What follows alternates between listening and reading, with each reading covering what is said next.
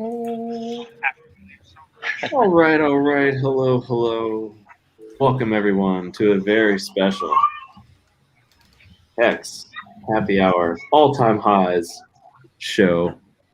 What a beautiful chart. Big K, how you doing? Motley Investor, Freddie Quotes down there, and Crypto Vince. What's up, gentlemen? What up? How's it going? Well, it's going great, actually. Things are quite wonderful. I guess, we were checking staker apps and whatnot in the green room, and it's quite the happiest of hours, is it not? Things are moving quickly out there. It's the best of hours. Comparing screenshots. It's like the new, never mind. Anyway, what's up, chat? Howie Gents, Archie, what's up? Hudat, what's up? What is up, Spike? Everybody get in here. SBCA, what's up? So, got nice little show today for you. I'm remote, as you can tell, probably from background noise as well. Got Freddie Quotes, who's like dropping a new HEX single here in the next couple of weeks, so we're going to talk to him about that. We got Jenkins coming up with some TA. If you saw a show last night, it was really good. I'm sure he'll, break out, some of those charts, and kids jumping over the decks and all sorts of fine activities going on over here. yes, Kinetics, and we might have a video or two when Jenkins comes on regarding Leroy. But Leroy Jenkins. But where we want to start, there's a lot to talk about, I guess. I mean, price, obviously, where we're at, everybody, I guess a good place to start is someone asked me, who I onboarded, probably asked me, I think it was Tuesday, and he's like, why does HEX keep going up? And I'm like, why are you complaining, bro? But he was like, no, really, I don't understand. He's like, I'm happy, don't get me wrong. And he's like checking the staker app and, number go up, price go up. And I'm just like, well, it's different dynamics. That's the best way I can explain it simply. You're paid, everyone is paid to hold it, hopefully stake and make more. And, it's a self-optimizing token, if you will. Retired OGs just on board now. That's all they do. I onboarded $35,000 today. Nice. Yeah, I did 40 Gs a couple days ago too. That's literally what we do is find new. I mean, and it's just that fills itself up. There's plenty of people around that are very excited to get on whatever it is that's allowing me to do whatever the hell I'm doing right now, which is awesome. Louis Vuitton and chill. That's right. Yeah, why does HEX go up? Interesting question. But I mean, really, for somebody who is, I guess, just used to owning a Bitcoin or a traditional asset, I mean, crypto is a new game for them. I mean, Wave 3 and I discuss it. We've discussed it before. It's 2x in traditional assets, and those guys are like, oh my gosh, wow, that's amazing. And then we're like, come to crypto, have you checked out HEX and stuff? So it's man, it's exciting. This whole, I mean, just looking at the chart, it's just green candles up. And we can see actually the sellers, there was one, I think it was 2 days ago, probably dumped. I didn't even look at the original stake amount, but I mean, I think it was over 10 million might have started with, and it was just 200,000 at a time, basically 50,000 USD at a time, offloaded, and the price ended up probably close to 10% higher after he dumped than when he started dumping. That tells you how strong HEX is right now. So it's quite amazing. The FOMO is starting. Yeah, this is the point where I felt I feel like we've talked about it before, and I talked about it before Big Payday on Discourse Syndicate a bunch, and something we've been waiting for to happen is this. Is the time when all the people who had any chance of selling because of big payday, that there was their whole plan to be out pretty early, are basically gone. And the share price has moved up pretty good ratchet. And now we've got a lot of believers and not a lot of sellers. And then a lot of people onboarding and flexing, and a lot of people watching, wanting in, you know, and like there's really, this is the part where it gets really interesting, because how high the ratchet can go really is I mean, in some ways is like, we don't know. It could go very, very, very high, but like we also do know, because it's when people start selling large amounts, and we haven't seen that yet. I don't think we'll see it for a while, you know. Yeah, you said it well. With after big payday, we've just been in the process of weeding out those traders and short-term believers, and over the past like 6 months, we've just continued to just get a core group stronger and stronger, and better onboards, and people just know where HEX is going. So like, even OGs that are thousands and thousands of X, sure, some have bought a couple things, but for the most part, everyone's holding on to almost their entire bag, because they just know, like, why sell at 28 cents when we're going to be at 50 cents in a month or so? Why sell at 50 cents when we're going to be at $1 before the end of year? It's just like, whatever you sell now is just opportunity cost of like Cabana was saying, is multiples of X, where in any other financial asset, you would think that was just the most tremendous windfall. But for us, it's just another 47 days on average. It's just another doubling for us. Fucking crazy to think about. Very much so. Just another doubling. Just another doubling. I love the fact that the Aussie guys did that. Every 47 days is our current average for a doubling. Like, that's amazing. That's crazy. That's awesome. I think we're speeding our way. A friend who his girlfriend bought into the ETH top. He was just telling me today he bought into the ETH top, and then she, like, you know, when it came down a little bit, sold it all for HEX. And then now it's up over 3x her money. You know, amazing move. Yeah, fantastic. Yeah, it's crazy to think about. Like, now, like, just one more doubling, and then we'll reach the original 10,000x in 2.5 years target. You mean what was designed and not promised, like all the haters would say? Yep. Just like, how can you promise the returns? It's like, can you not read? It said it was designed to do 10,000x in 2.5 years. Yep. And we're gonna hit that with some spare time left over. So fuck it, we'll just go to $1 instead. We'll just go to $1 instead. Yeah. Bye. Just catching up on chat. What is Cal? Hello, Wealth. Yes, catching up at 1.5 speed. So you're okay if I talk, but if Big Kirk gets on a roll, best of luck understanding everything he says, because he can get a lot in. Same with Freddie Quotes, actually. Lumaka, what is going on? Yeah, I think we had some audio, but yeah. That's good. Benny Bills, a picture of Richard with the LV wrist bag should be the most expensive NFT on the market. I agree. Sure. You make one of You should totally NFT that. It's like one of my favorite avatars. But yeah, so sorry I had to jump off there for a second and take a call, but getting a lot of questions for Freddie Quotes here. One from Marion, one from Bran, others. Do we have a release date, Freddie, for the new single? What's it called? I mean, might not want to give everything away right now, but tell us what you can. Right. Yeah, man. So I recorded this morning. We're still putting some things together as far as mixing and mastering, but sent it over to Richard. Richard replied that it was epic. So that's awesome. I love his stamp of approval on things. That just makes it worthwhile. But yeah, the FURU'n eulogy, we're recorded now, so that's good. And then we're filming the music video next week. It looks like there's a bunch of people flying in to be in the music video, so that's going to be awesome. A bunch of guest appearances. Yeah, that'll be fun. And then hopefully, so we record on the 12th, we shoot the music video on the 12th, and then hopefully, however long it takes the video guy to edit and get everything done, hopefully the 13th but I would hope, I don't know, hopefully not longer than a week from the 12th. Nice. So I don't know, the 19th maybe, whatever that next weekend is. Nice.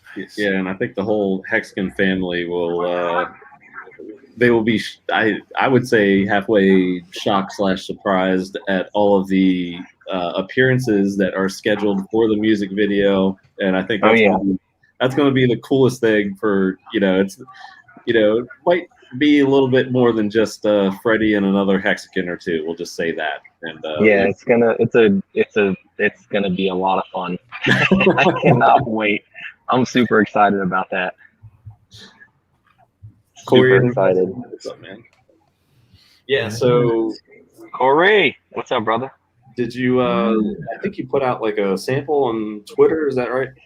Yeah, I put a teaser this morning.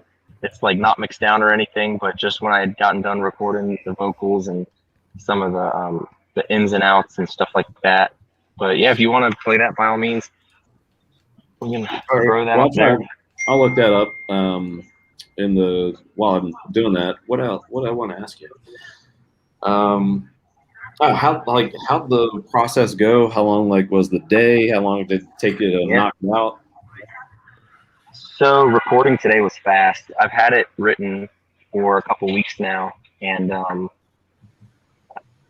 when you write something and have that much time to sit there and memorize it, you know exactly how you want to deliver every single line. So it was easy to get in this morning and record it. I think I was in and out in like an hour and a half, maybe at the most. And that's with doing ins and outs and ad libs and voiceovers and stuff like that. And then, but I found the beat back in June. Before Vegas, I found the beat and I knew the concept that I wanted, similar to like Hexagon Anthem, man. I found the beat and then it took me a while to think of how to write and what to write. And I started writing and then I got writer's block and that sucks. But push through. And I'm glad I didn't give up on it, man. It turned out better than I thought it was going to, honestly. I'm sorry. There's this Impala that keeps driving around and he's bumping loud music. I'm going to mute my micro. Cool. Yeah, I got a lot of that going on too. So I'm still looking up the tweet, or if you can send me the link, that'd be awesome. Do you want me just to share it? I got it. Yeah, do it. Give me 1 second. Sorry about that. I don't want this bumping in y'all's ears. That's all right. Can you wipe down your camera too? Yes, I can. I got the front on it. Clean your lens. There we go. What's up, Uncle Kevin? Is that better? Yeah, so. Maybe. Stop being kind. It's all right. I don't think it's gonna get better. Screen. All right, you ready? You ready for it? Get it up here. Okay, cool. Minion. I told you motherfuckers pay attention, we was winning, but now your time is up for me, this is just the beginning. And now my only mission, to break the algorithm and take control and show the rest of crypto what they're missing. Already made my riches, so now the rest should listen. Sit down, bitches, it's time to review your definition. Minion. I told you motherfuckers pay attention, we was winning, but now your time is up for me, this is just the beginning. And now my only mission, to break the algorithm and take control and show the rest of crypto what they're missing. Already made my riches, so now the rest should listen. Sit down, bitches, it's time to review your definition. Yeah. Little snippet, little sample. Nice. It's way different than Hexagon Anthem. And Hexagon Anthem's my baby, man. I love that song. But then after listening to this one and then listening to Hexagon Anthem, I was like, Hexagon Anthem is so soft compared to this. It's just two different songs, man. Two different ends of the spectrum of hip hop. I like you come out swinging in this one, man. So. I like someone's comment on there. They're like, he's looking at the hex chart the wrong way. I think that was Huddle Dog. I think Huddle Dog. The hex chart's upside down. What is he doing? Yeah, definitely some Eminem vibes for sure. Yeah. Oh yeah, it's very aggressive, And I've had people say, "Hey, is there going to be a kid-friendly version?" One of my buddies. Nope. He was like, "Can I bump into the car with my kids?" I'm like, "Yeah, I'm gonna put an edited version out." So it's there's a lot of MFs and names and references about these guys. So the name of it's the FURU'n eulogy. I wanted to bury him. I wanted to put him down. I wanted to be a one-shot kill and be done. So with the music video, I cannot wait. I cannot wait for the music video. Just the concept, it all came to me. I was sitting there talking to my music engineer. I was like, what do we name this song, man? Like fight music or hex fight music or something like that. And he was like, no, it's not catchy enough. And I was like, all right, I'll keep thinking about it. So I'm sitting there at my desk. I'm working down in my basement. And it just hit me. And I was like, oh, eulogy, the FURU'n eulogy. I was like, oh my God. And then like the music video just came to mind, and it was just like everything just clicked. And I was like, this is going to go viral, man. Like Hex is already going mainstream, but if there's anything that I can do to help, I want that to happen. I think this will help. Just the video and everyone who's helping with the video and what's going down, it's just going to be huge. It's going to be effing huge. It's going to be so big. So I'm super excited. So for the video, without giving anything away again, of course, do you have like the whole thing like written, storyboarded, set, like all the scenes? Yeah. So my guy who did the video for the Hexagon Anthem shoot for the Hexchange conference, I hit him up and I was like, hey man, this is what I want. And he was like, well, tell me about it. So I gave him the idea, and then he was like, okay, I'm counting 7 different scenes. This scene, this scene, this scene, this scene. And I'm like, oh my God. He like wrote it all down, storyboarded out like this and that. And I'm like, cool, man. That's why I wanted your help on this. Oh, Chris Lee. Oh, that dude. So that guy right there whose comment just came up, that is my sound engineer. And that's my guy. I've been recording with him for 15 years now. He is a beast. He's a monster. He won a DMV award for R&B Artist of the Year back in like 2009 from WKYS, the hip hop station here in DC. He's deep in the music game. He's what makes me sound so good. If I deliver a bar wrong, or if I don't enunciate a word, he stops me. He's like, nope, cut it back. And then we'll go back and we'll cut it back in. And he'll help coach me through different parts of the track. And when I get writer's block, I'm just bouncing different things off of him. Like he's like, I wouldn't be half of what I am if it weren't for Chris. Chris is the man. So thank you, Chris. Appreciate you, bro. He's a Hexagon. He was in before Big Payday. And it's funny, man, like he texts me all the time more now about Hex than music. And I'm like, bro, you're my music buddy. Like, let's talk music. Hex but does that. I guess Hex has that effect on people, man. But yeah, Chris was a monster. His daughter, their daycare, I guess, wasn't open today. So his daughter's like 3 years old. She kept like running down the hallway upstairs. And when we were trying to record today, and he was like, sorry, bro. I'm like, dude, it's all good. You know, I've got kids. I know how it is. But he's just a rock star, man. Just a great dude. Awesome guy. I can't speak highly enough about him. Yeah, there's so much hater material, says JFK 666. You can make an entire album. Thanks for the tip. Yeah. Chris and I were talking about that today too. Like, I don't really touch on Pulse much in the song. I do at the very end for a little bit, but he was like, bro, you left it wide open for a Pulse track. And he was like, at this point, you just should probably do a whole album on this stuff. You have enough to do an album. So maybe that's something Chris and I will start working on, especially here. I'm super, super close to the retirement thing. So I'm going to have more time on my hands, and I would love to just dive headfirst into music and just start cranking out crypto albums. Super fun. El Pasaduro, where can we get the track? I don't think it's out yet, right? Not out yet. Nope. We're just teasing it, and it's going to be at least 2 weeks, I would say, before it can come out. Or 2 months. I'll say like Richard does, 2 more months, man. 2 more months, we'll have it out. It'll be out within 2 months. 4 more weeks. Come on. 4 more weeks. Months, 4 more weeks. Might so turn we're into recording 2 the months. music video next week. Yeah, and then hopefully he can have that done within a week. So. Damn. Yeah, Hexander wants to know odds that a certain fishing boat full of Hexagons makes an appearance in the video. I don't know. There is a lot of video footage I from the boat. don't know if that fits. I don't know if that's going to fit the theme. It doesn't. I think there's someone working on something with that. I don't know, but there may be a fishing video coming out. We took a lot of video on that.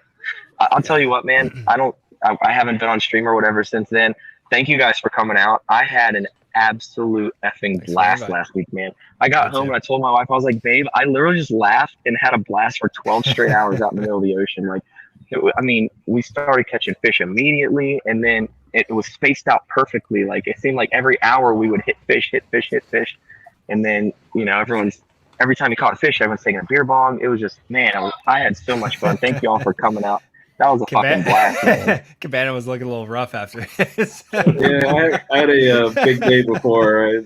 We should have gone out the day before because I spent too much time in the sun and yeah, You get roasted. and all that. Yeah, Rum and Cokes did Oh work. yeah.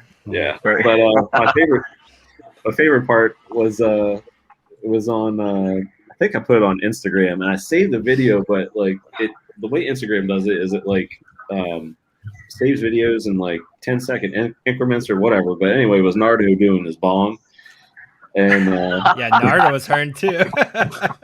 Both of you guys were not looking so hot afterwards. well, you Nardo took, doesn't drink though. you Yeah. took second place for the sleeping trophy, I think. So we'll give you that one. But anyway, Nardo was like on the back of the boat, and he's like out there and like I forget what, Max or Tom or whatever. They're like, he does it. And he's like, oh, he's like straightening up, and he's like bending over the back of the boat. And the other guy's like, stand up. And he's like, oh, I don't drink. I have that on video somewhere. I'm pretty sure I have that on video somewhere. Or right there, the video Good cuts. He's times. like, Yeah, they I made him don't stand at the drink. back of the boat to take his beer bong, just in case he didn't keep it down yeah. Drinking on the boat, chum the waters. from the water. From the waters. Water. Yeah. I mean, I can see that. David Morales wants to see Safe Vince call. out there. Yeah, Vince, go work on your Asian glow. Come on, Oh man. man. You're gonna start looking too pasty white after 2 Yeah. months. Oh, what's up, everybody? David Peter, Archie again. What is up? Yeah, El Pasador really likes it, I guess. Sounds fire. Brizology loved the idea of Hexkin album. Oh Yes. Good old Nardo. He is wonderful. T-Bird, what is going on? Morning to you. yeah. How do I mute? You might want to mute Hex me. music now. There you go. Done, sir. But yeah, so that's the music part of the show. Anything else you got for us, Freddie, or you just trying to stay off on mute? I don't know. There's a motorcycle bumping loud music driving by. I just didn't want to be that guy on stream. But Yeah, that was me that's the pretty other much week. it, man. Don't do what I did.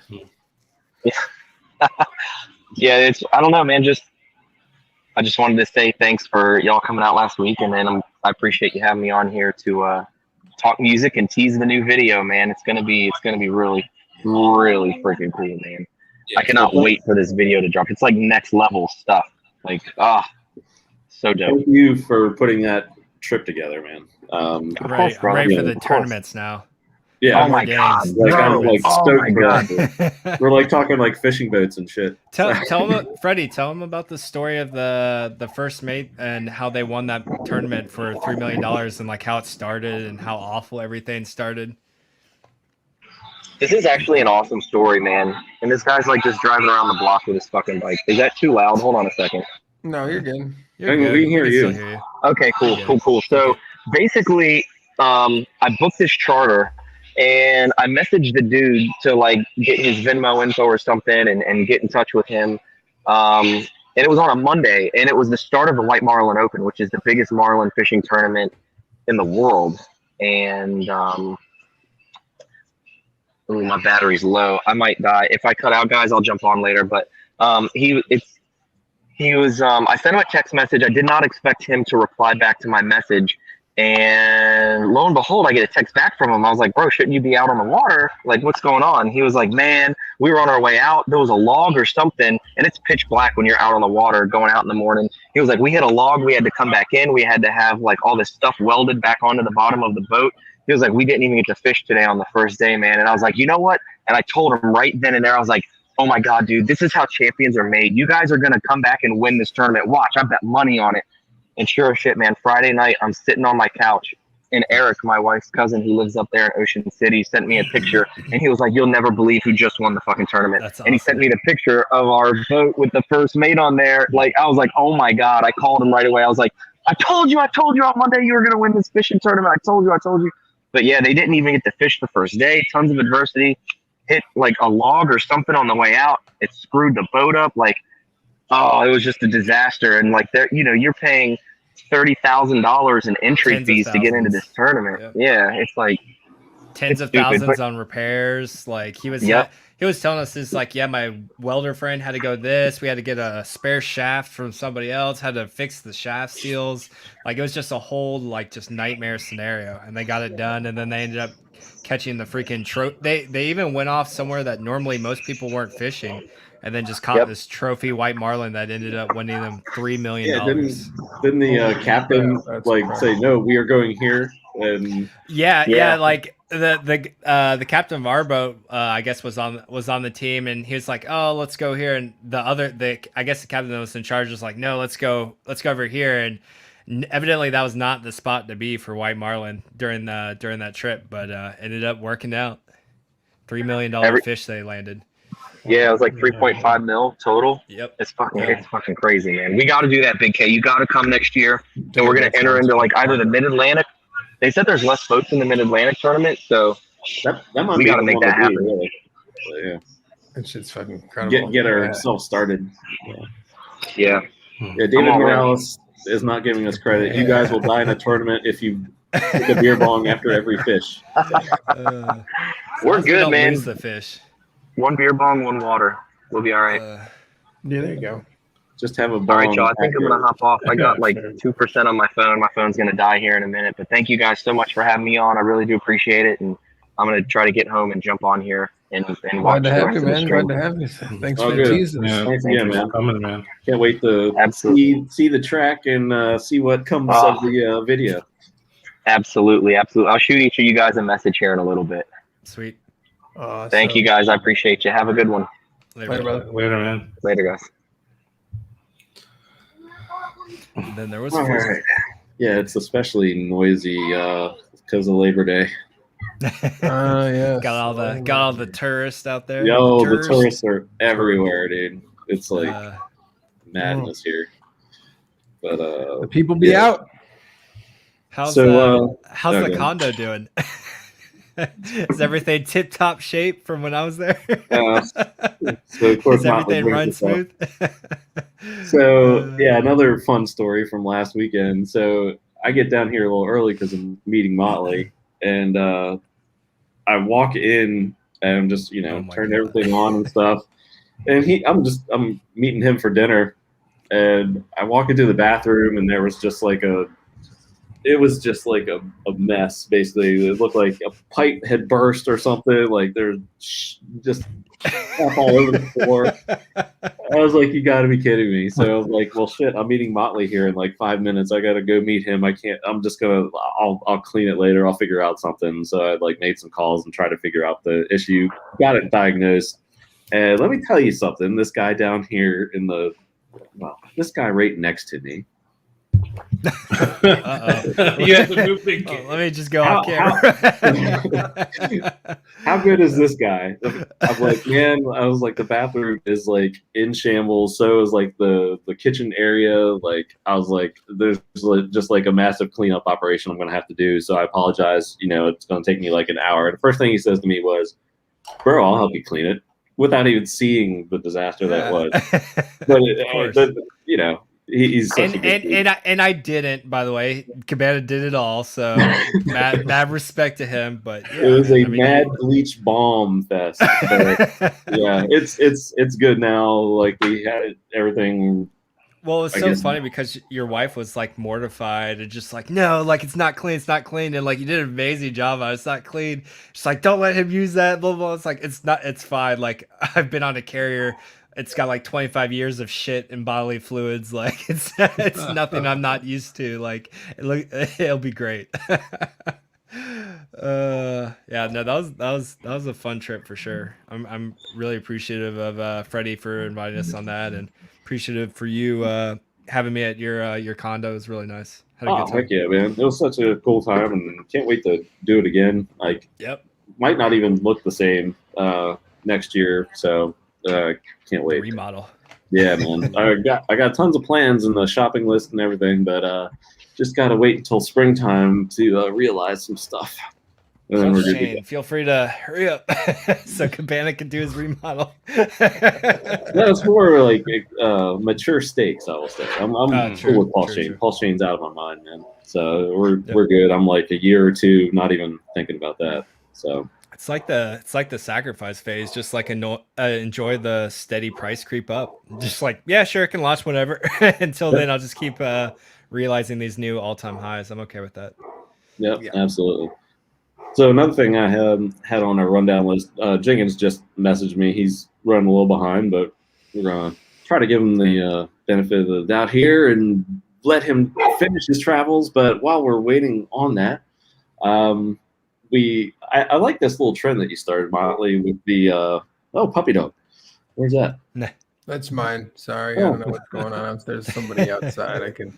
Hey, we're dog friendly here. Do you need a warm up? I mean, I could let him in. He might shut up if I let him in. We'll see. Hey, that's cool. We love dogs. But the influencer that I'm going to try not to mention, I like this like campaign because we did Chris Black first, or you did, and then you did the wall man. We'll just call him that. And It's like talking to a wall. The response is really cool to see on Twitter because it's just like, okay, like clearly these guys are out for engagement. I think Kirk's talked about it in the past. It's just, or even you too, Molly. It's just like this is all they have now. Like Hex is like the best performing asset. So No one it's cares like, about anything else. So they'll mention Hex and they'll frame it in a negative light and they'll say something so blatantly offensive or wrong. They know they're gonna, because I see the tweets and I'm like, man, like I want to go say some shit, but literally all we're doing is just making them show up more in the Twitter algorithm just by more comments, more likes, and all that stuff. So yeah, just like Chris Black, like after a few tries of the community, just like, hey, this is what Hex is, this is what it does, like this is some truly revolutionary stuff. And after a certain point, if you're just using Hex as just for clout chasing and just engagement and because nothing else is going on, like I'm not a fan of people continuously shining a negative light on Hex when it's factually incorrect over and over again. And I mean, I don't blame Hexicans because every time I see those tweets, I want to go say something too. And I see all the Hexicans in there and I'm like, out of sight, out of mind at this point. It's just the best motto. And like, so go out there, like I'll put on, unfollow, block. They don't deserve our attention. I mean, you can follow whoever you want, right? It's still your choice. But this way, a lot of Hexicans, like I know they don't want to increase them in the algos. I know they don't want to give them engagement, but it's just so hard when you see something that you fought for 2+ years and feel so strongly for something. And to see it just constantly shown in this negative light, like block the dude. He's a waste of time. He's a waste of breath. Like let him talk to his last name, the fucking wall. Let him talk to the wall and let him go chase some other community for clout and engagement. And you can look at his other posts. His other posts, just like Chris Black's, are garbage and they get like 10, 15 likes until he puts Hex in his mouth. Then all of a sudden everyone flocks in there and we got to go defend Hex. It's like, you don't need to defend Hex. Screw that guy. The smart ones in his audience will come around. The ones that just follow blindly will not. And let's not introduce him to any other new no corners. Let's have people have a good time when they come to crypto and find the right product instead of running into some pleb like that that's just like, well, Bitcoin is pretty good. Everything else sucks. It's like, bro, you're a technology guy and you think Bitcoin's the best we got right now? Like, fuck off. It's an opportunity cost thing, man. It's like is. like you at some point in time, concerned trolls like that are gonna they're never gonna change their opinion, even when shown. I mean, we've watched Peter Schiff do it for 20 years, Yeah. So like I don't expect them to change their opinion. And at some point in time, you have to ask yourself, like, who's the real idiot here? You for wasting your time with them, or them for the whatever narrative they're trying to push that works to sell whatever they're that's the problem, right? Because a lot of those guys are intelligent and some know what the fuck they're doing, but they've created such a online persona of who they are, like Peter Schiff, gold. I guarantee you that dude's got crypto. Like I guarantee you that guy's crypto. It's become so much of who they are. They've pigeonholed themselves into a corner. They can't backtrack on anything. They can't have intelligent Eric conversation. has so much as said it in his conversations. He won't go on with Richard because of how it'll make other people that like him will feel. How will they feel because his communities that like that shows that that shows exactly that. I mean, and Richard's response to that was, if you're afraid of what your followers think of you, then you're not a leader. You're just another follower. Exactly. You're just a follower too, man. And that's, I mean, Richard's changed his mind lots of times over several different things and hasn't really there's been people in chats for years that been like, oh, you used to say this and now you say that. And he's like, yeah, because I got smarter and learned. Like, if you don't change your opinions, then and that's the same thing that's going on here. It's like, when I said who's the real idiot here, is like, is it them for not getting it, or are they just pigeonholed a narrative and now you're doing the same thing over and over without any change in like what happened? So like, now who's wasting time? Yeah, sounds like you're just drawing attention to another moron in the space. It's just it's doubly bad. So like, it's better to just like, I mean, if you can't physically if you don't want to engage with them and you can't, like, unfollowing isn't enough, then blocking them is better. If you can't unfollow and mute someone and then not have to listen to them, then yeah, sure, go for it and block them. I mean, like, I think that way it's easier for you to not engage with their garbage.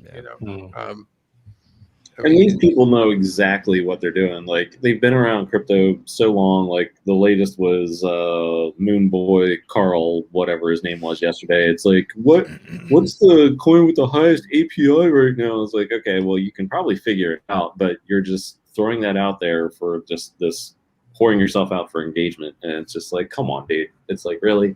It's disgusting. I mean, offer me good value or a good meme. Otherwise, I'm not interested. yeah, I'm not interested in one or the other.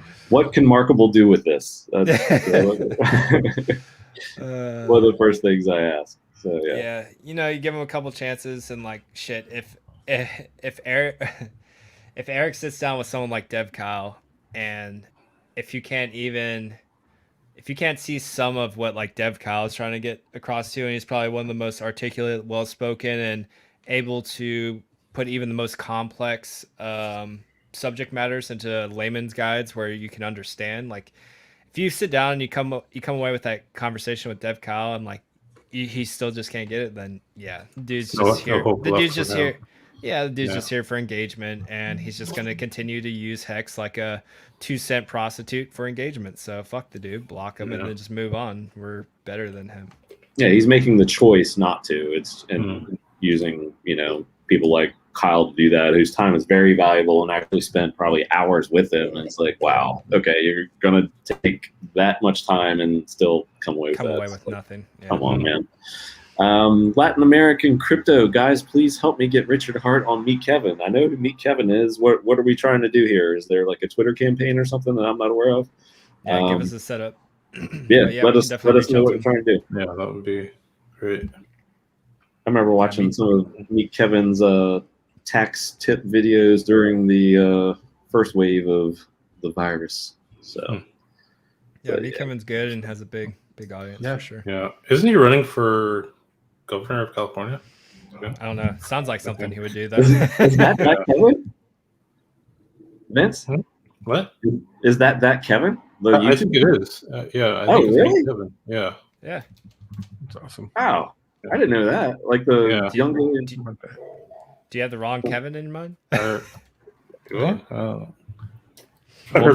is the YouTube tax guy, but I didn't know he was like the Kevin guy that's running against Larry Elder and Newsom and all that. So he's not necessarily just a tax guy, isn't he? Just like kind of just financial guy. Yeah. Let me see. Now this one's funny. So I just had my family over. This reminds me of a story I heard you recently tell, Motley. Had my family over, and my brother and sister-in-law learned about my gains. We will have new HEX skins shortly. So I forget what stream it was you were on, but you were telling my entire wife's side of the family, my family, like everyone, all of them are Hexicans now. But yeah, I think it was my wife's husband. It's like an OPSEC balance, though. It was it's an OPSEC balance, but like it was like his kids, and it was just funny though because they were they're just young, right? They're like freshmen and like a junior in high school. So like you can't hold those kids' attentions to save their life. They're like more interested in like girls and like Clash of Clans or something on their damn phones. So but yeah, like when they found out that we were just out at dinner for me retiring, they're like, oh, that's cool. Like they thought it was the Navy at first. They're like, no, it's like, retiring in general. And they're like, wait, what? That doesn't make any sense. Like you only did like how many years? It's like 9 years in the Navy. Like what the hell? And then like, yeah, crypto. And then you show them HEX and you tell them a little bit. And then they just can't get enough of it. Like I set both of them up with the Staker app and all that stuff and some HEX afterwards. So yeah, they just keep consuming HEX now, and they're like super young, and it's good to see them like take interest in their finances that early, because I know even for me, like I knew I wanted my financial freedom, but I didn't necessarily know the means by which I was going to achieve it back then. So the fact that they're already intrigued by this kind of stuff is really cool.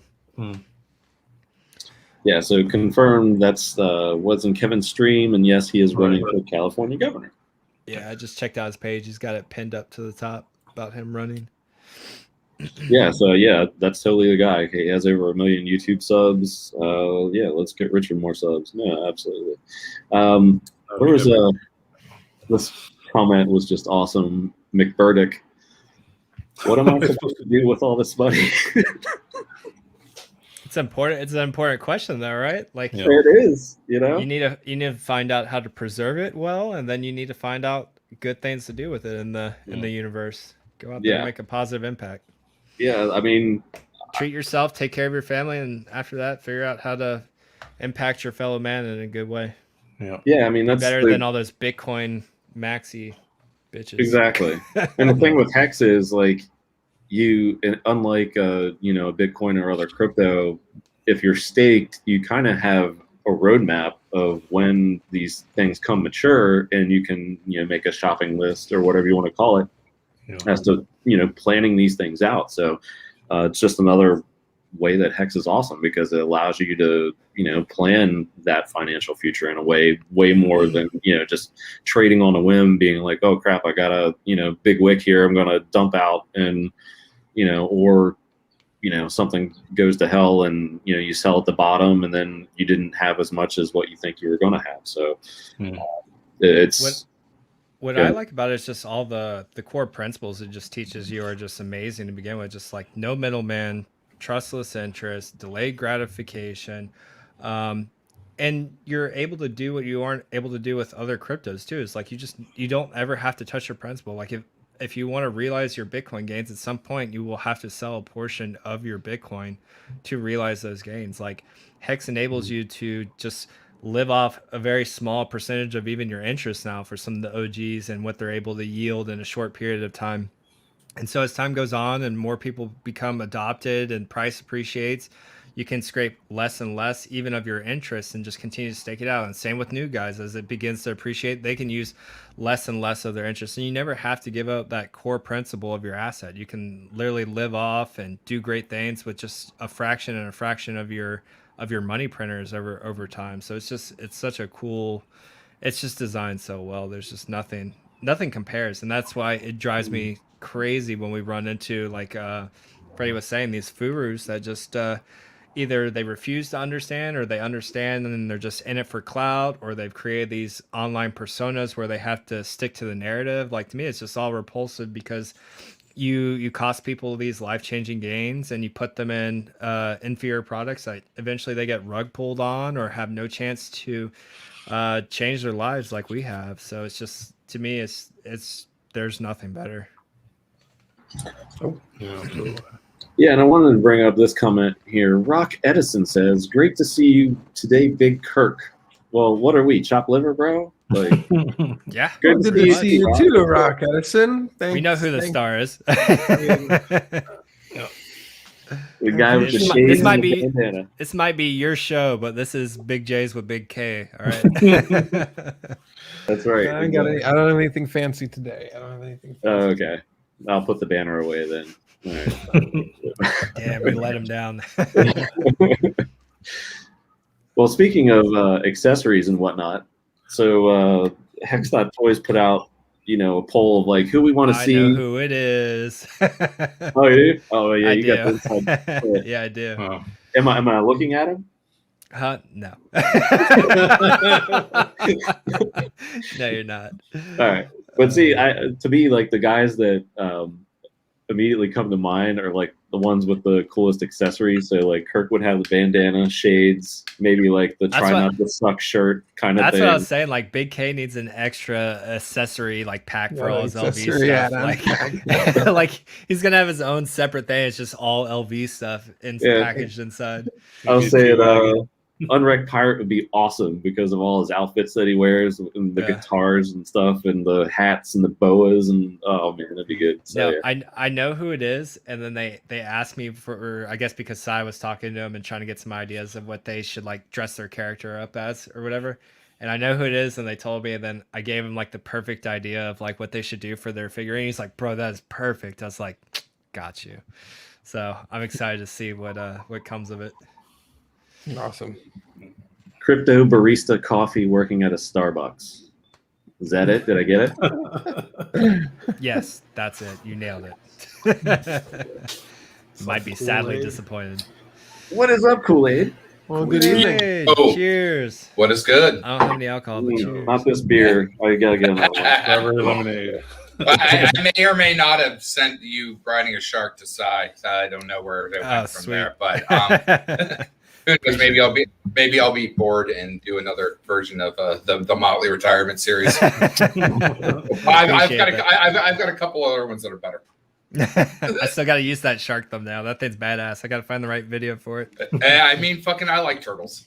I remember you said that shit. It was like right when I got into the mix. I just remember Motley saying I like turtles. And by the way, we're not 2 cent fucking hookers. We only do a quarters. Remember Motley? Only quarters. Two quarters. 2 quarters together. It's coming sooner than we thought. That's right. I remember when you were nickels only, and we ain't going back to cents. I was talking about bag of nickels. I was like, guys, imagine we can rub those 2 quarters together, and look, here we are. That's right. Very quickly. Then you got people like Cabana over here with his freaking like, we might hit 12, 15 cents by the end of the year, approximately. I would just like to say that I upped my price target to 25 cents. And we hit Congratulations, that as well. we surpassed that. Cabana knows how to use a limit order, right? We learned that. What Cabana meant is now that we have $10 million of liquidity at 25 cents now. So that's what he meant to say. How amazing is that? That we are not dipping below 25 cents anymore. 10 million liquidity. Well, that's that whole rising wave. By the way, I do like Wasabi's new wave breakdown. He's doing right? Yep. Smart man. Yeah. But if you look at, again, it's fucking game mechanics. All of this is playing a video game. And there's no way it can dip. And it is just moving. The wave is moving forward. The pressure behind the wave is moving more forward. And the desire is cracking and getting more forward. Did you see that Richard's last video has 45,000 views? No, I did not. No. Yes, gents. This is the crazy shit. That's awesome. That's great. I am the eye in the sky. I see all because I never sleep. But which one, like the long one or the short form? No, the September 1st, September 2nd one, 45K. The really quick one, or like the? Well, they live stream. Really. So we got 41K on the HEX all-time highs, the 26 cents one. The short one he put out after that, which was just a day ago, was 26K. Music videos 39K. How to keep from getting hacked is 54K. I mean, you could just see overall, and a lot of this goes to Hexo just altering the damn thumbnails. Finally. You could see the increase in views. It's amazing. It's the whole Legion thing, right? You know what I mean? Let Richard fucking go do what Richard needs to do, and let us that do the other side stuff do that. You know what I mean? We are Legion. Cut of cloths, man. We all got to cut a cloth. Speaking of those goddamn hexagon shields, I know, badass, right? I'm gonna get a custom KoolAid version, but Hex one will suffice for now. I may know a guy that knows how to work pixels, so I mean, why not? Yeah, he might know a guy or two. And one or two. Yeah, if you guys haven't seen that yet, go check out my Twitter. There's it's called shieldmasters with a Z.com. He made a custom hex shield. Jim Rat Crypto. It's a buddy of his that lives out in Maryland. Badass Captain America solid metal shields. And he made a hex one for us. If you go type in save 100, you get $100 off. And yeah, they're sweet. I think we've sold like 20, 25 of them so far. So pretty awesome.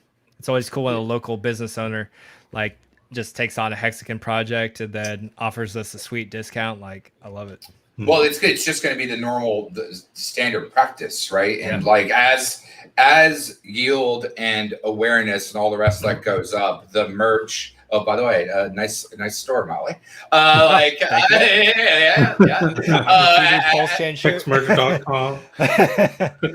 Which I'm also doing a giveaway. You guys stay tuned. I think I'm going to up it too. So first place will get 3 items of their choice. Second place will get 2 items of their choice. And third place will get 1 item of their choice. Stand by for my Twitter, Motley Investor. I'll put out the requirements, but it'll be like follow the Twitter, the store's Twitter page, follow me, and then I'll do the giveaway on YouTube or something like next week. Super So special. Stay tuned to that. Motley will ride a shark. Out of an airplane. I mean, pretty much this all just started out for like me and a couple guys to just like make merch that we want to wear. As it should. No. The thing is that as supporting local businesses, I mean, even the business being ourselves in our own ecosystems, that splinters off into other ecosystems, right? You know what I mean? Sun and Bass, one of the biggest drum and bass festivals like is in Sardinia, Italy. That's a very, very small ecosystem. And when they come in, it funnels a shit ton of, economic mass injected into that area.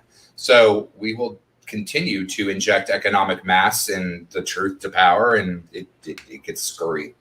These numbers are getting scurry. Yes. I'm okay with scurry too, because I know how to ride the ride. me too, for sure. Yeah, and that's like the thing I think you were touching on. 29 cents. It's like, wow.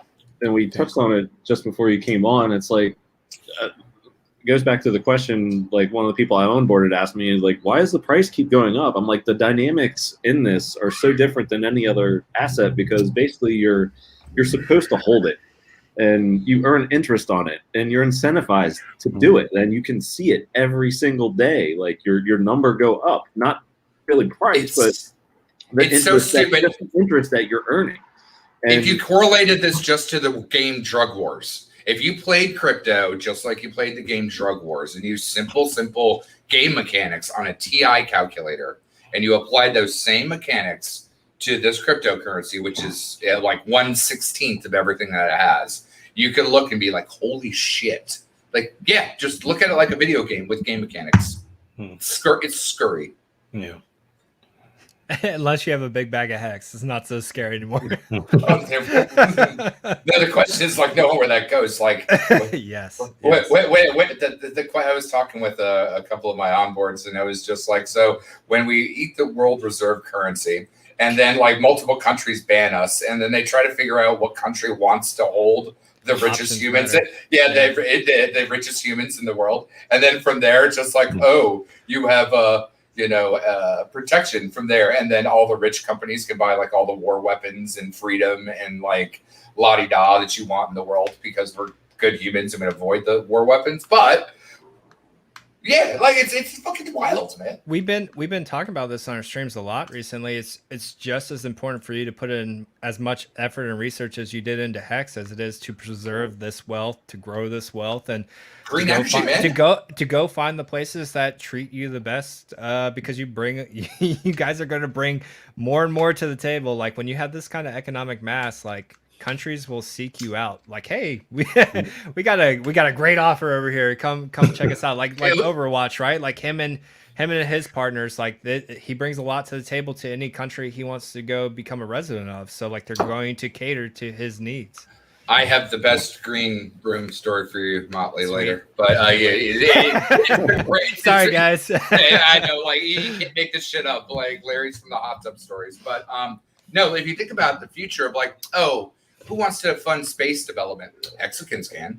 Like who wants to like put like all the stuff into green energy? Hexicans can.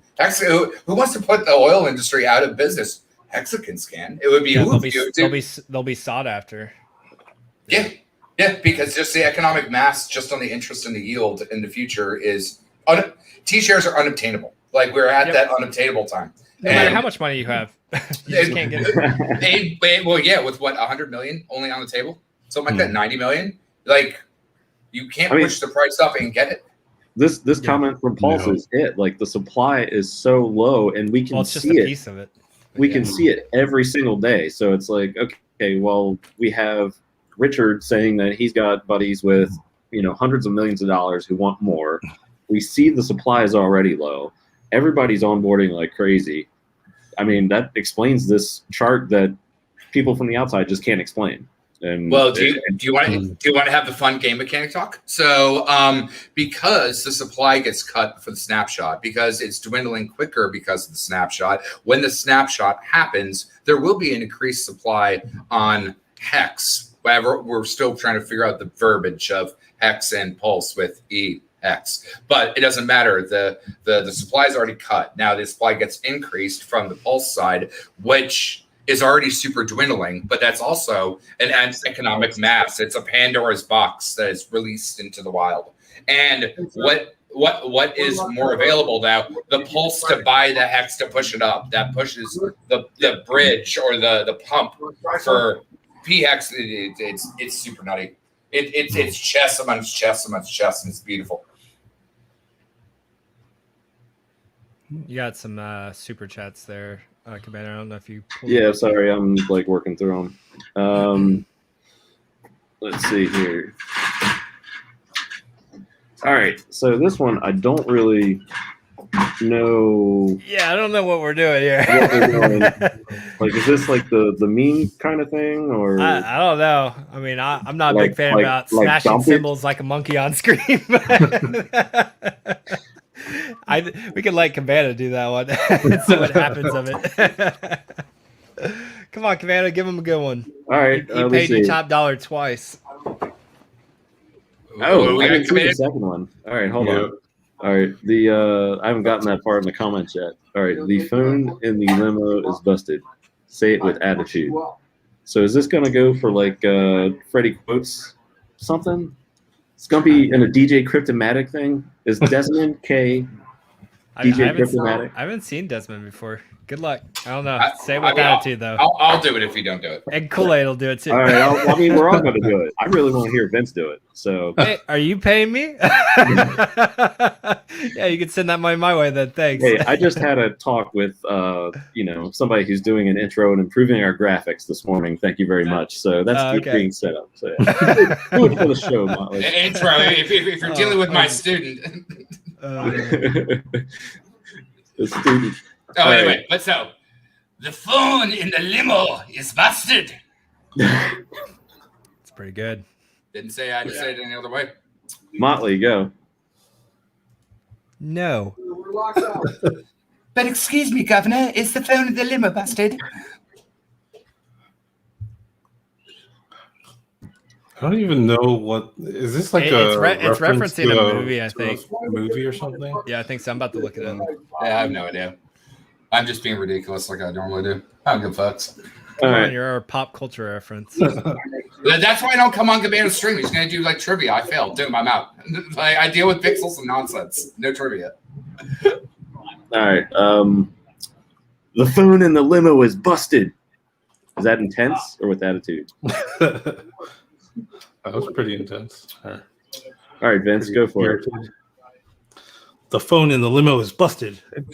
It's from Trading Places, y'all. Of course, it's from Eddie Murphy. You know, remember the movie? Just looked it up. Yeah, he's in the prison. Trading Places jails. Yeah, Eddie Murphy, the poor guy, homeless guy on the street, trades places with like the Wall Street trader, and they switch lives. The limo is busted. Are you ignorant? It's an Eddie Murphy line. Are you ignorant? No, I love that movie, and I didn't remember that quote. But Google's an amazing device. Yes, it is. So yeah, anyway, game theory, man. Oh, crazy. Nice. Big J's. We gotta get you on that. Oh, I mean, I'm loaded up. Wait, so Cabana, someone's trying to climb your freaking balcony to get to their top level right now. This is dope. Wait a minute. Wait. Oh, we're not supposed to put that out on air. My bad. So I had a buddy that lived on the 18th floor of his apartment complex and used to lock his glass door to his balcony. And I'm like, Jeff, if the ninjas scaled 18 floors to get to this balcony, they earned it. They're clearly getting in the door. Your little lock is not like in the ninjas. They might break the door after that. I don't know. Just throwing it out there. They just walked through walls at that point. I mean, they just scaled 18 floors. I'm not worried about the lock. I'm just like, shit, time travel. Yeah, I'm like, if you wanna risk your life and scale a skyscraper multiple floors and come in my balcony, sure, knock yourself out. Yeah. You earned it. Yeah, you earned it, but there ain't nothing here to get. Bravo. Get whatever you want. None of the good stuff is here no more. I'm impressed, sir. I'm impressed. That's right. But you could have your like Spartan shield and you'd be like, I am entertained. I am. I'm ready to get my shield for sure. I'm gonna go pick it up in person. The guy's company is in Maryland, so I'm gonna go drive out there and meet him and get in person. Should be sweet. That's what you were saying, man. Fucking yeah. It's that rough life being retired. Look, you gotta go. I know, just do what I want. I was like, I'll just go pick it up. It's only like a couple states away. I got nothing better to do. It's only like 5-6 hours away. I'll drive, whatever. Yeah, it'd be like Big K, do it on stream. You know what I mean? Yeah, it's just adventures now. That's all it is. That's what like Nardo's doing right now. He's just driving around. It's like, hey Nardo, do you want to come hang out? It's like, yeah, sure, I'll be there in like 2 days when I drive out there cross country. You know, man, it's crazy. It's just adventures. Awesome. Yeah. I gave my word for 2 years, so 2 years is what they will have. But man, it's after wild. that, let freedom ring. Yeah, well, I mean, like, You're right. We need several waves of it over time. You know, you can't once we all get sick of gallivanting all around the world. You know, then I'm a hell of a lot more fun in person. You have no idea. There will be gallivanting. I have a little idea. I have a feeling I have an idea. The fuckery will be. Idea. Yeah, the fuckery is much more intense in person. Believe it.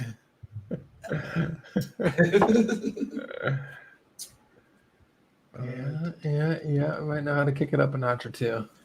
Yeah. Yeah, so evidently the cops pulled up too. So Cabana's probably trying to explain to the cops that it's the guy that lives above him.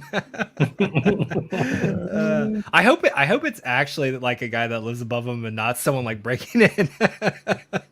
That could get awkward. Fucking arrested for accessory to the car to breaking and entering. Why didn't you stop him? He said he lived there. I'm sorry.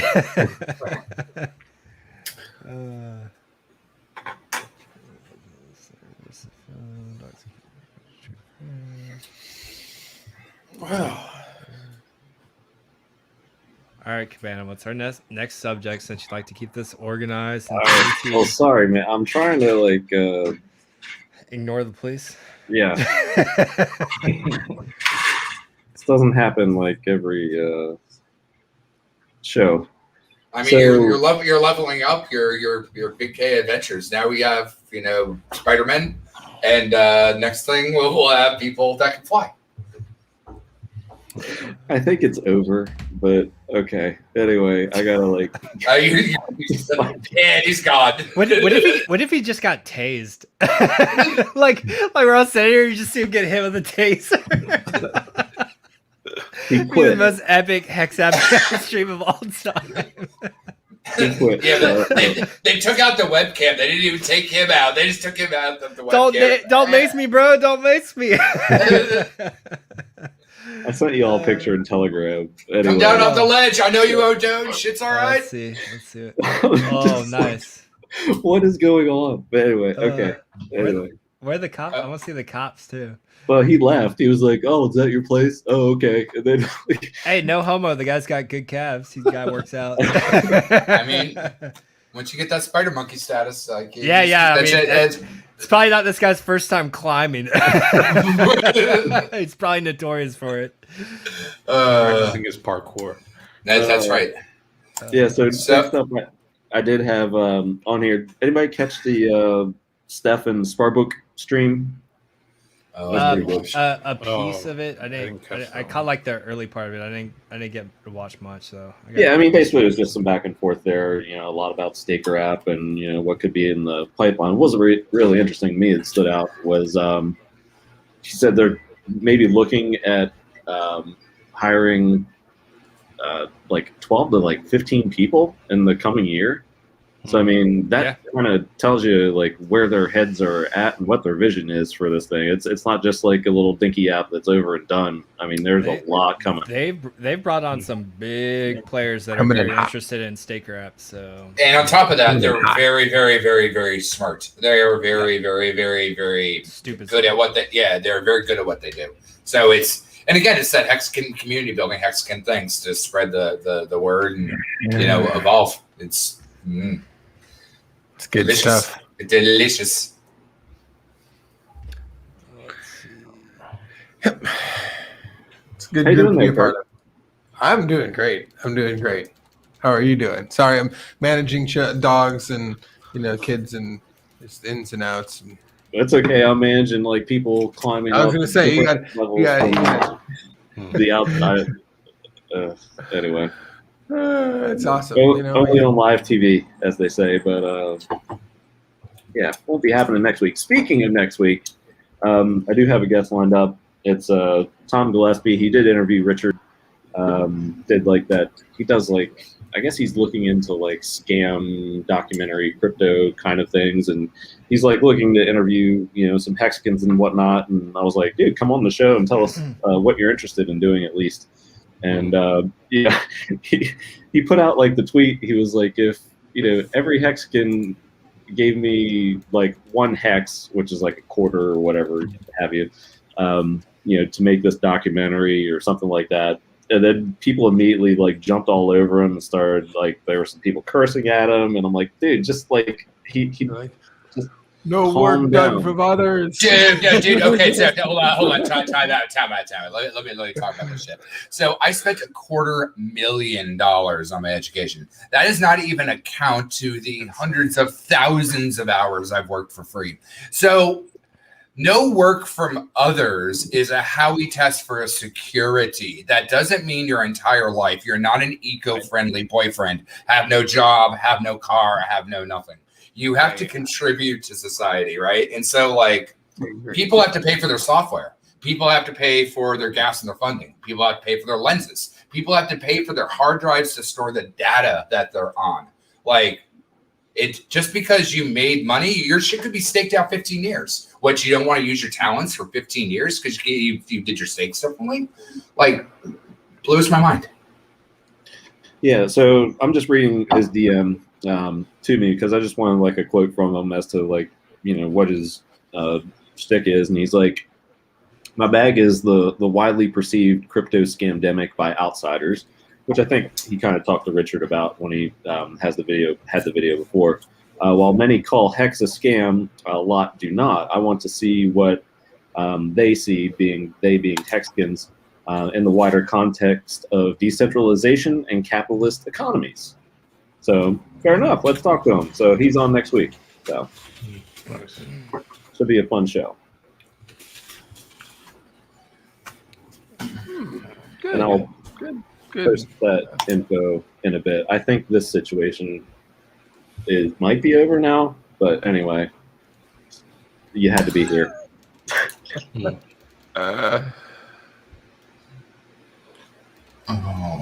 It sounds like it'll be an interesting talk. I like it. Can we talk about? And to be fair to his question, if 50,000 staked addresses gave him one hex apiece, because that's about how many staked addresses there are, he'd have that's a pretty decent little bag. That Be like 15 grand, right? Yeah, well, at least in ETH fees, Yeah. So I was gonna say it's pretty inefficient. guys, check this out. I put it in the chat, but it's called iNomad. It's only available on Kickstarter for 2 days left. Worldwide MiFi VPN router, anywhere in the world, encrypted. Oh, nifty. Yeah. Wait, what's So up? check the chat. It's called an iNomad. There's 2 days left on it, but basically, encrypted VPN everywhere in the world. MiFi, so it uses everyone else's data. You can travel anywhere and switch up your IP for security, no matter where you are. And they've got like a worldwide and a stateside. So I just do the stateside because I'm not traveling with a big bomb anytime soon. But yeah. The Sapper wants to know, as much fun as that hedge fund dickhead? I don't think so. But anyway, Cody is a good dude. I've known him for a long time. That was not a good day for him. And Oh, really? I'm still trying to get him back on with Richard because he has said that he wants to do another stream. So anyway, have him go on with Wales first. That'd be an interesting stream. Wales was the one that got through to him the most before it was just all out chaos. You are scammer. Yeah. I'm streaming from my castle. You're streaming from a goddamn Toyota. Here's what I don't understand. People are streaming. You can see your background if you're not like faking it. Like you know when you're streaming from somebody's kitchen. Like I'm in a Toyota right now. You don't even know. I just have a green screen in my Toyota. I mean, if you're gonna do it right, hide it proper, right? Question from Pulse Doge for Vince. Any info on Richard's pancake swap fork?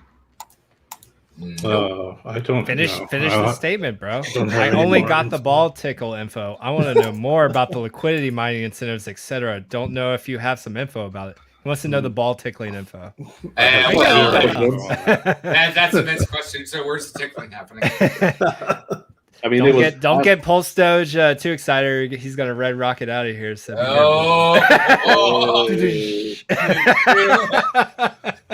Gotta get that 14th pulse, huh?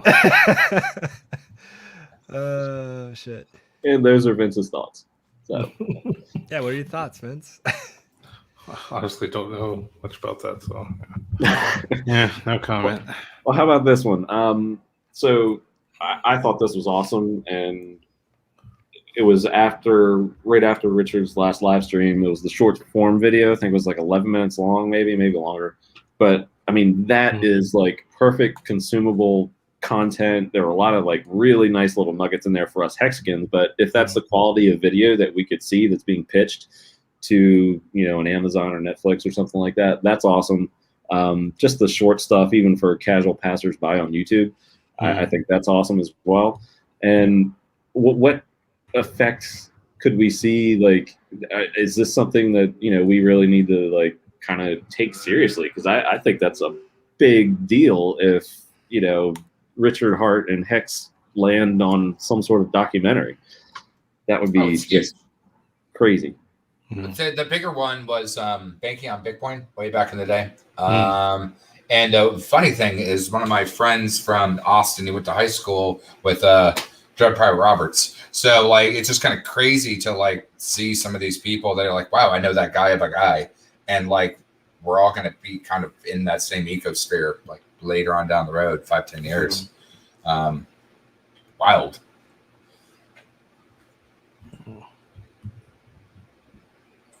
Sorry, I'm still reading about KoolAid's little fun device. Hey, it's pretty nifty because it uses all the networks in one. So you're basically sloshing in between cellular networks, and then you have it as a random VPN hotspot. So that way, if you're traveling, this is your own personal, and whether that's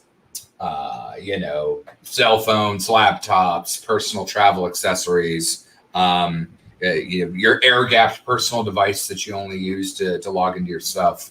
However you want to, run your KoolAid, what the fuck security, but it looks pretty dope. Have you looked into Starlink at all? Elon's thing? I haven't, but I'm all about that, right? I've always wanted to. Sweet. I've always wanted a sailboat. No. I want a sailboat that can do game shit, and I just sail around the world and build video games. That's what I've always wanted to do since I was a kid. Starlink would do that for you if it works as it says it's going to. You're just gonna chase the balloon, Motley. You just have to chase the balloon. It's that away. Yeah, Elon's very good at that. it'll be there in 10 years. Don't worry. Just order now. I think when I put the pre-order in, it said like September to November, so I guess I'm in that window. But yeah, next year. I mean, it is Moore's law. Like when the ratcheting happens, it happens so much faster, which is why earlier when we're looking at them, look at how much daily volume is being slushed through the straw, right? That funnel I talk about with the dragon eating its own tail. The straw is getting bigger and bigger and bigger. And because of that, the volume is getting bigger and bigger and bigger, which is attracting more faces because it's getting bigger and bigger. It's nutty. But all same right. thing with text, you know. And so Anon saying mid to late 2021. Well, we're here, so let's do it. Where is it at?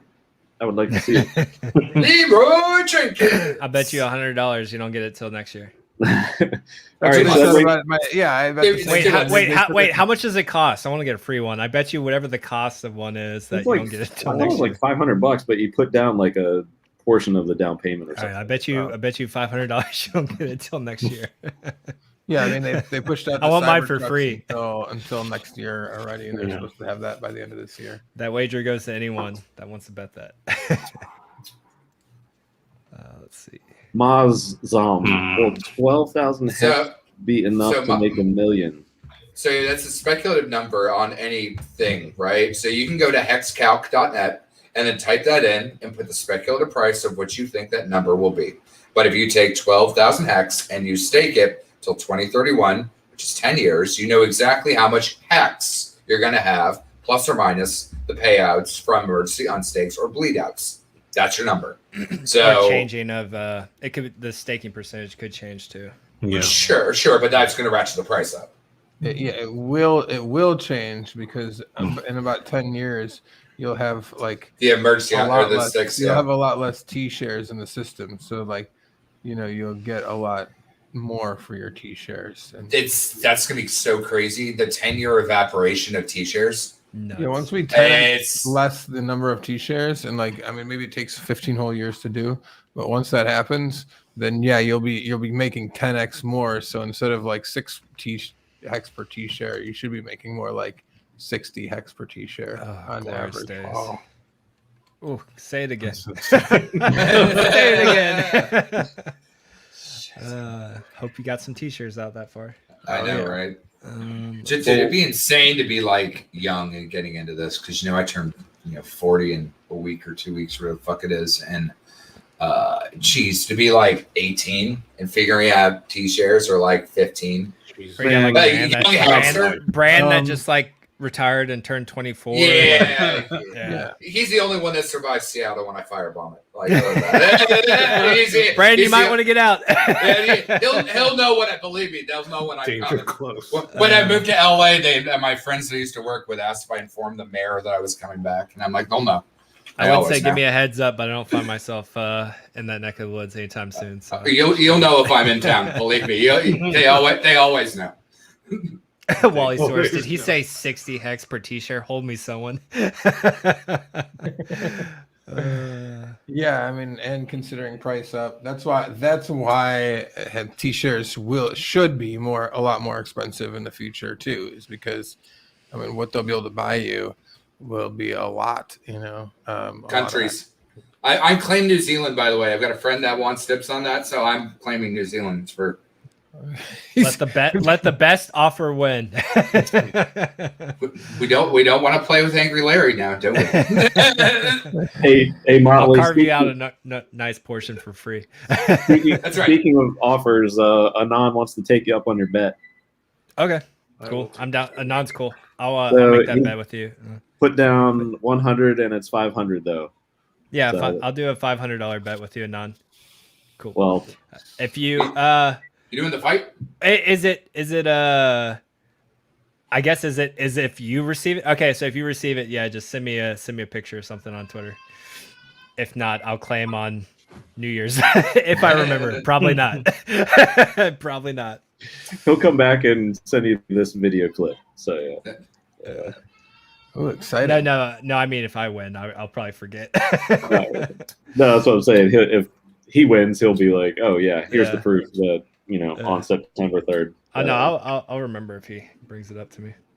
Yeah, Archie, right? Like, I wish this was around when I was 20, but I get that. as well, but like, would we have been hip to it at that age? Like Brandon is. There's a curve to this, right? Like you have to be at the right mindset. You have to have enough financial education, enough cryptocurrency education. You have to have enough finances to invest a certain amount. Like there's a certain point where you hit the like golden threshold, and it's not necessarily 20, right? Like a lot of people at 20 were not ready for something like HEX or to invest in HEX. The very young guys that are in HEX right now are very smart, very smart, very fortunate, just everything. But not a lot of 18, 20-year-olds is ready for stuff like this. Well, here's the other kerfuffle, right? Is because like during the Bitcoin days, it was not even talked about or very, very complex to get into. There wasn't a precedent before that this would work. There wasn't any of those other vehicles that were available, even including all of us being on stream. Like I lecture all my damn ducklings to be like, all of us that do the streaming, it takes a lot more time than you think. And we did the work beforehand, and we were risky as fuck doing it. And we had no idea what we were doing. You know what I mean? Like we were trying to grab an idea, but through community, we built a legacy and a mission and a resolve, right? I told my onboarder that today, like, it's weird, right? Because like when you're successful and you're onboarding, like, you know, people that you've known for years, and to them it just seems like you just got like you got lucky, rich quick overnight or whatever, right? Like it's just all of a sudden out of nowhere they're like, wait, you're retired, you're this, whatever. But they don't know, like HEX has been going on for 2 years, all the stuff that we've had to go through, that it started years before this, back when HEX was just an idea. Like this is, at this point, it's like almost a 4-year investment. Oh yeah. Well, it's funny. It's like the people at my magical job of banana farming. A couple of them now know, like, I'm technically retired. I'm doing this out of principle, and I love what I do, and I work hard because I love what I do. Otherwise, I wouldn't attach my name to that to do that banana farm shit. But it took a lot of time, risk, dedication, you know. So, and that's everyone gets the convenience of not having to do that. You know, or they have too much content to watch. Jeez, I remember back in the golden years where, you know, the captain couldn't figure out his fucking camera, and he would call me at like 10 minutes for the damn stream to go up to be his IT guy. And jeez, there's so much content now that it's just uncanny. Yeah, it's too much almost. Oh yeah. Call up the other one. Do it, Motley. What's up? Check the private DMs. Oh, okay. So, yeah, I mean, this is interesting because it's like kind of with going on with what we're seeing. If Bitcoin goes down, will HEX be a safety net? Well, I mean, it has been so far. It hasn't even been a net. It's been like the rocket ship to the safe planet so far. So, did you hear what Richard was saying about stable coins backed in HEX? So I was trying to think about how that would work, or if I just understood the correlation differently. But if like you know that HEX goes up into a right by programmable matter. I mean, in fact, we can even know the number of doublings within proxy. If you then wrapped a stable coin within that same essence of principle, not only would it maintain stable value, it would maintain a stable network. And since that's one of the biggest engines inside the Pulse ecosystem, is that wrapped HEX stable coins. Very, very, very interesting, because they don't even need to be pegged to $1. They just go up and to the right. And so maybe they mint their own stable coins, more dollar that they get past. I don't even know. Interesting mechanics, though.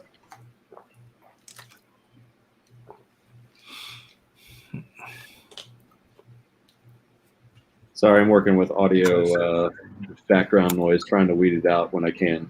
So, anyway. Very interesting. It's just a lot going on in the background tonight, gents. It's a Friday holiday weekend in a tourist town. So, first live stream done out remotely. Probably going to try to do holidays back at the studio. So, anyway, what else did I have on here? Oh, so we you mentioned it before, but like any latest takes on when we'll see Pulse? Do we even think it's going to be 2021 now? Is it going to be 2022? I mean, I'm leaning. I've always said October. I think maybe I went back to November. But I was now I'm hoping feeling for- like maybe Christmas or next year. What do you think, Big K? I still am hoping. I mean, like as soon as we have a testnet running, I say 30 days of testnet. Maybe 45, but not. I don't think so. Why? Why is so much delay? That's a good question. Well, they just figured out, I guess, one of the issues, right? So yeah, so we're working on an easier issue to fix now. We might have a couple more issues to get through. What does it take them? I mean, worst case scenario, does it really take another month and a half to like get a test net running? I don't think so. I think like by October 1st you should have a test net running, and if by October 1st you have a test net running, then by November 1st you should be able to consider the idea of launching. And yeah, maybe I like Digital Substance over here, that maybe you roll with, you've got a couple key dates in HEX timeline that are interesting. You have a big payday date of November 19th. You have first day of the HEX contract date of December 2nd. You have those are the two big ones right there. So I mean, you've got some interesting thoughts to like time areas to be around, but like that sounds. I would be surprised if we end up all the way in the next year, 2020.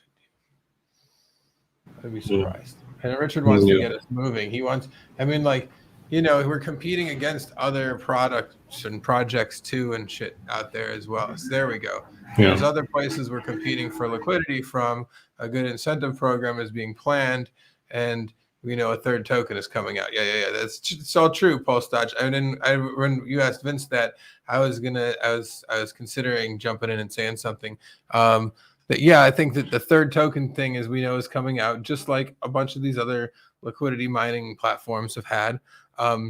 So that being said, what the use case and mechanics are with it are still to be kind of decided. I mean, I imagine there to be some kind of burning process as well to have some supply sinks in that project as well. Depends on how like what we exactly, all the mechanics are all drawn up as to how profitable it is and everything else. I imagine though that there'll be some max ROI pretty early on to get as much people to move their coins over. I know Richard's also mentioned that there's going to be incentive to match the two coins, Pulse, like E link versus link, and pairing. Hex and EHEX, link those suckers up. Yeah, exactly. Get a nice LP token in there. Get a new cake token. Because you get LP rewards, as well as you've got a fast, like you can bridge. If you can bridge these coins over to Pulse, then you can have a liquidity mining system, as well as for like the people who aren't liquidity mining. Well, if you are just buying any of these tokens to speculate, even if, let's say, you like E-Link better, fine. You can buy it cheaper and faster here than you can over there. It's the same E-Link, and if you really want to bridge it back and spend the Ethereum fees, fine. Well, if you're really going to use your link to purchase decentralized Oracle time and shit, then fine. But I doubt that you fucking are. I think that you're going to hold it until the price goes up and then sell it for more money. So like if that's all you're planning on doing, then this place over here is a better place to do it, and you get better, fatter rewards for doing it. So like that's the incentive or the marketing push that you're going to hear, and I believe will be a good incentive to get people to come and play. So yeah, is that sufficient enough, Pulse Dodge? I mean, having it quicker than what we're done right now. Having an LP token and just creating these liquidity pairs. I mean, that's the first step and the main step of just giving all these PRC20s value. And then, yeah, like you're saying there too with the retail investors. I mean, that's something we've always been doing. We're always trying to reach out into different spaces, and even just like no coiners in general. It's just not even the crypto retail space. Like we're doing it. I mean, everyone's got their own methods and different means, but I think Hex does a lot better job. That the Hex community does a lot better job than 99% of crypto. But we can always do better. Yeah, for sure. And I mean, I think that I mean, sure, we can act quicker, but like, I think that we are like, that's what I was saying. That like, I doubt that we end up waiting until next year. I really think that Richard is on that too. He understands the push to. I mean, you know, I'm sure he would love to have a testnet out and running before Solana is, or I mean, what's their faces? They're supposedly going to have smart contracts, maybe finally for the millionth time running. Cardano, that's the one. So like, I know it would be great to have things moving before then, because yeah, there's competition with the other projects out there. Newman says we don't need to rush at all. We are doing just fine. That's his take. What do you think about that? I mean, I do think that like it's not great to hold on to a ton. Like I think that it's better to be to market sooner than it is later. Yeah. I mean, I mean, it's not to say you want to rush things, but you know what is that like classic statement that goes if you want fast, cheap, and good, you can. I mean, I've already spoke on this. Like, I mean, there's no.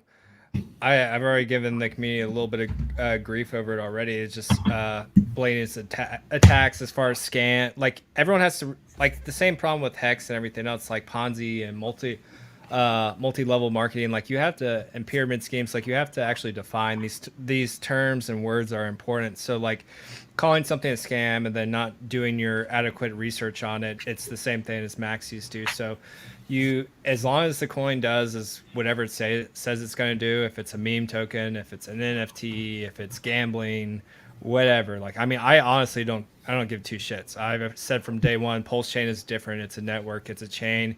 It's going to have to gain adoption. It's going to have to gain usage. Hex is naturally a token that doesn't have much transactions. You need PulseChain to do well. So you need all forms of projects to come over here. If you have something that you know blatantly is being dishonest and is going to hurt people, cool, you can call it out, but you better come with proof and evidence, just like anything else, just like Hexicans do. But don't be like the Bitcoin maxis that you fought against for 2 years and just start throwing shit at projects when you don't know what the fuck you're talking about. I've seen it happen a couple times. So but yeah, I mean, all things. I don't care if you're NFT, meme coin, gambling, whatever else is out there. If you do what you say you're gonna do, cool. But I mean, and some of it too is just like some coins just they are what they are, right? They're promises. As long as you're aware of like, hey, that's not actually come to fruition yet, and that's a promise for a future roadmap. Just realize that there's inherent risk that goes along with that, and maybe you don't want to invest in that. But again, that's everyone's choice on what they invest and don't invest on. It's free country. Yeah. I think the Pulse Dodge, I think that what you're talking about, if PulseChain doesn't go for this, I think PulseChain is going to go for a lot of that demographic. I think that that's why you're going to get all your NFTs on there. And there are several different NFT, because there's a lot of different types of NFTs. Will people still pay top dollar for some stupid piece of art on Ethereum? Probably. That's fine. Whatever. I mean, they will on Pulse too, but like, I think that a lot of the things that won't be happening on Ethereum that will definitely be happening on Pulse is some of the blockchain gaming stuff that was already there, the metaversey stuff. I mean, you can't do those microtransaction shit on Ethereum. It just doesn't make sense. Whereas on Pulse, I imagine for quite a while you'll be able to do penny and sub-penny transactions, and that'll revitalize a lot of these. It's going NFT to man, I've realized it more and more today than anything, because like I said, I onboarded like 35,000 on today, and so like, you know, I was doing all their stuff for them. I was getting them their HEX. I was eating the gas fees, and so like I'm eating like $40-$50 a pop for just transferring goddamn HEX, and then like $30 a pop for ETH, and doing one of their stakes, and it didn't go through, and it cost me another $40. So I'm like, this is absurd. Like if I had like reached as much price appreciation as I've done in HEX, like if I was just your average user, I'd be losing my mind. So much of the percentage of what you're trying to invest would just go to fees. It's disgusting. So like I think PulseChain is going to have a very good leg up if we get the throughput and the cheap fees, and we will have the marketing of the world's largest airdrop, and everyone knows how successful HEX is. A lot of the influencers don't want to admit it to save face.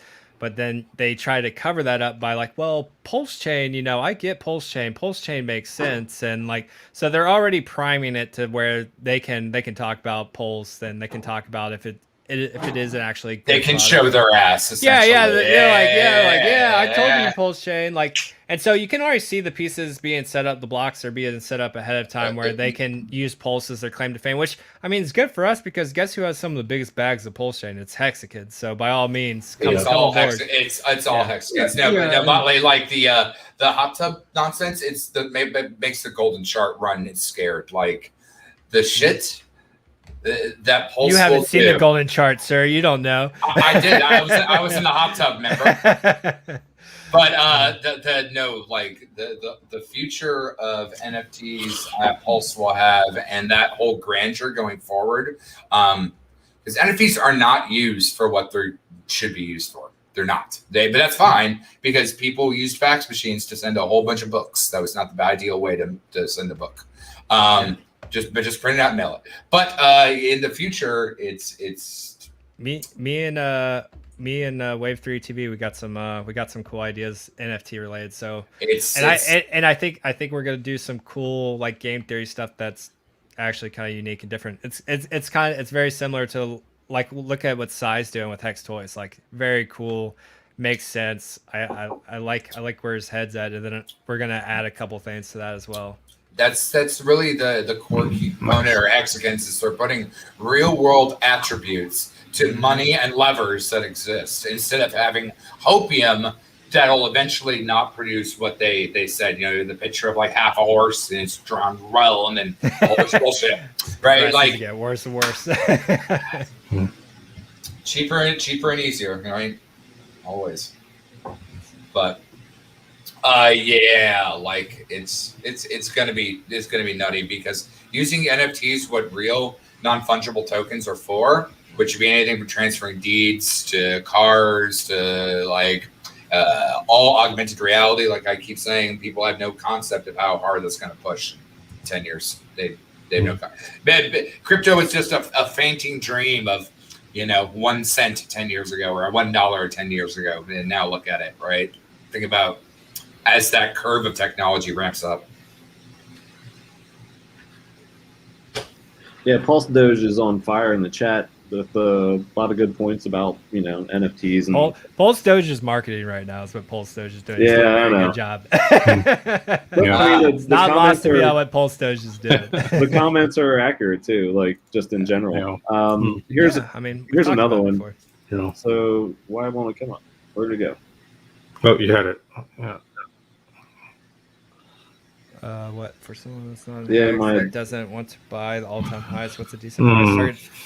Well, with Johnny, there's $10 million liquidity right now at 25 cents. Like you're not dipping back to 15 cents. Like I'm sorry. Like now's the time to buy. Like I have no qualms whatsoever with getting family members that still want to get in at these price levels because we're not getting 15 cents anytime soon. Like we'll be lucky to even see that in a full-blown bear market. And again, we now rub quarters together. This is what I was explaining earlier. Like it's like Pong, right? Like we now have quarter Pongs, and they go no lower. And we've already seen the resistance of HEX in a full blown bear market. Like it's just another level to the game theory that's been added with HEX, and it just rewrites everything. So like you're probably never going to see 15-cent HEX again. So the FUD market. Let's not even talk about bear market. The FUD market that we've gone to, it's perplexing on what we've been through as far as what Richard called it epochs, and it's right.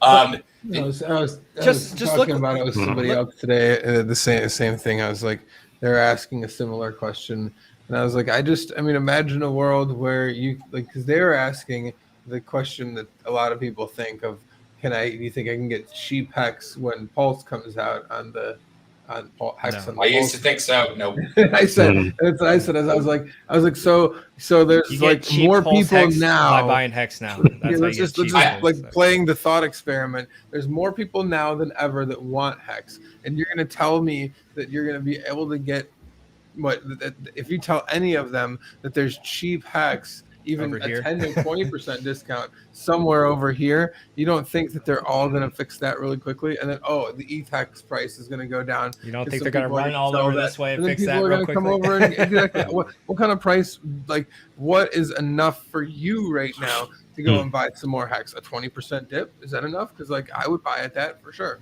And a lot of people would. As far as I'm concerned right now, with where we're going, you have an easy 2x before the launch of PulseChain. So you have a guaranteed doubling of your money, which is like. You still think we're 2xing from here? Yeah. Oh God, yeah. Oh no, we're gonna hit our 10,000x. Yeah. I'm just asking. But yeah, so you have a 2x here, a 2x here for PulseChain. Then it gets your HEX gets copied over. So essentially, you potentially have a 4x if what Big K was talking about. Essentially, people running to the cheaper of the HEX. So now you've essentially done a 4x. Like, to me, like, this is cheap HEX. Buy it now because you have a 4x coming within a month or two. Where else can you get a 4x on your money? This is the new cheap HEX. Whether HEX is a dollar or a penny or $10, like the staking APY still remains the same for the money that you put in. So like if that's where our price settles wherever it is and doesn't go any higher than that, then like you're still making sicker rewards than anywhere else you're going to be able to get trustless reward, interest. What's the one thing people seek out? It's yield. Everyone is seeking out yield on their investment, and HEX is the best vessel for that on planet Earth, regardless if you bought in at 25 cents, 50 cents, $1, $10. It's still the best yield producing asset on planet Earth. And even all the people that are complaining about gas fees suck. But no matter what kind of engine of a car you drive, it costs gas to turn the car over, even if you don't drive it. You have to be realistic. If you want to have Lambo Moonboy talk, realize that it costs gas to turn on your $1 million car. So every time that your HEX stake stakes, put a good chunk into ETH for gas for future. Because rich people don't care about burning money to turn on their $1 million car. They don't. And unfortunately, that's the mentality that you have to have in that particular ecosystem of that particular vector. PHEX or HEX, different vector. It's the opportunity cost. And I've wrestled with this before on some small buys just because of the size of the buys. I'll be like, I want to pick up, $1,000 or $2,000 worth or something like that. And then the ETH fee is like, holy crap, like a tenth of that or something. And it's just like, it's out of principle almost, and be like, I can't do that. That's ridiculous. But then at the same time, it's like, okay, where's this going? And you think about where you think it will be, which it has performed and continues to do so. That cost is minimal. And once you get by that, and then price doubling every so often, 40 days or whatever Jexa calculated it to be, that helps, and that'll convince you really quick. Really quick. I had a buddy that didn't buy 200,000 HEX because of a $200 ETH buy, and that's when it was a penny or like a penny and a half. And I'm like, do you not understand what happened? Like, you're worried about $200, and you would have had 500,000 HEX, 250,000 HEX. What? That's what 120 grand, some shit like that now.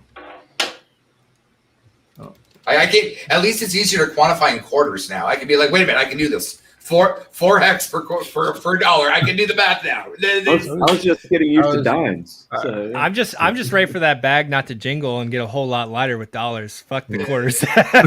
Dollar swings, baby. Dollar swings. Be like, man, this bag got a whole lot lighter, but man, that value went up. Yeah. No more coins. No more coins. Where was it? So, From Kevin. have you guys moved? I finally did the final annoying level of my crazy Lariat, like security OPSEC, to like hushed or something to do virtual numbers for all of your things. I know Richie talks about Hush a lot. I haven't looked into it. It's dope. I just have too many apps. Are you telling me Richie actually found a good Yes. Okay. I'll look into it. Hushed is good because it's a burner phone system device, but it also, remember, the quickest and easiest hack is SIM card hacks. So, like, my phone isn't under my name anyway, so go Google me all the fuck you want. You ain't getting shit. But, like, ideally, you want to have all of your verification emails, going through Proton Mail, routing through a VPN, and all through a VoIP number that you paid us private, and that can route again. Hi from Thailand. He's that good Thai bud. That's why he's high. If anyone was wondering, it's if you converted 1 million hex into quarters, it is about 6 tons of quarters. Oh, nice. You got a quarter calculator? Interesting math fact you put on there. I like that. So you know the dude that got paid in pennies that were all oily? Like we can we can have hexagons that buy shit like that and send it to bad bosses. Feel like you're done. Here's a shit ton of pennies that can move your fucking parking lot. Yeah, just answering Bitfinesse's question in chat. So I think chat's got it right because it keeps decreasing like every day. Richard talked about dum-dums continuing to sacrifice and the 1.05x. Awful rate. I like why would you do that? Just buy. It's gonna be 1-to-1 soon. You better watch out. Well, I mean, like I tell you what, the FOMO is real. Like people. No, I don't think that. I think that you lose 5% per day. So like, anyone that does that is a fool because you just buy hex. That's the quantifier. That's the eating machine. Like you don't spend extra money on expensive gas. Well, let's be real. The people that are sacrificing right now are clearly not like involved with hex or very, very, very unfamiliar with it. They don't watch the fucking videos. Is what they don't do. Is it like there are all of you all? Who wouldn't watch these? I am barely. Just a few 100,000 people that probably should be. Yeah, it's like I'm barely a cameo on this shit, and I say watch the goddamn videos. All y'all are doing a lot more than me these days. Yeah, and we have. I mean, this. I'm just looking at the math. This just occurred to me. Like we've basically doubled since the SAC phase, where most people got in like the 14, 15, 16 cent ish range there. Well, on the day 2, that murder candle when we went down to like 9 cents. Yeah, at the murder candle that we've already doubled in. It's not. It's like the reason why it's like clockwork. It's based on game mechanics. Right, you have trader bots, trader mentality, TA, all the rest of that fits within. It's called a thesaurus of different things that people expect to see and do according on different things. Things get rarer based on those accordances that go up and down, and because the throughput has a particular amount of volume that it can push through without being eaten up immediately.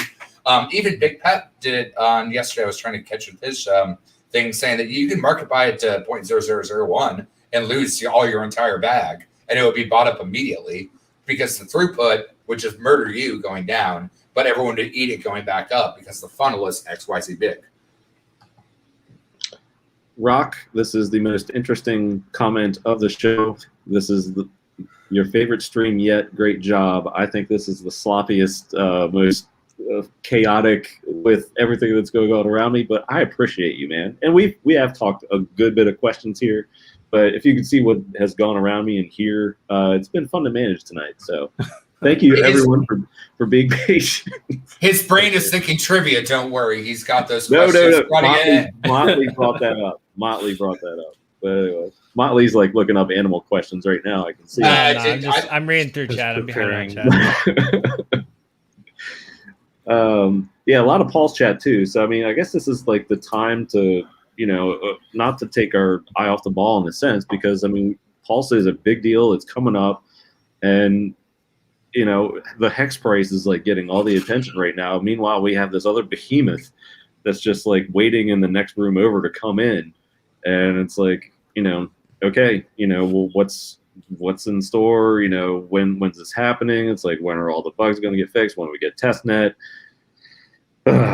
Man, why does everyone care? Oh my god, gamers are the worst part of building video games. Like, 100%. Just because you spent $50 on a game doesn't give you any credence to have any knowledge about what the fuck. Go sit down in the peanut gallery. Do you want your tokens to be secure? Yes. Do you think Richard's going to institute anything that doesn't have legacy and perfection in mind? No. So when it's ready, it's ready. Shit's hard. Go back to the peanut gallery if you want to complain. You want your shit to be expensive, workable, good, efficient, and what you would expect by investing in a Richard Hart ideal. So, what the fuck? When Moon, calm down. But is there a different mechanic here at work, KoolAid, with, I guess this, you can speak on this, but like, I'm guessing like similar types of games are being pushed out around the same time, but PulseChain is kind of up against, a Solana or Ethereum or Cardano, even though nothing's going to come of it. Correct. And again, this is for talk for the green room, because I can't share this with fucking anyone. But there are people paying attention, and there are big money people paying attention. A big money. And they're seeing where the cards are going to fly. And the difference is nothing launched with Ethereum system substrate without the handcuffs and kerfuffling of the Ethereum Foundation, the miners, all the rest of the externalities that creates counter vectors towards the ideals of whatever the mission was going to be, right? That is the beauty of HEX, is it got launched pre-locked, Pandora's box, immutable code, off you go, little Pokemon, and it grew and did what it did. And now it's nobody's problem. It's a dragon that exists in the ecosystem. Pulse is going to be a utility. And taking the time, I mean, there's other bugs that they're managing, because they're managing a fork of the next version. We deal with this in software all the time with Perforce, where we have to sync to shit, and then that sync breaks something, and then we'll integrate an engine into our new current evolution, and then we have to split the bridge, and that, like, literally it's called bridging, and it's a nightmare. Just give the people time to perfect delicious, awesome stuff, right? You don't want to eat a hamburger that's undercooked, right? You don't want to eat a steak that's undercooked, right? I eat medium rare, so I'm good for the rawest you can get. But until the food is done, it's not ready to eat. So just chill, right? Enjoy the price. The price. What are you complaining about? Buy more PHEX. Like, you already know you're going to be rich as fuck with Pulse, especially if you just even like Big Pep, when he say like 0.1 by the end of I tell everyone that I'm doing, just hold it for 3 years. I don't care what happens. Stick your shit in a vault that you can't open for 3 years. If you want to continue to delegate your stakes and move it around the clock to, who gives in the best rate, but don't do shit for 3 years. You'll be very happy. Just use what you learned from HEX. The same principles apply, because guess what? There's an entity out there that owns somewhere between 80 and 90% of the supply. So same values. Have a feeling they're not going to sell too much. Just a hunch. So. And I have a feeling the same values are going to be at play, right? You know what I mean? Like, if you get a Picasso, the Picasso paints a certain way. Richard's ideals and how he wants people to learn to live are along the same lines. But mechanic-wise, Pulse is set to be primed, because a utility doesn't have a copy of HEX behind it that'll eat, and then that eat will put pumping pressure. And the whole space is just primed with FOMO right now. With they all know they fucked up and they missed out on HEX. Like, the smart ones are watching Pulse, like they're ready. Oh, and they've already like had their escape strategy. Be like, oh, we told you that Pulse was. Oh yeah. Oh, yeah. All of them do. All of them. It's going to be NFTs that push the market, but HEX is going to be the primer, right? HEX is the rocket fuel. NFTs is going to be like the garden that everyone comes in to pick their flowers and random things. And long term down the road, let's just take oracles and DAOs on tracking stuff. Let's just say XYO. So XYO, I think that's what it was called way back when. Back when I was a crypto influencer for a year and a half, I had to do all the stupid little reviewy things. But it tracks all your postal, right? Could you really charge or deal with a $50 gas fee to update your oracle each time that you need to have a tick, right? As we develop more trackable, usable, lickable, appable products that utilize interoperability in a multi-chained ecosystem, that's when the death throw gets thrown in and Pulse just decapitates everything else. And it has a copy of HEX behind it, which is the prompt. It's scurry, guys. It's very, very scurry. Are you scared? Oh, I ride roller coasters on acid, man. I don't give a fuck. All in. All the fuck in. I'm just saying. It's not wrong. It's not wrong. It's definitely a KoolAid one for sure. And it's better if you do it during Halloween Horror Nights. Then you get like the zombies, the trippy vibes, and the roller coaster. It's all in, right? Any thoughts on Anand's comment? Please don't attack his words like a barbarian, but he could see Polygon fighting PulseChain very hard. Polygon as in Polygon Network, or are you talking about Matic Polygon? I hated that they changed their name to something so similar to other things. Yeah, it's Polygon, Matic, Polygon. But layer 2 is not layer 1. Layer 2 does not have. Let me put it this way: fucking hodl dogs.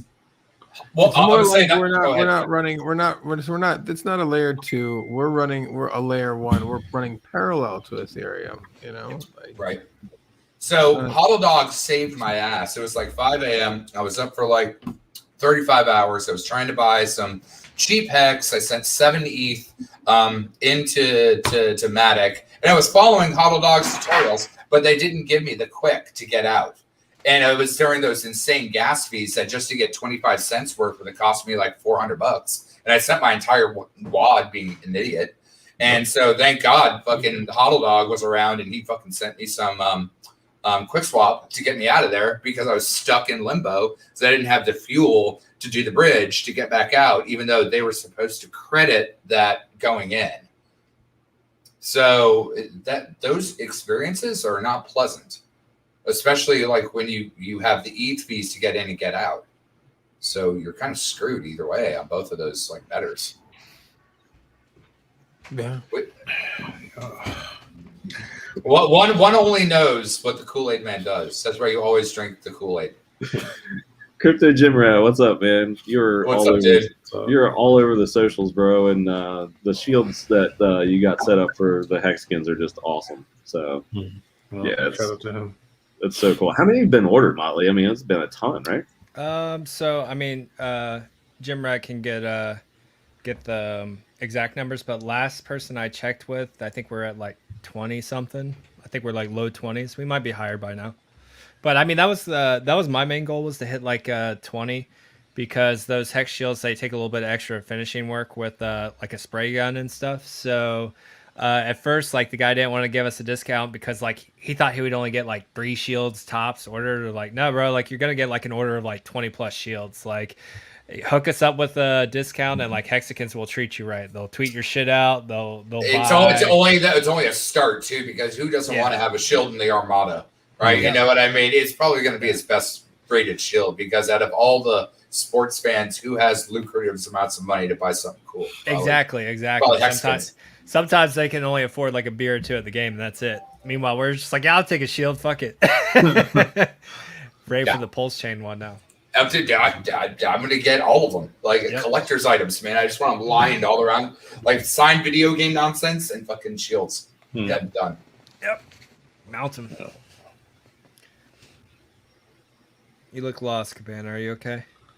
It's the spider monkey on the outside again. I don't have my full setup, so I feel so small. Usually I got like 3 He's cheating with this trivia. I can see it in his eyes. He cheats in this trivia. If he doesn't have it set up, he does not know the answers to his questions. Yeah. I will do the animal trivia, and you can be a participant, Cabana, and see I was how gonna well say you I do. never get to participate. So, Yeah, you can participate. I got questions. Molly's the question guy. Ooh, Yeah, I can. I mean, I'd win the animal one, so it wouldn't be fair, anyways. What's the? You have the website, Motley? You could throw in chat. Yeah, I can, or you could just follow me on Twitter. Or yeah, give me follow one. Motley on Twitter. No, give me 1 second. I'll pull it all up. God, I hate Twitter. I know. So it's Hex is literally the only reason I ever got Twitter. To me, it was always the most toxic of all the social media by far. Just coming back into crypto, Telegram after being an influencer and the whole crash in 2018. If it wasn't like, the one message when I messaged you, EXO, and Copy, I'm like, what's up, dudes? You're like, dude, he's a scammer. 23 orders, so yeah, that's awesome. 23 orders, cool. Like, like my goal was 20, 25 was what I wanted. That's a good number. Yeah. Mike Roth wants to know what you're drinking, Kool-Aid. Oh, box wine. That's how I like life. That's his version of Kool-Aid, by the way. If you didn't. I'm going to slap the bag in a hot tub here very soon. And Kirk is drinking straight vodka, I believe, right? So. Oh, I have finer things in life that I could consume if I wanted. I just enjoy box wine. I'm not making fun at all. No. Everyone that knows me know I'm a savage. So yeah. I hope y'all buy shields, not me. Let's get T-shares cheaper. Well, I mean, it's a good strategy. Let everyone buy their shields, and then perhaps you can get some more Hex and T-shirts. I am all about. It's only a fraction of a T-shirt at this point. Hex memorabilia at this point. Like, Hex shields. I bought 20 Hex books the other day just to hand out to random people. Good for you. Good for you. Yep. I mean, they're like what? They're cheap on Amazon, right? They're $5, or you can get them free on the electronic. Have you read it? Have you power read it? And I told the Hexagon too that I read it for and let her know if it's good. I power read half of it and I just keep getting distracted. I will finish it. So far from like how it's been written, they did a great job. Good. I mean, it's projecting. Bran had a really good analogy, right? He's a millennial. He likes to pinch. Some people like to sniff the pages, and it is. If you want to, I like books. I like books. I have fat man fingers, and like I have really big. I have very big tech, right? I've got like 4 4K monitors right now. Like I'm not dealing with really tiny things. If I'm going to use tech, I'm going to use my big war machine, right? I'm not fucking around with a tiny phone book. But having a book is great. A, for onboarding. B, for it's a simplicity for a very complex topic. So if you give people something that's a whole bunch of websites and a whole bunch of clickeries and a whole bunch of doodle-doos that they don't understand, a book to help them navigate it makes sense. It's a life preserver. They're like, I know book. I can put a fucking dock here in this fucker and I'd come back to where I was. And it's beautiful. It doesn't just shove them right into Hex and DeFi. It starts from the basics of crypto, Bitcoin, progression, Ethereum, and it goes and like, why is there a need for crypto? What does it do different than the traditional finance system? I'm going to buy fucking 10 copies right now, Motley. Yeah. Like Motley, coming in for the goddamn win. I should have my box of books here in the next day or so. But yeah, I mean, I'm just gonna. It's like you said. There's some merit to just having the book, and then also it's just even if it's the smallest amount, it's just legitimacy too, right? Like there's a book for it. Like here, check it out. And it's just like whether you realize it consciously or not. Like it's like, oh, there's a book. Like this ain't. It gives you a little bit more of like legitimacy when it comes to just onboarding somebody. But yeah, like I offered it on like my actual like social media pages too. It's like, hey, I'll post stuff about Hex. I'll have people hit me up on it all the time, and I'm like, hey, they just came out with a great book, good read. I was like, if you want it, let me know. I'll buy it for you, and just DM me your address, and I'll send it to you. So I've already sent it out to like another 20 people, just buying it for them directly, and then having it shipped to their house. It's fucking great, especially for like again, like can we? I only see the Kindle version. I'll send you the link. Yeah, I was about to say, there's two. So we got like a bunch of things coming at us fast here. So you're breaking up a little bit, just so you know. You're loud. Oh, sorry. How about now? Better. Oh, better. All right. Got a lot Stop of cheating things on your coming. trivia. I know. Man, Stop cheating on your trivia. got a lot of things coming at us fast here. So chat has been blowing up with just asking about a Pulse update. So got a guy from the dev chat who can update us, hopefully. What's up, David? Yo, what's up, guys? Long time no see. What's happening? Happy Friday. So, Cheers. I'm assuming you've read a lot of the chat. What's the latest that you can tell us? I got another cool clip from Funding Gym on the way here, but yeah, whatever you can tell us right now, that'd be awesome. Yep. So, I mean, Richard did summarize it. Basically, we had a sync issue between the master Pulse node that's running in the cloud that Richard and the devs built. So that's up and running, and that's cool. That works. Like, that's awesome. It's up and running. Then, Sorry, David. Sorry. Yep. No worries. I actually hooked up with Kinetics, and Kinetics has a friend who owns like an IT company in a data center. So we've been working together, and he's got, like a rack and fiber and a place to just run some Linux servers just to do some tests, and we'll try it out. So I hooked up with them, and we install the Linux, we get the software running, we download it, and then it got to a certain block. And it was when the Ethereum guys made a change, I believe in the Berlin fork. Every block after that was different, and then we hit an issue. So that's been, and it's with the Go, like Ethereum, like client, basically, how it processes the blocks, like way beyond me. I feel so inadequate in that chat. I'm not much help, but I know enough to be dangerous. So that's where it got stuck. We all confirmed it. Happened to me, happened to other guys running their own servers. Everybody got stuck. But then we were able to get past that. Now we get a new error where it says the gas limit was exceeded. It doesn't make sense. So now we're stuck on that error. Once we get past that, hopefully there's no more errors, but there could be. We don't know until you try. So that's kind of where we're at right now, is trying to get past this next gas error. Once that's tweaked and fixed, see what happens. And then if we can sync, if I can run a full node that completes and off we go, then we're good for testnet.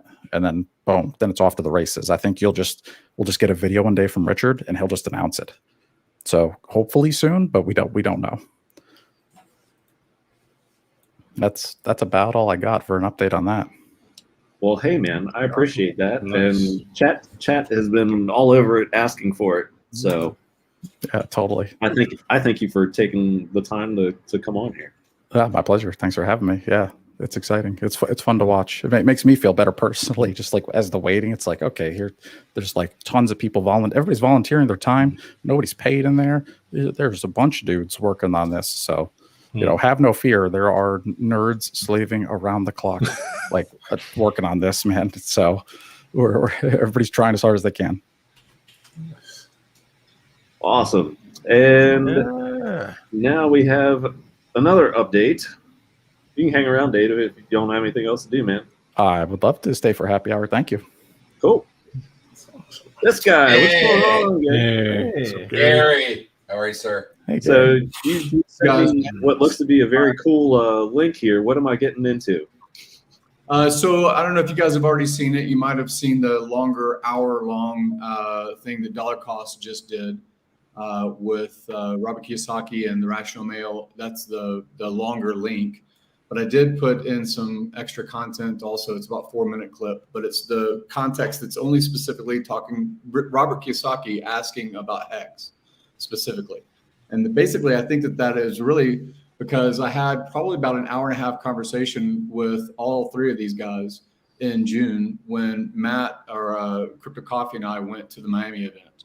So the recall, when they're talking about HEX, which came up spontaneously during this conversation, they're talking about general crypto, and everyone knows that Robert is a Bitcoin guy. But he explained during other parts of the interview about why he believed in Bitcoin, about decentralization and these other things. So there's some other stuff that is really attractive about HEX by comparison to Bitcoin. So this is a 4-minute clip. If you can pay the sound, it's really just the HEX content that Robert was talking about.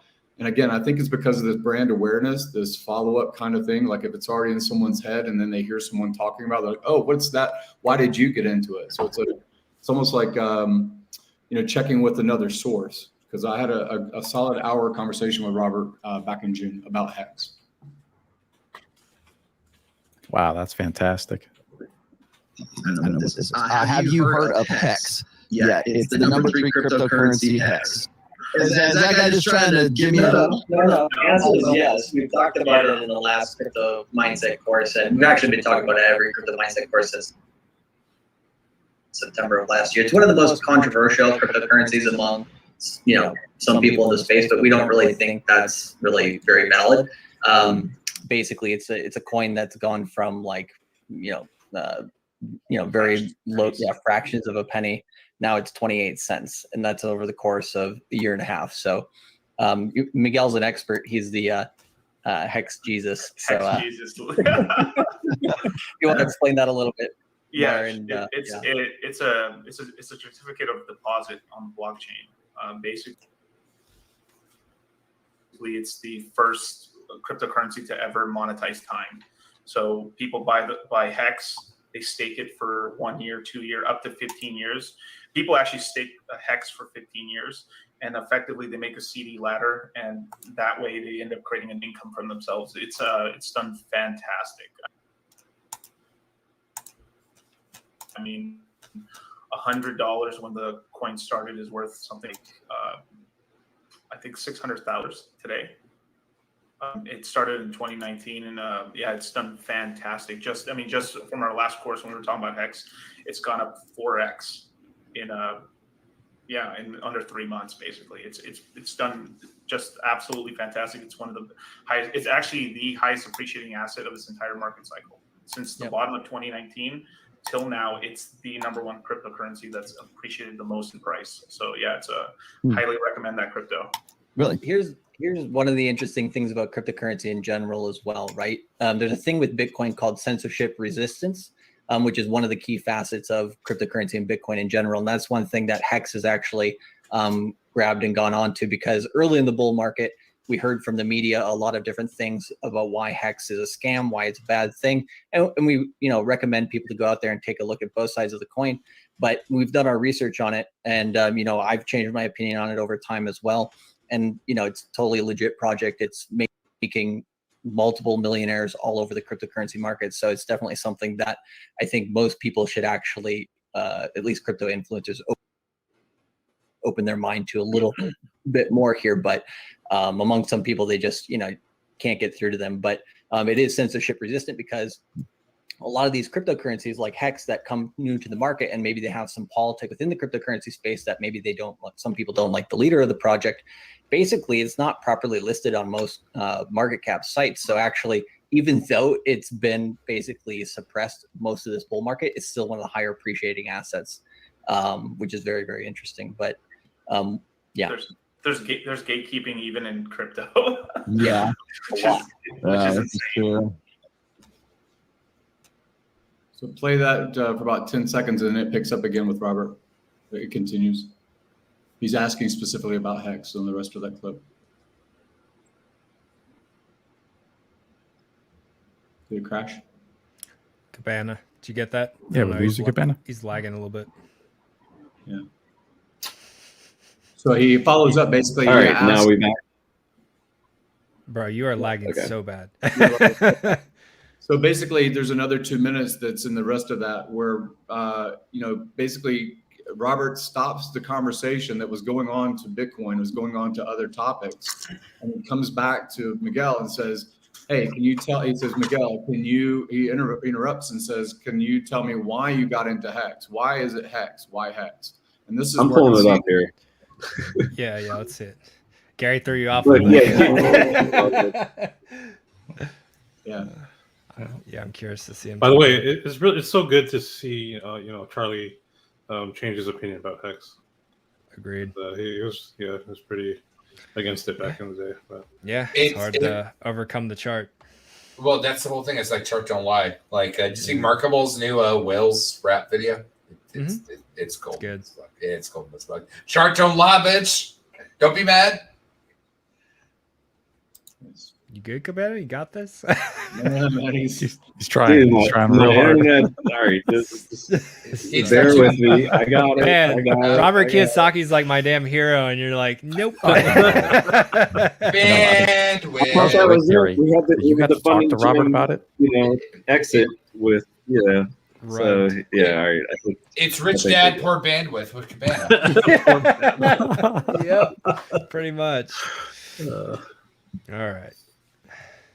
Don't screw it At up least this on screen, time. you can see links later, but basically there's about 10 seconds of this showing, because I talked with George about it. I talked with Jason Hartman about it. I ended up paying about 40 grand, and I'm part of a mastermind group of about 15 people. So I'm connected with them. Michelle, why did you like HEX? What did I like? Oh yeah, it's really laggy. Yeah. I pretty much grabbed into it because I was following the guy who created it, Richard Hart. He had been one of the few people actually kind of telling the truth out there on YouTube about what was going on, and he was one of the guys that actually pretty much predicted the $20,000 Bitcoin top in 2017. And in cryptocurrency, I was like, I'm in. Pretty much. Especially back in 2017, the market was really filled with a lot of grifters, and most people back in the day were really just trying to get you into leverage trading, which if you look in the statistics on that, it is pretty much the fastest way to lose your money. So which that HEX is better than Bitcoin? 100%. Put him on the spot. Yep. I would say no. I would have not hesitated in a second. The one reason why I would say Bitcoin. I mean, Miguel, finish that point. Charlie's Sorry, I don't Bitcoin. want to jump over that. Go for it. I mean, I like Bitcoin too. I mean, like I still have Bitcoin, so yeah.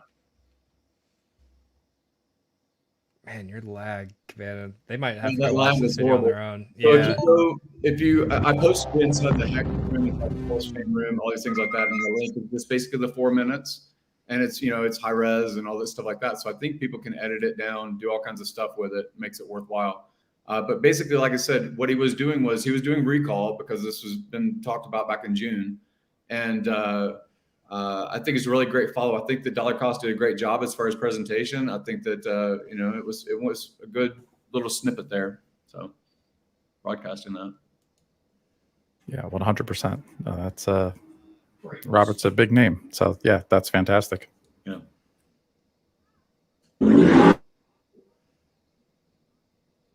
I think that Cabana is still on the fishing yacht. His Wi-Fi is like. No, I have like monster trucks rolling by. It's like tourist season, the last hurrah. So it's like not fun. Anyway, yeah, and not to mention like we have all this great content. And it's like, oh well, usually I got like my 3 monitors and fast internet, and but I thank you for it. It's just this is what I'm working with here, and HEX police hits sirens, all-time people. highs, and Cabana's in the worst streaming setup known to man. For people that are broadcasting, I end up using ClipGrab, which is a free software to download anything from YouTube and then snip the little bits. That's what basically HEX Clips is doing too. They're downloading and then they're snipping. And then if you have something like StreamYard or you're doing some kind of, if you're very complex, you have a great Wi-Fi and or whatever network, then that's one thing. But typically I do take the clip, and if it's under 200 megabytes in size, then you can upload it to StreamYard. And because it's uploaded, it's already at that server. You don't have any of the lag issues or resolution issues when we're doing these kinds of live streams. You can just pull it up and it'll pop on and it'll be super crisp. So in the future, just download the clip itself, or if anybody has questions and they want to be a broadcaster and they don't already know how to do it, just DM me and I'll try to just tell you how it works. It's very easy. Yeah, we're seeing a lot of this now too. Tripod's mentioning it. I guess there's another live HEX conference. Just report these things. I would just tell Hexkins on Twitter just to get in there and report them. We had the last 2 taken down. There were 2 going on at once. I think it was a couple weeks ago. We got them both taken down, but they're trying to scam people, whoever this is. So report. Give your reasoning and just slam it, and eventually YouTube will take it down. Yeah, But someone just let me know. Someone made a fake account of mine, so I just went and reported them. So yeah, it's all out there. And it's the same thing. I just posted this maybe minutes ago before coming on the stream, and already, so there's a bunch of people that saw it because of the Telegram, and then almost instantly there's these kind of it looks like it's 8 people making a comment about someone, you know, giving trading advice and call this WhatsApp number. So remove it the moment you see it, block it when you see it. But, you know, Steph Graham, all these different people in the financial space, they basically have a never ending battle, and they can't get the channel taken down from the false people basically taking their brand. So defend your brand as best you can.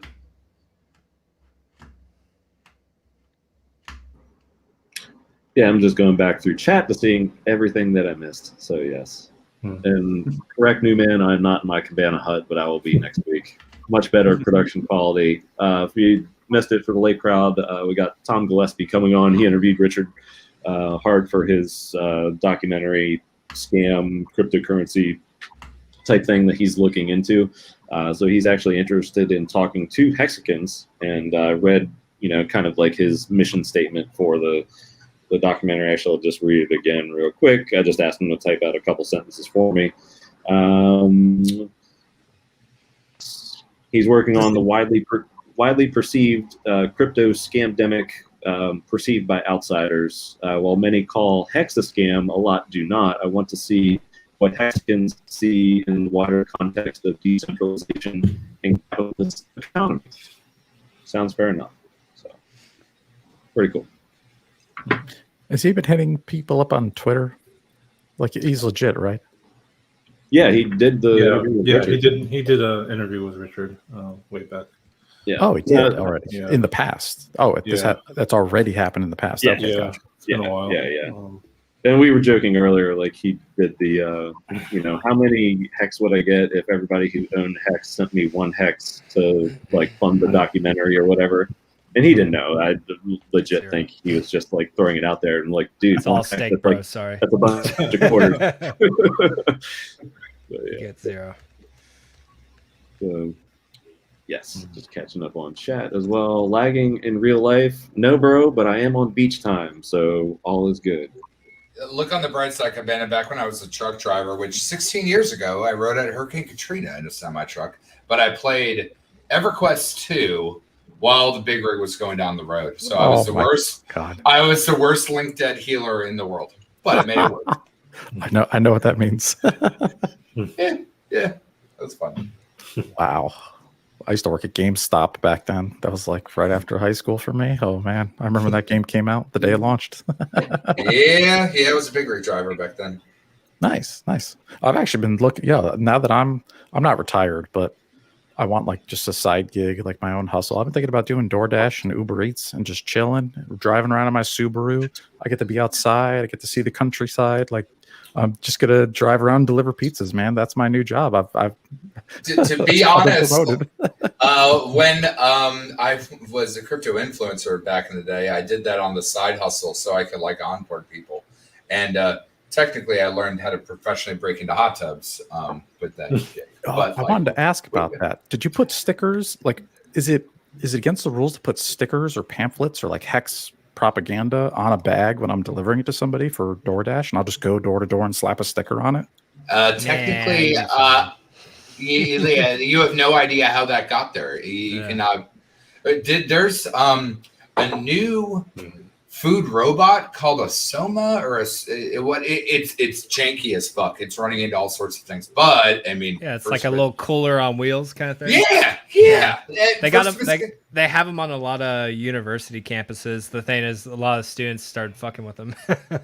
Yeah, well, I mean, first of its kind, but I mean, like, you slap a sticker to anything. There's who was I think it was an Australian dude that was doing runs and slapping like steak rack stickers and shit on.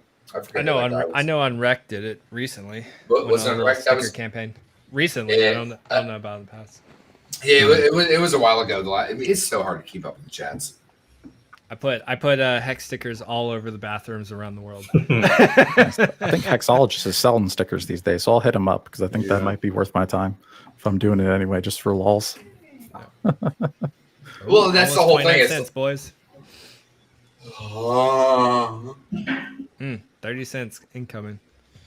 It's I mean, you look at that liquidity tab over on V3, and like the cliff is real.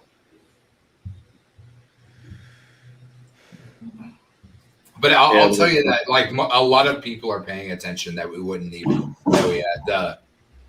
There's a lot of chum in the water from residential investors and then accredited institutional are watching as well, like fiercely. Hey, KoolAid, did we get your take on PulseChain launch? Were you around for that little guessing game? When would you think that would be?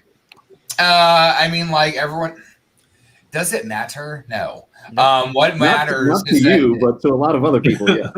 Well, but why are you not a trained hexagon yet? A trained hexagon is going to hold their bag for at least 3 years. Do you want to be an ETH whale? Do you think the ETH whale got to being an ETH whale by selling after when Moon, sir? No, he sat and he held for 5-6 years. Yeah, 3 years. Why are you in a rush to sit and wait?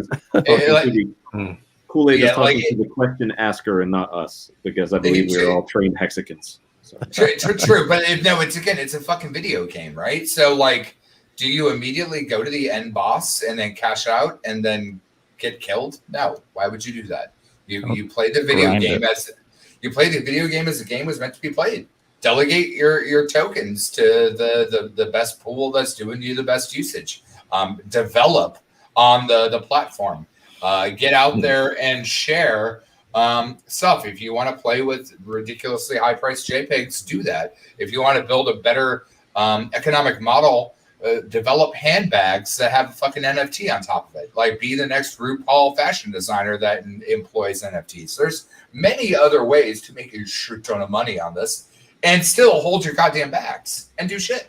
But it at 1 cent is just laughable. But I don't even know what to say at that point. And even to touch on that real quick, for that Pulse validator run by hexagons like Kinetics and myself, and we're still trying to make it happen. So hopefully there will be a trusted, unaltered, no minor extracted value validator that all the hexagons can delegate to, and hopefully we'll have a good percentage that we can give back. Have you guys modeled that yet? Roughly what some of the returns might be on that? Is it possible to model any of that yet? In testnet, because once we get the testnet, hopefully we can get a faucet, which just means print as much pulse as you want, like fake pulse on the testnet. Yeah. We'll print all of that, and then we'll run a validator. We'll give it as much as we can, and we'll literally see how much we get back and see how it works. Yep. So coming soon.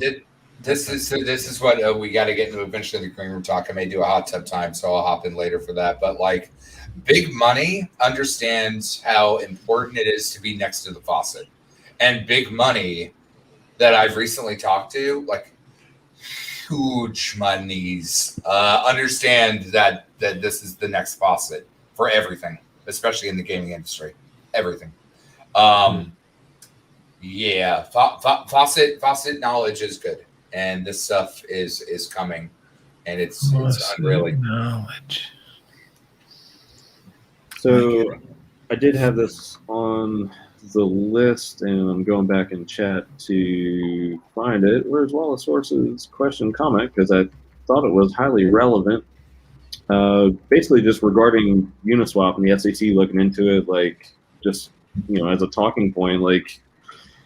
They're starting to look into decentralization. Is this just like a formality, or is it like SEC checking a box? Like, what are we thinking? I mean, an investigation technically just means research gathering. So like, they're not calling anyone. I mean, I saw somebody else post that like, technically they investigated Ripple for like 2 years and took another 5 years to bring any suit against them. So like, I mean, the government tends to move, glacially slow.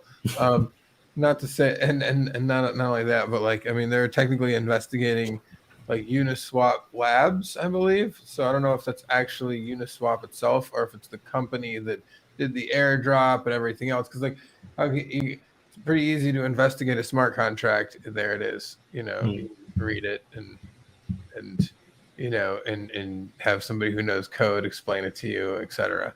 And it's not like even and at that point, there's some things that they could do post facto, like to make it harder to use Uniswap as like maybe a citizen of a country, possibly. But I think that for the most part, they're looking at Ripple or Uniswap Labs because of the airdrop, and there's a potential that they might get some sort of slap on the wrist because of some sort of securities sale that they may or may not have engaged in. But that's, like I said, really doesn't hamper any usage of Uniswap or your bags that you were given either. Mostly they'll probably have to pay something. I mean, I know he's still around and apparently have changed his hat, but I mean, if Trevon, Craig Grant, and all the rest of them didn't get a bigger slap than a slap, I don't see. No, this is actually a good product that creates useful value. So to go hammer it down is very silly overall. It's really just counterintuitive to what the SEC is trying to do. This kid, it's a kid who created a master's program. I mean, it's really not. It's amazing what he it's. I mean, it's not something that you need to get some crime syndicate is scamming people with. So hopefully they get that. Hopefully they aren't too hard on our boys here about for giving out a potentially unregistered security or something. Hopefully they don't come at other governance tokens any harder. That would be annoying. Whatever. I wouldn't lose any sleep over it. My take. Anybody else's? I don't care. Okay. I stuck with that. There he is. Thanks, Molly. Gotcha, bro. It wasn't straight theft, right? So makes sense. I don't even know what we're talking about anymore. I zoned out when I heard SEC. Not gonna lie. If even Elon Musk does not respect them, then they're pretty bad because Elon Musk is not respectable at this point. I mean, he's playing his own game, right? With Peter Thiel and the solar farms. I don't think he's not respectable, but he's just done some maneuvers that are questionable at best, if not blatantly naughty. Well, why FUD, right? Why FUD? Why not just keep pumping your Bitcoin bags? Why did he turn around after the fact? That was real sad. Sad to see. It's silly. I agree. I'm not here to defend the man. I'm just saying I'm not a total hater. I'm only a part inquisitive of some of the decisions that he's made, but not necessarily willing to nail him to the walls, but yeah, it seems as if he did do some pumpy dumpy, and maybe you should talk about that a little bit more. Just a little. Pumpy dumpy. He makes decent products though. You guys were talking about Starlink earlier while I was listening. It's that's legit. That Starlink's great. Tesla's cool if you could afford it as a kind of an experiment. They're okay. They're really. PayPal. Did you see? He said he just said in an article that he's going to release a Tesla Roadster next year that will go 0 to 60 in 1.1 seconds. It will include a Tesla rocket propulsion on it. So if you need rocket thruster on your vehicle, he's going to give it to you. It's nice. Just to hit that question real quick from Beyond All, what do I think about the bug? Man, this stuff is like rocket surgery.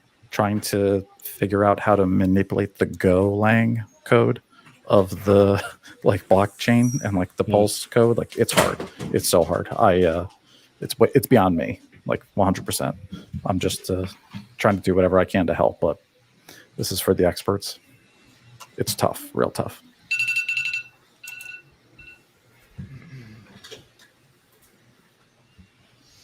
Yeah, Ash says, good luck to Ferrari, Lambos, Bugatti owners. So, yeah. 1.1 seconds is the fastest. Would be fast. That's what people would strap rockets onto cars to try and break land speed records and stuff. But like that doesn't seem comfortable to me. Like, I mean, I was in that Tesla that I was driving around, man.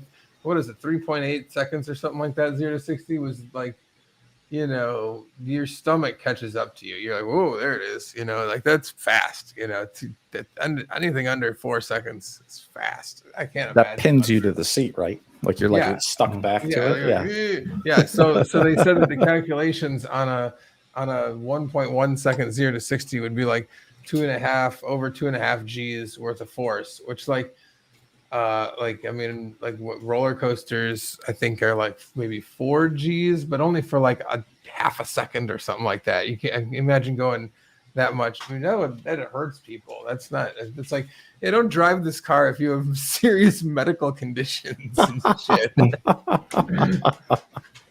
That's hysterical. That's pretty exciting. I mean, that's a good buy, and also has the best safety ratings of any vehicle ever made, period. Like perfect fives all across the board. Upside down crash, like the Tesla Model X. Like it could be upside down and then hold 4 more cars on top of it before the cabin would crush. Like that's impressive, insane, man. Yeah, no other car does That's that. impressive. Yeah, I mean, and he's done some. That's what I'm saying. I mean, like the man does that kind of stuff. He makes and sells flamethrowers to the people. He you invented know, PayPal. I mean, he's got like he invented digital money before well, Bitcoin was even invented. Like that's like the part Elon right invented there it. where you're like when he tells you he didn't know Bitcoin like wasted electricity. Like, bro, where that's you're bullshit. It's like he you're invented like, PayPal. You made PayPal, bro. He's older get the than fuck like outta here with that shit. exactly. Come on So now. when he says that, he knows like he's bullshit. That's why it's so suspicious. Listen, he's not lying directly to me, so I don't feel as bad. But like, I still feel like he's playing. You can't kid a kidder. You know. So yeah, his cars are cool. Cars are cool. Last time I checked, an emission was a lie. I don't know, especially when we know you know. Wales, my boy. How the fuck are you, man? What's going on, guys? I love the people in this fucking community more than life. It is so crazy how good it is. I got my books. KoolAid. I just ordered 20. You know what? It's smart because I talk to people, right? You can flash them their Staker app, but if you hand them a fucking book, that's tangible knowledge, right? Came in like 2 packages. Yeah, no, but the thing is it's brilliant because you can talk to someone about something real quick and be like, yo, it was funny. I was ordering some tacos last night, and suddenly, like, my one of my streams started queuing up from my cell phone in my pocket, and I thought they were listening to HEX shit inside the food truck, and I'm like, "Yo, y'all listen to HEX shit?" And they're like, "No, it's coming from your own pocket." And I'm like, "Oh." Well, by the way, I just made a shit ton of money. Y'all should go to this website. That's funny. But no, it's funny as fuck. It's like, did they just say confirmation candle on HEX? And I'm like, this is really interesting. I would order more tacos from y'all more often.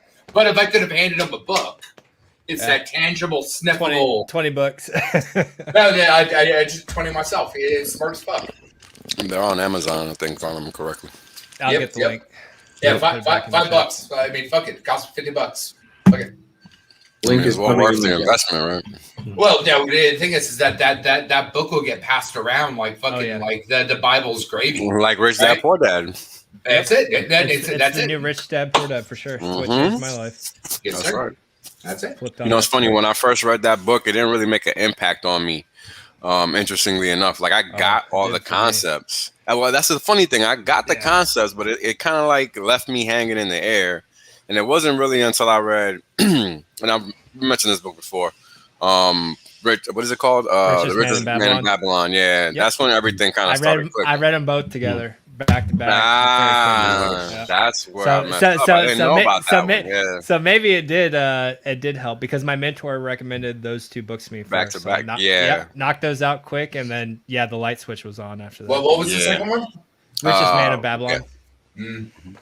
Yeah, that's a good one. That was really the one that put me over the top to thinking different, just giving money a different point of view for myself, because that's 100%. Something that I needed at that point in time, because I just didn't have that point of view that I needed.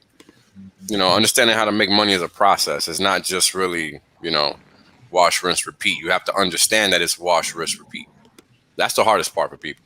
Because you have to be the wash cycle, right? You have to realize that no, that's the whole point, right? That's the whole point. Like I spent a long time like racking my brain, like, you know, business ideas. You try to think of a business idea, and there's a billion. All you really have to do is just do it. But it doesn't make sense to you that that's all you have to do, right? Because you think there's supposed to be some magical how-to guide or some nonsense, but there isn't. You just got to go do it, and that's it. That's like that's the hardest thing that stops people from taking action, is that they just need to take it, and they don't know that that's all they have to do. 90% about being successful is actually showing up, right? So Correct. as long as you actually do the thing and you show up and do the thing, continue to do the thing, you will continue to do the thing. Exactly. That's the wash and the rinse. And as long as you keep doing that, you get cleaner and cleaner and better and better. Mm-hmm. That's correct. That's correct. Just like me, I started small. I started dollar cost averaging, maybe $100 a paycheck, $200 a paycheck. I didn't have a lot of money. Look at me now, man. Look at me now. Oh my God, I never thought I'd be here. Like, you kidding me?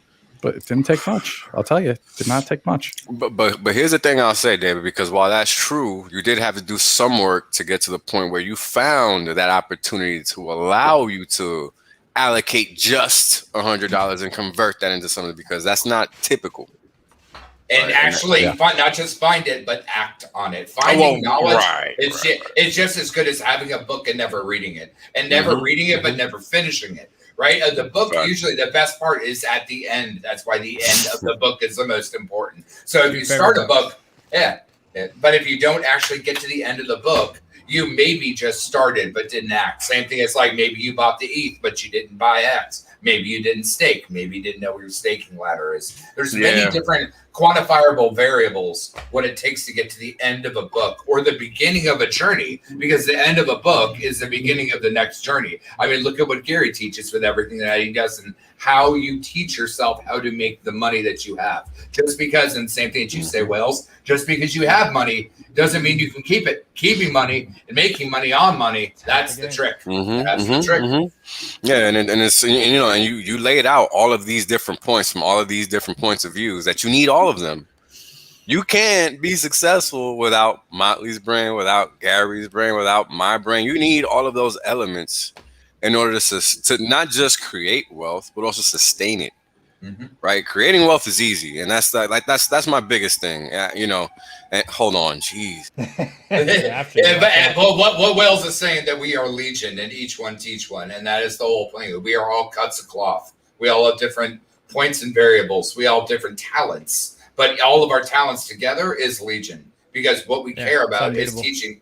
It makes the price even more dynamically scary. Because not only do we add more of those people, we still make sure that Wales needs to get out of the fucking war zone. That's what I'm saying right now. We need to evac Wales out of the war zone. I got you. I've lived in the war zone my whole life. Can't even help it. Apparently, I'm not far off. I got you, fam. I got you. I understand. I've got to go, so I'm gonna depart. But I wanted to exit with the statement that. You know, a lot of guys get in now, like they hear about HEX now, they find some stream, maybe it's this one, maybe it's someone else or whatever, and then they learn about it, right? And they might question, like my friends have questioned, before it was a penny, and they said, you know, it's run up so much, I just don't think that it's going to have more legs to it. You know, I think I've already missed that boat. Before it was a penny. And then they see it go to 5, and they see it go to 8, and they go see it to 10 or whatever, right? And that HEX Kiyosaki clip, when I was explaining for an hour HEX and the PulseChain 501(c) or whatever it was, the charitable sacrifice element, I was explaining all those things. So here's a tax deduction, here's something you can do, whatever. Whether they acted or not, I don't know. They had all the details. So I don't know if they acted or if they didn't, but they knew the details. And at that time, the HEX price was, the high of that day was 10 cents. The low of that day was like 7.8 cents. Okay. And they knew about it then. I knew about HEX in early 19 when it was Bitcoin HEX and the logo was getting figured out. And, you know, that's when I learned about it. And I think I was like somewhere in the 300 or 400 person in the chat room. And so I learned about it, but I had gotten really burned in 17. So I participated. I was in AA. I participated. I was a day one guy. But I wasn't FOMO. I was like, okay, let me throw something in there because I got burned so bad on this other ICO craze. I didn't do as much. And then later on the first pulse of, price performance and, where it didn't really matter if you're on a centralized exchange or not, things like that. When we first started seeing price movement and charts, then I was like, okay, I need to get serious about what I'm going to do with this. I think I made this video that's called Dormant Capital on my channel. And it was about the use of dormant capital. And, at the time I had fancy cars, I had money in the bank in order to speculate with, but I was holding back, right? And I had this belief narrative that Bitcoin is going to save me, basically from the wreckage of 17. So I'd collapsed things down into Bitcoin. And it wasn't that much, but it had risen. And then I saw, that my worldview had needed to update, similar to what Richard had put out there about Bitcoin's narrative. And I went in, right? And then that was $200,000 worth that I put in back then of Bitcoin that went into HEX. Well, after the first pump, well, after it was a price performer, things like that. So I was late too, right? In some ways. And then I did an ROI thing on my dormant capital video talking about giving up this 1962 Corvette. Your car, yes, I remember that video. Telling everybody in Telegram and eBay and Craigslist and hey, during the advertisement, I think I had something like 1,500 people you can see on eBay who has saved that thing that's going to be sold. And you can see how many people have viewed it and how many people have saved it. And it was something like 1,500 people. And so I know it was doing advertising at the same time that it was actually trying to sell the car. And that $43,000, I took a haircut, so to speak, of what it could have been worth because it was appraised. And if I'd waited another 20 or 30 days, I would have gotten more money later for that asset. 50. Right. Maybe. I think it was appraised at 78 and I sold it at 43, like 10 days, 15 days after I listed it. And I listed it on August 2nd and I sold it on like August 20th or something like that. And that $43,000 today in HEX price is something like 3.5 million, something like that. There you go. Right. Wow. Now that's dormant capital of the money you have access.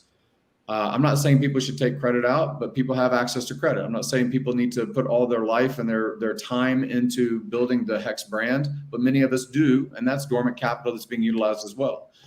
Wales could talk about other financial products. David could be working on different IT projects. I could be still working in cardiology or trying to do the real estate flip thing and build a brand, right? So we all have capital, whether it's intellectual capital, financial capital, capacity, ability, just like Richard Hart did. Richard Hart 4 or 5 years ago was putting self-help videos out there, really not monetizing, not for the purpose of being quote unquote a YouTuber, right? He paid ads. Yeah, he paid to promote his videos. Yeah, he paid to, he basically put himself in he was trying to do something that was within his capacity. But really financial tools, financial elements and things like that draw a bigger audience than just the self-help people searching out how to give a better apology, right? So his content and his capacity and his dormant capital of his intellect needed to be utilized. And he did it, right? He did it with HEX. He's doing it with Pulse. He's doing it with the build of the community and the example and the leadership. And all of us are in some ways emulating that. And I really like that element of our community. I told Richard today, we were texting back and forth today a bit. And I said, I've made good money out of the HEX project over the past 3 years of participating.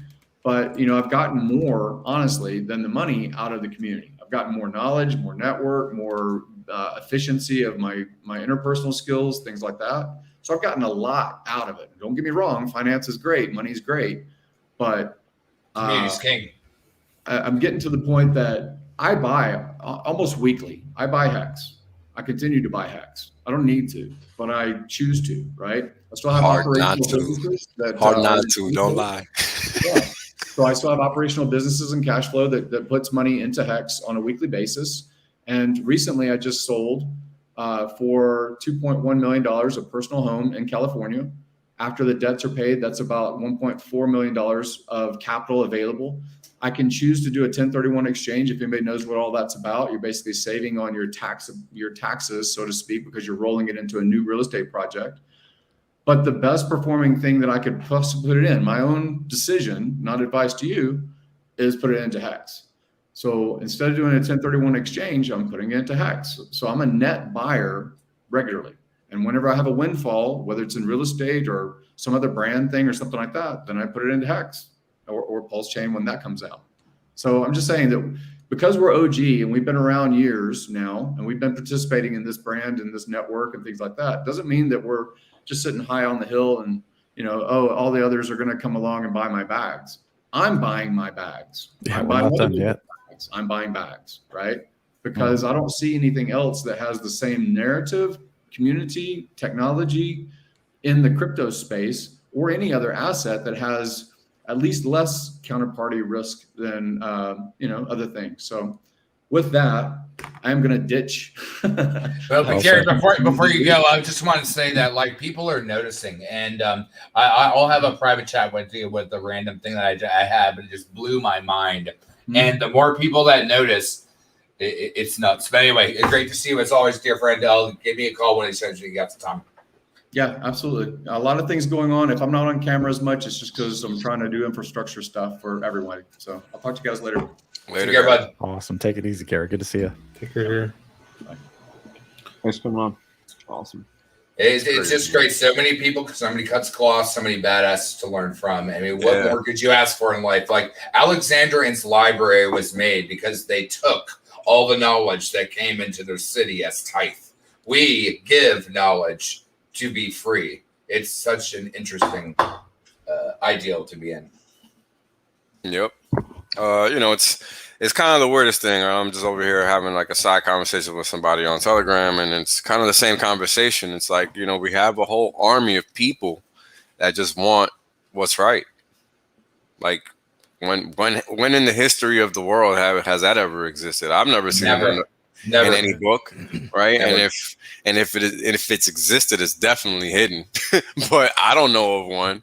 And I'm an avid student of history, and I've never heard of one or read of one, or even like not even joking has there been one mentioned. You guys get what I'm saying? Like this. You know why, Wells? You know the reason why is because it's immutable fucking code. Nobody can fuck with it. It's gone. It's off. We now that's that function that didn't exist, right? Exactly. Everyone could put their little human fingers somewhere that was upper the faucet of you, and then drain your version of the faucet. The faucet's clean. Anyone can grab onto the fucking damn thing. It's out there in the wild. It's Pandora's box. It's the Pokemon for you to live to. Whatever the hell you want to like use your analogy, but it's immutable. It don't give no fucks. It just says, jump on, motherfucker. You son of a bitch, I'm in.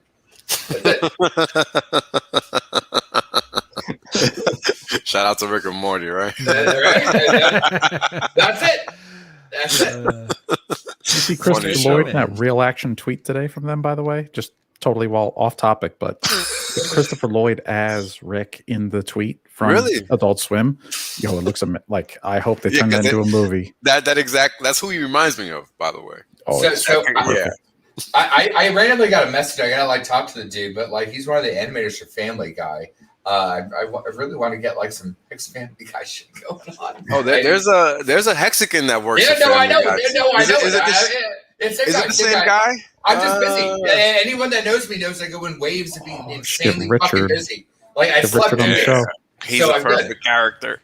That'd be so cool. That'd be so cool. Yeah. On the throne, chilling. Picking on Stewie or something. That would be the Moonanites, right? You know what I mean? They're the fucking Moonanites. Make you stupid.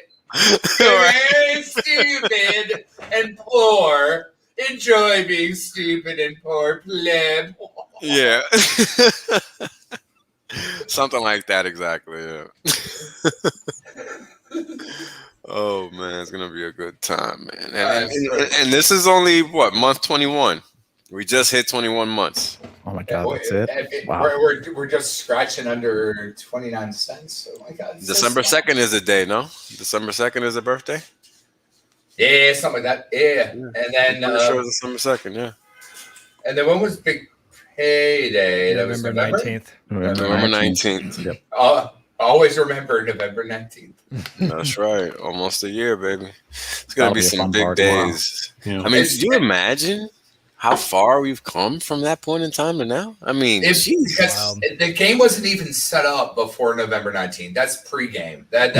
That was preseason. That's preseason. That's establishing. I remember just waiting for it to be done. I was just so ready for November 19th to be over. It's like, all right, cool, bonus, whatever. Like, move on. Like, I was just ready for it to kick off. No, I was waiting for Pulse to be done. Fuck that, Motley. I have never been so damn stressed. For we didn't even know PulseChain was a thing back then. No, I was just done with the adoption amplifier at that point. I was just like, man, this shit's too long. Let's get this ball rolling. I was out of powder. Yeah, dude. No dry powder. I mean, every paycheck was new dry powder, but still, it's just like I was. Tell you guys what, I'm glad I found Hex when I did, because I don't think I could have gone through the damn shit through the AA period, like the whole time. Like that's whole year. It was agony towards the end. Like, come on, let's go. Like 19 days was killing me. I couldn't imagine 353. And then you were looking, you're like, do I go in the AA or do I go to Uniswap? But like, which one is a better deal? Should I do a little bit of both? Yeah. Like, it was a mindfuck every day. That's I remember just like plain AA before Uniswap, and like, you know, I'd take like trips. I'd go to the beach. I went to New York, and I'm like in a hotel room watching the rollover. And you know, it's just memories like that from the very beginning of Hex. It's so funny to think about. So Cabana talking about instead of Vanilla Sky, he's talking about Vanilla AA. I remember the glorious days. Right? There was no layer 2. There was I had my nightly routine where like I would do my DCA and like I wait for 00 UTC time, and I'm just sitting there like I'd be like looking to see how much ETH had entered the pool. Yeah, I'm like, all right, like I'm like, what's the better deal tonight? Like, do I enter the AA last minute or do I go elsewhere? Every night, that was my routine. It's like, what am I doing with my 1 to 2 ETH tonight? Like, I stalked the hell out of that for like the first 50 days. Yeah, it was, oh man, just cool to think about now. Being where we're at now, if you know, it would have taken to like day 200, then we would all been, or some of us been like, damn it. But yeah, ETH's like all-time lows were like $88. That oh my god! Fuckers! I don't even want to hear your shit. I had a bag of ETH from back in 2017, 2018, and then here comes the AA, and I'm like, dude, do I blow this ETH? Like, do I do it? And then man, I FOMO day one, chunked in a couple ETH. And then a couple days go by, a couple more ETH, and I'm just like loading it up, and oh my god, it was scary, man. I was like, is this the right move? I did like Gary, like I converted like after getting wrecked in 2017, I just converted everything to ETH and Bitcoin, and then like Hex started coming along, and I was like, all right, time to convert everything to Bitcoin for the snapshot, then convert it all back to ETH for the adoption amplifier. You are FOMO, you 100%. You and your goddamn dude. I spent a shit ton of. Well, I spent a shit ton following you into those MetaMask wallets. Be like, come on, MetaMask token. Hey, it looks like it might pay off very soon. Dude, you're a genius, Motley. That is going to pay off so soon. Man. I remember the night. Knock on wood. I tell you what, there's a reason why I make art for Motley. And he's one of the few. I do. Motley is one of the few that has personal Kool-Aid. Smart. And I was right on DYDX until they fucked over the US. yeah, but here's what I'm talking about, dude. That little VPN nonsense I'm talking about. Yeah. All of your transactions, if you use that method going forward, will all be whatever country you're in, regardless of whatever country you're in. Ever since then, I've switched it up. But this is like your own personal hot pocket that can put you in anywhere you want, anywhere in the world from the same VPN. So moving forward, Hexicans should start mitigating where they output their heartbeat from and where they come from for all of their wallets going forward, because people are going to be watching. Exchanges are going to be watching. Everyone's going to be watching. We need to start obsessing ourselves with Hush. We need to start obsessing ourselves more with a global temperament of covert deployment, right? You need to always know where your stuff is being leaked to, right? Yep. Agreed.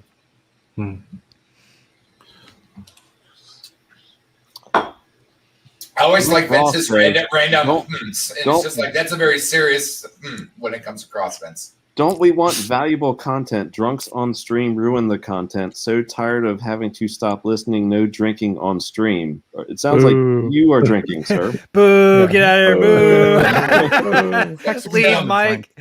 Give me a like and leave. I'm stone cold sober, unfortunately. I haven't talked really. So Mike, I want to wonder, like, how many streams have all the people here been on? How many hours do you quantify that just on one of them? And have you watched all of one of our streams? There For you the go. conference? Yeah. Yeah. The conference. I mean, the conference took me 400 hours to build that background. I know. Down, bitch. Man. Boom.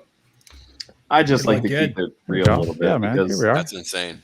yeah, chat Yeah, dude. is It's happy. 400 hours of work right here in the studio where I am right now, where I've been trapped for almost a year. Like, I live in here, man. This took And Krypto David Kool-Aid doesn't even have it 400 on hours. OBS right now. It's not even spinning, son of a bitch. Hey, that's the old school Hex virtual conference banner, is it not? I felt so bad because we all did what David did, just essentially just slapped the image on the back. But like if you did an OBS and actually got it to like everything to like revolve and move, we all screwed the pooch. I never fucked with OBS before then, so like I was trying. I almost was doing like flying cars and behind it, so that way it would be like an entire like cityscape, like out the window. like Blade Runner kind of style. Yeah, that's what I was gonna do.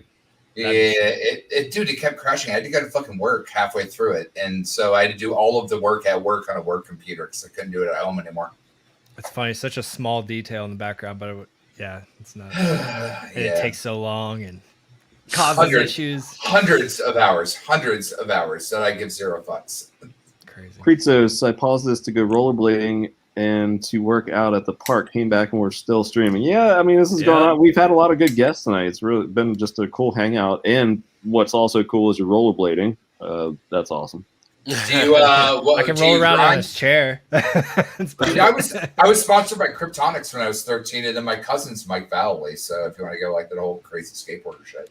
And Ross ruins the party. It's all about the Heelys. It's all about the Heelys. That's why he knows what's up. Dude, I want to see you in Heelys going down a half pipe. I probably won't end well. I won't pay a t-shirt for that shit. I'm good. Toblerus, that was a good funding gym question, I guess, but he talks about it at length on all of his streams with the content house that they're doing. I think it's Miami. So that's the first one. Yeah. So that'll be pretty cool to see. Motley, do you plan a field trip there every time? Yeah, for sure. I mean, I'm probably going to move back to Florida for a little bit of time, so I'll definitely swing by. What part are you thinking? I have no idea. I'm going to do like a road trip around. Yeah, man. Go around the coastline. Sarasota beaches, man. It's I love Sarasota. Ringling College, right? Probably one of the best colleges or beaches out there for sure. Well, I mean, it's pure white sand. And I know. All right, which one we talk about? Sarasota. Sarasota. Keys. Oh, that's my jam right there. Super nice. It's where I went to college, right? Fucking Ringling, hell. Yeah. Hot chick that I hooked up with in college introduced me to Sarasota. It's like nice. She was a new college girl, wasn't she? I forgot where she was from originally. She was just at some party and then she's like, "Hey, you want to come to Sarasota with me?" I was like, "Yes, I do." The Macho Man, guarantee Randy you, Savage. Oh yeah, Sarasota, Florida. Dig it. Dig it. No. All right. This is the home of the Macho Man from Sarasota, Florida.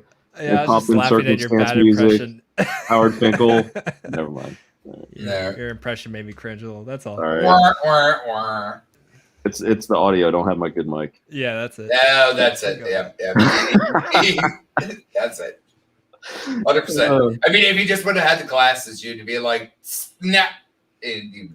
I had some of those on for Motley celebration, but yeah. I did. I just saw that. I mean, yeah.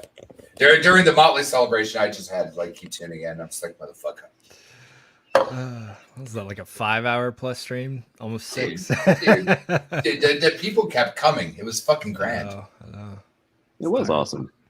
From across the world, Motley is loved. Yeah, motherfucker. It's worth it. T-Bird would be in Florida if you were in the U.S. Well, I think you just take the U.S. right now, right, brother? Yeah, right. T-Bird is an honorary Australia Florida right man. now. Oh my gosh, just about anywhere is better. Anything. T-Bird, you would like Florida for sure. Even China's better than fucking Florida than Australia right now, which is insane to say. Yep. Yeah, but T-Bird is a Florida man. 100%. You'd love it there. It's beautiful. Yeah, it's definitely. Yeah. Panhandle, you think, for T-Bird? I want to be a Florida man when I'm 50.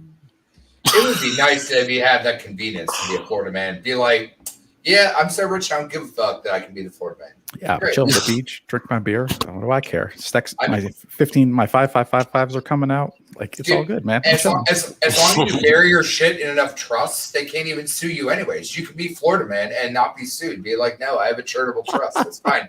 Wait, what do you want from me? Sorry. No. I saw that about those charitable trusts. I mean, you can ask They're Wales. pretty cool, aren't they? I mean, like I'm learning, but I mean that's the whole thing. If you want to be a Florida man, get your charitable trust first. I'll set up one for sure. I saw a guy who does them. He does them for he's a lawyer and an accountant. Does it for $5,000. Yeah, I know who you're talking about. I've seen the video.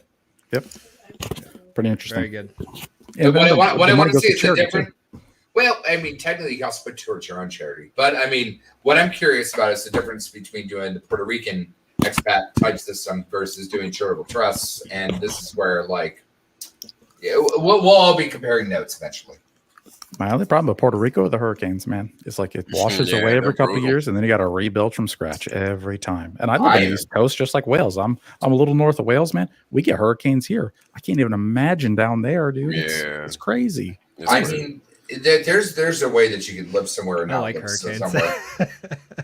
I think Western Florida is probably ideal in order to like avoid that type of scenario as much as possible. Daytona. Sometimes you get that perfect hurricane though, that kind of like avoids and hooks in, and then I mean, you're gonna get hit, right? Yeah. But it's not gonna be as frequent as kind of like what I'm saying. And as soon as it hits the landmass, it dies. Yeah, but you realize that Western Florida gets close to the Alabama and the not so smart areas. So, like, but, I mean, I'm just saying. I mean, my ex fiance was from Thomasville, Georgia. I have experience. Okay. No. Boom. Biffness. Get on there, Cabana. He's slacking. And he pulls up Cookie. That was funny. Dude, I once got like pulled over, hit there like when I was sketching as a rollerblader, like on a truck. Yeah, they don't like that shit. Lamborghini made a boat. Interesting. Does Lamborghini make rollerblades? Oh, no. Being solicited. Have you seen the flying Conor yachts? McGregor's got a Lamborghini boat, I think. No. Fuck that. Have you seen the flying yachts? No, I have not. No, no, sirs. Moment. So we're moved on. Hold on. Pause. Let's. I don't want to ignore the rollerblades because they're important because Lamborghini will be. Oh, I'm curious to see where this goes. Hey, rollerblades are important, guys. Let me segue this. but I just want to find out real quick. Are we moving on from the golden yachts to the flying yachts? Is that what's happening? Did I miss that? I haven't heard of flying yachts yet. There's a link. There's $1 million flying yacht in the link. Anyone wants to screen share? Okay, that's it. All right. I thought yachts was supposed to be like super expensive, but okay. Well, I mean, that's $1 million flying yacht. I mean, we'll see. I wouldn't call that a flying yacht. That's just using like hydrofoil, right? Well, sure, Davey boy. I mean, I'm thinking like aircraft carrier from the Marvel movies. Of course you would, Davey boy, because you just sit down to destroyer and shit. Yeah, no, these are pretty cool though. I see what you mean. Yeah. I've seen like surfboards and stuff like using these. Yeah, I see. What I really want is one of those. What are they? They're like airfoil, like not flying suits, but what the fuck are they? You're talking about wingsuits, or are you talking? Yeah. There's the water wingsuits. They're like the one with like the pumps and just they got the packs. Like a jetpack. The water jets push you upward. It's super cheap, fucking like flying in the air. It's not like the Dubai wingsuits, but like it's an easy one. They got better ones now, where it's like you're flying on a big drone, and you stand on it. Yeah, it's almost like the I've seen that Goblin thing, but it's a drone, right? Yeah. There's no water. You don't need no water for this, one, but it looks just like it. They got a board one. They got a jetpack. Yeah, they're all pretty cool. Even. I mean, they have real, actual, just flying jetpacks now that are just jet engines attached to your arms and back, like that don't burn you. That don't burn you. They showed the Navy SEAL team actually practicing like an operation from their little rigid hull craft to like a vessel. I forgot where, maybe like in Australia or something like that. And they're they were just navigating to and from with literal just Iron Man jetpacks. It was pretty cool. You're not gonna sneak up on anyone, but right. That's pretty sick. Yeah, it was sick. You don't think you need to be worried about sneaking up on people at that point, right? Yeah. Well, you might get shot at, so you might be shooting too. But I mean, at the end of the day, I'd be like, yeah, he's not even in a plane. Fuck this, I'm out. Even something practical for hexagons in the future. Like, there's actually Twitch streamers. There's a guy named Citation Max. He started as a Microsoft flight sim gaming guy on Twitch, who then became so good he actually got his pilot's license and now has a plane, and you can rent him out of Westchester Airport in New York. You can like rent him, and he's got his own. It's a Citation Max from Cessna. It's a dope ass plane. It's a jet. He owns it, private. You can charter him. He'll fly you down to Florida. He'll fly you to Cali, and you get on like an Uber. It's crazy. And that's pretty awesome. What? Yeah, So my buddy, 2021, man. Jesus that's something Christ. like Bearded Aussie would do or whatever, because he's always playing those flight simulator games. Well, my buddy, he's a huge VFX guy. He actually did so much simulation that he got invited to like fly with like the Blue Angels on their simulation nonsense. Wow. I didn't even get involved, but like super fucking like prestigious that his flight sim is that good, and they take that shit real seriously. But yeah, flight sim isn't easy. It's not easy. And if you get the real rig, it's legit. Right? Yeah. I played the which one was it? Or I flown the can't remember which one it was, but it was when I was in high school, and it just wasn't easy. Like it was some flight simulator software, and this was back in like early 2000s or maybe 2000, 2001, and it just was not easy. It wasn't easy at all.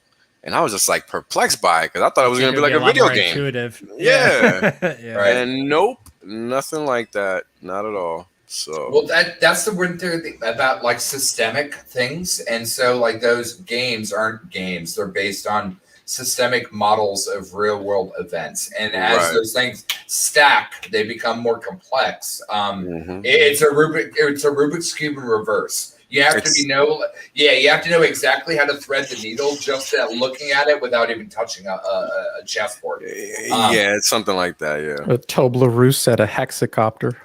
Toblerone, hit me up this weekend. I need to like look at your stuff that you're doing. Yeah, you got a schematic of that? You got a picture of that Toblerone? Can I have a painting of a hexacopter? Toblerone is a badass artist, by the way. Toblerone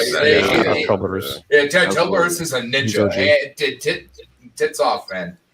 I got his painting to prove it. I was leaving Bitfinesse's comment up here because I had to go back and see Vogel's comment, and we did address this earlier. But I asked you earlier this year, Cabana, the realistic price of HEX by the end of 2022. I thought you said 2021. And I said 12 cents. So, I gave him shit for it earlier. Horribly wrong. Yeah. I was calling him out today. I was like, did you say like 12, 15 cents? That is so funny, man. Ugh, it's disturbing. I was the boom boy. Everyone's like, oh, that's way too. I was like, 50 cents a dollar. I was like, no way, 15 cents. Like, maybe. And then like people are bumping their predictions up to like 25 cents, and now we're just smoking past that. I love it. Dude, we didn't even stop at 26. I literally woke up, picked up my phone, went back to sleep, picked up my phone again. I'm like, this is a great dream. I'm going back to bed. We haven't stopped for this entire like past week or so. We stopped for like a couple of hours once we hit 24 cents, which was my like pause point. Not much of one.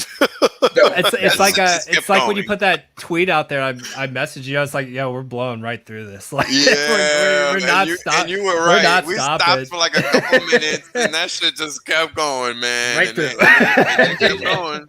I did not even wake up at 26 cents. It was 27 when I woke up, and I'm like, "This is a great fucking dream." Nuts. Yeah. I mean, what's crazy is that buy wall behind us, or that's Yes. That's it. There's no more dips. No more dips below 25, 26 cents. Sorry. I mean, I've explained what's happening before, but I don't think people really paid attention. But this is just following, the value, right? Like it has to follow this path. It's not optional. And the more people come in tune with this network, the stricter the path is going to be.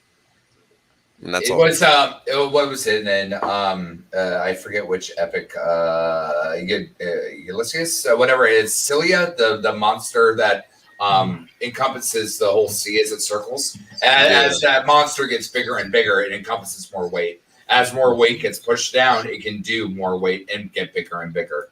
I mean, fuck, it's the same monster and Fifth Element or any of the rest of that. It's the same story throughout history. As the economic monster gets larger, it can eat more mass. And as it eats more mass, it has more gravity. As it has more gravity, it moves more mass within itself. It's self-fulfilling, basically.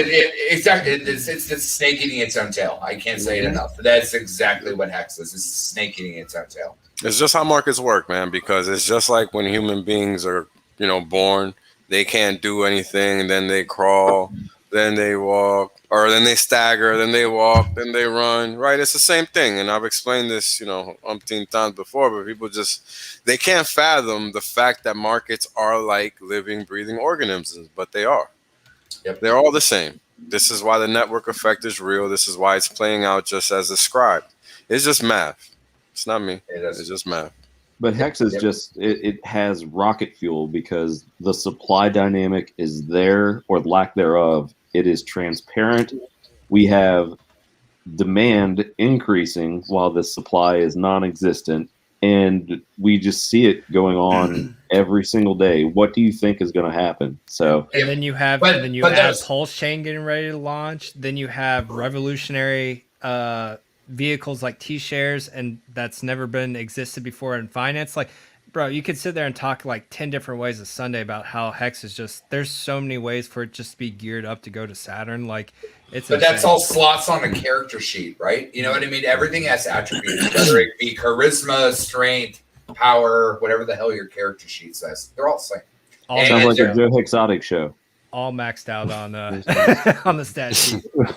HEX is OP. Yeah, one thing I will say is that the most important thing about HEX is that, the math is true, right? And we all know all crypto has some math embedded in it to some degree. But where most, if not all, cryptos, a very select few, fail at is at coinciding their game theory with their math, the logic with the math. If the logic does not match the math, you're going to get contradictory. You're going to get contradictions. And what that means is price go down or price go sideways or price just never goes up. And this is what we end up seeing in a lot of markets, right? So then the only thing that gets these markets to go up is what?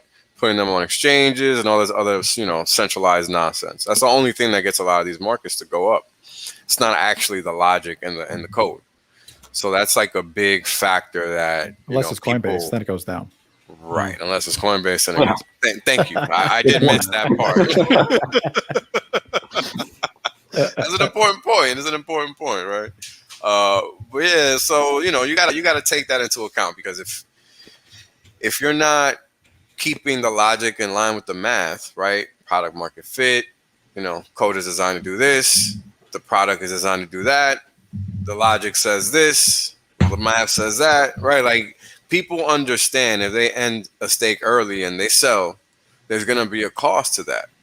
So they think about it twice, right? It's unlike any other algorithm out there or protocol that just doesn't penalize you for breaching contract. I mean, that's the way it should be. If it is and holders are happy with that. Correct. So another dynamic. Directly benefit from it. We've gotten, me personally, I made a lot of HEX from people, emergency end staking. I made a lot. And so thank you for clicking the shiny red button, as Hodl Dog says every day. I appreciate your service. Yeah, appreciate your service, everybody. That's it, man. Yeah, I love it. Thank you for your service. It's just so wild. All right, Vogel, I'm going to call out Vogel here, all right, because he's calling me out. Hold on. We're going to go around the room. So he's asking 2022. Let's do 2021 first, and then 2022. So, but I want to know what Vogel does for a living. And then we'll see what he does by 2022. So, look, video games, right? Really, really hard. Gamers thinking that they know because they pay $50 into something how to build video game. Yeah, don't. Back to the peanut gallery with you. Price predictions is still funny money shit of up and to the right. Yeah. I mean, you know, it's funny. But this is fun, and we've done it here before. Oh and no, I know, but it's just like for the moment that I said 12.5 cents and me getting shit for it, I'm happy to take that shit, man, because I will be wrong. It's the best loss ever. It's the best Yeah, I know. I hate being wrong. Dana he has animal trivia, and animal trivia is better That's than Motley. Motley no. likes the Yeah, well, whatever. What is the state of whatever country? I don't want to even hear it from you. So, all right. So 2021, I've gone from 12.5 cents to 25 cents. So we've just blown that away. Evidently, that's the floor now, you know, due to the liquidity. I want to say, done, limit order. At the end of 2021, I will say 75 cents. I know Motley's going to call me conservative. And That's at the end of good, though. 2022, I'm going to go $2.50. Oh my God, so funny. Oh my God, we're going to ban you from your own stream, Cabana. Motley, what you got? Yeah, I mean, it's funny, right? Because my Moon Boy predictions have become fun now. It's pretty funny. I love it. It's just like, yeah, you know, by PulseChain, before PulseChain launches, we'll be at 50 cents. Everyone's like, fun! It's just like, no one was even calling for 50 cents when I said it's gonna be 2 quarters. So shut the fuck up. And then, but I mean, I've always said like $1 by end of the year. So like, I'll happily stick to that, and I'll be just like Cabana. Like when we surpass it, man, I'll be ecstatic, but I'll just still keep my $1 end of the year. I have you can ask Vince, I got a nice bet with one of our buddies that Hex hits $1 before end of year, and I've said 50 cents before PulseChain launches, and it's one of those things where, like, man, if we hit some crazy price targets, like, I'd happily be wrong. I want Wales to be right. I want Wales' prediction to be right. Yeah, $10 whales. $10 whales. I know where Wales is. All right, Vince, what's yours? Oh man. Oh man. I want to go. Man, yeah. It's a tough question to answer. It really is. It really is. It's irrelevant, really. Yeah, it is. I actually have a confession. I have a confession to make after we're all done. Okay. Throwing numbers in the air. Yeah. I think I'll shout out Hexo and he's Satoshi this whole time. Well, Satoshi. $2.01 by. Way to cop out, Vince. And use I'll use Hexo's number. 201. All right, and end of 2022, we'll go $10. Nice. Wow. The whales call. Yeah, so he took Hexo's and Hexo Whales predictions. I think $10 by 2022 is a good. Good call. David, let's go. Wow. I think Motley hit it for end of 2021. I think $1. And I think once Richard announces PulseChain, Testnet, I mean, that's how it's going to happen. This is going to be it's going to be fundamentals. Like I'm not a technical guy. I don't care about the charts personally because you can't predict the future. I think it's once Testnet comes, we're probably looking at a good 50 cents. Good 50 cents, easy. I expect $1 by the end of the year. That's what I tell my coworkers and people I still try to get in. I'm like, it's a quarter now. Every dollar you put in today, by the end of the year at $1, you made a 4x. Not to mention the doubling of your hex bag on a whole new chain as well. That's totally separate. So turn that into an 8x, in my opinion. Always forget about that, man. Yeah. Forget about Pulse. Forget about PHEX. That's a whole nother story. Yep. Yeah, you're gonna get a 4x on your money by the end of the year if you buy today. Right. And then 2022. This one's hard, man. Because I almost want to go with somewhere between the $10 and Hexo's $2.01. I want to say like $5, $7.50. That's what I feel like by the end of 2022. End of 2022.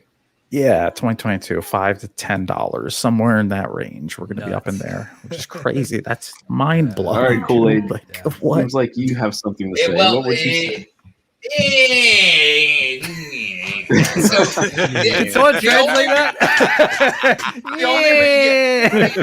You're number biased because you're early, right? So like you played MMOs, right? Yes. So if you took a character that was level 1 and you took him at a party with a level 50, and that level 50 ran around and shot a whole bunch of level 50 deer, and they killed it, that level 1 would go and just run. And so there are ways to power level things if you understand mechanics and how they work on a vector of an entire system. So if you look at the price of next year has no fucking variable. What you should be looking at is 2024. And if the number in 2024 is between $130 a token and $240 a token, your laughable number of $2 to $7 is laughable as fuck from the guy that's power leveling people from 1 to 50 over here being like, your deer are cute. My deer are expensive. Be like Cabana at 12 cents. Oh my 12 god! cents, guys. Shout out to Bitfinesse for the $49.99. Yeah. This is all sub-mil FUD. One of our Aussie bros that I love to watch, man. HEX sub-mil FUD. Yeah, but do you understand like how the swings can swing that quickly? And it's basically like economic mass and like a pendulum. And as that pendulum moves, it moves so much more through A, the liquidity factor, B, 2 different chains, and the straw. It gets really. And Wales brought this up too. Like, I mean, we've essentially already rationalized in our head that 30 cents more or less is the new floor. Like, we're just like, yeah, 30 cents is inevitable. That's our new floor. Now we're just like, when everyone's locked on 50 cents now, like no one's selling. Like, why the fuck would I sell? Like, we're locked on the next one. 30 cents is your new The floor. thing is that anybody that dumps at this point, not only will be bought out faster than life, they're done. They're out. Like they're never recovering. They're buying back higher. That's what they're doing. But not only will they buy back higher, they'll be limping the whole way. They'll never be able to get their position. They'll always be the bitch, and you can't fix that, right? Because you'll never be able to acquisition your T shares. They're just buying back their HEX, not even buying back their T shares. When they liquidate, they're not even getting their T share rate. They're just selling their HEX. They're done. Game over, man. Yeah, game over, man. Like you have sold your last life. Bye. So looking at 2021's value is so soft fucking cock that like I really don't know what to tell you. Like it did fucking like dude. Wasabi was saying, or no, Gerardo's like the path to $20, dude. $20 is still soft cock to be like, yeah, 2024, $204 X. Be like, wow, that's the. I'm gonna go conservative, but I'm gonna say $100 in 2024 for a HEX. Oh my I'll god! take it. I'll take it. What about the question 2022? Okay, good way to get around it. Divided by half. Okay, so what? Fair enough. Fair enough. Yeah. Look at the bigger ball game, not next year. Why? It's only like 4 months away. I mean, the bigger ball game's fucking Cuatro Cinco. Shit. Yeah. At that point, Thanos has come back. Yeah, but Thanos has come back. HEX has taken over all of the. We're all wrong. It's not even the price of HEX. It's the price of a T-shirt. You really should be concerning yourself with the price of HEX. Within your 5555 stake, portal's a real reality. We have guns that shoot you to different realities. Hexicans can only afford them, and that's how we time travel to the future. Because oh my god, easy peasy. All right, now 15 years is a long time when you have a lot of money. I've seen this comment in many a chats, and now we have him on Happy Hour. Wales, do you stand by the $10? If not, what is the 2021 and 2022 God, I hope it's higher. I love my boy here. No, it's not higher. It's not higher. I wish it could be higher, but it's not higher. But here's the deal. To me, it's all mathematics, right? So the first year we had almost 6 doubles. This year so far we have approximately 4.5. With 2 left. With a whole quarter left. We have a whole quarter left. We don't know what could happen. This is the thing I'm trying to highlight. We actually don't know what could happen, right? Because we have to understand the system is designed to compound on itself year over year. We don't actually know what's going to happen at the end of Q2 or at the end of Q4. Year 2. So it's actually interesting because I think, now this is just me, we're moving faster than we've ever moved higher, right? Meaning the velocity is picking up, meaning the speed is picking up. So the question is why? Well, when you look at the Staker app, you see all of these people that are now onboarding to Staker app. Not a coincidence. More people are finding out about HEX. So it makes sense that the price is going straight up. Makes sense. I even got charts. I even got the charts to show the number of holders, the number of stakers now. So we can see the network effect in real time. It's not like it's even hidden anymore. Now we can see it in real time. And that's important because that's going to show us what's actually happening over time, right? And that all goes to say that I'm seeing a lot of activity. Like we've probably gone from 50,000 to 1,500 in a week. In this past week, it's kind of been crazy because I think we started at 50,000 maybe on last Saturday, last Friday, maybe. I gotta check my phone because I know I tweeted it, and then like 3 days later we were at 51,000. So 300 a day. We're almost at 2,000 after a week just in the Staker app. We're not even talking about people that don't even know how to stake, right? So you got all of that. You got the fact that you got the rest of the crypto market probably in a bull trap and people just don't know it yet. All right. Because the dollar, it hasn't really gone anywhere. It's still kind of going sideways. It hasn't broken lower. It hasn't broken higher. So it's still a risk to risk asset markets. And then you have the Fed. Well, so you see that Richard's last video got, what, 45,000 views? No, I didn't see that. 40, Holy 40, the levies are additional cracking. network effect. Yeah. The levies are cracking, sir. Like I wrote out Katrina. The levies are cracking. 45,000. Personal experience.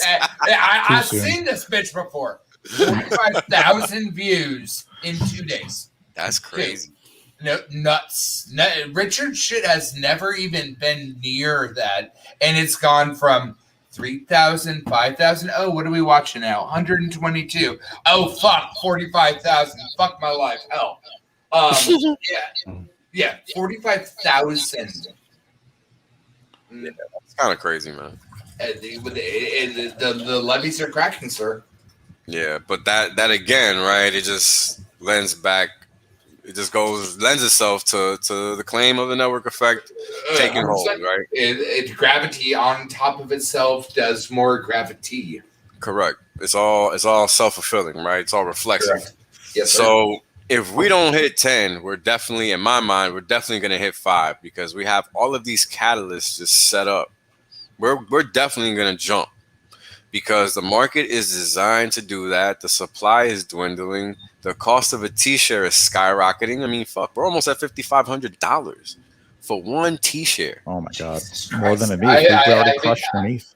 Oh, dude, we were like almost an ETH and a half. Yeah, man. Yeah, we're beyond. Yeah, that was quick. That happened fast. We were talking about that a couple months ago. But that's that slingshot shit. Access talks about it way back when he talked about two dueling suns. When you have two gravity events that pushes the sloshing against each other, it's too much. It gets nutty way too fucking fast. But it's real. Like you don't have to question it. You look at the fucking chart. The chart don't lie and the chart don't care, right, Wales? That's what you said. Surely does not. Goddamn right, dude. I saw Markable's mix up of your fucking tape recently. I fucking died, man. That was funny. Dude, Markable's the best student fucking CG ninja in the world. I love that shit. He's good. He's good with that shit. He's the best. Yeah, he's really good. But yeah, so my number would be 5 to 10 for 2021 if we don't get right because we just have a lot of catalysts, man, in the way, and all of those things. I mean, if Pulse does launch this year, I mean, $5 is just on the way up to 10. I think Testnet this year, Mainnet early it's next just year. 1-2x, right? But here's the thing: what happens when a fork is coming? People know that means free money. Nobody's gonna question that shit. Nobody's gonna question that, and we're And we're talking about the fact that this is something that was supposed to be a scam and a rug pull, and here it still is 2 years later. And not only are we still here, okay, people don't even know that it pays interest. Number two. Number three, people don't know how it trades. So when they buy, they're going to fucking bump that price up every damn time. It's going to be pandemonium. People aren't going to understand what's happening. And it's all of and this is all math. Again, it's not me. And you guys see what's happening to the price now. Have I lied to you yet? No. Nope. FOMO pants on fire. Fire. Even for an OG like me. It's all math, man. Yeah, it's all math, man. It's all math. It's all math. Nothing else matters. And just look at the chart. It's letting you know. The chart don't lie. So, pay attention. This thing is going vertical for a reason. Wow. And every time I hear the math talk, it sounds so simple. And then I go back to one of Richard's tweets, I think early after HEX launched. And it was just the very simple, HEX is an IQ test. And it had the gif of Scrooge McDuck. And it was like, for those who understand it, never seen that. Just him swimming in his money. And that's funny. That's all it was. That's one of my favorite tweets. That's an NFT right there.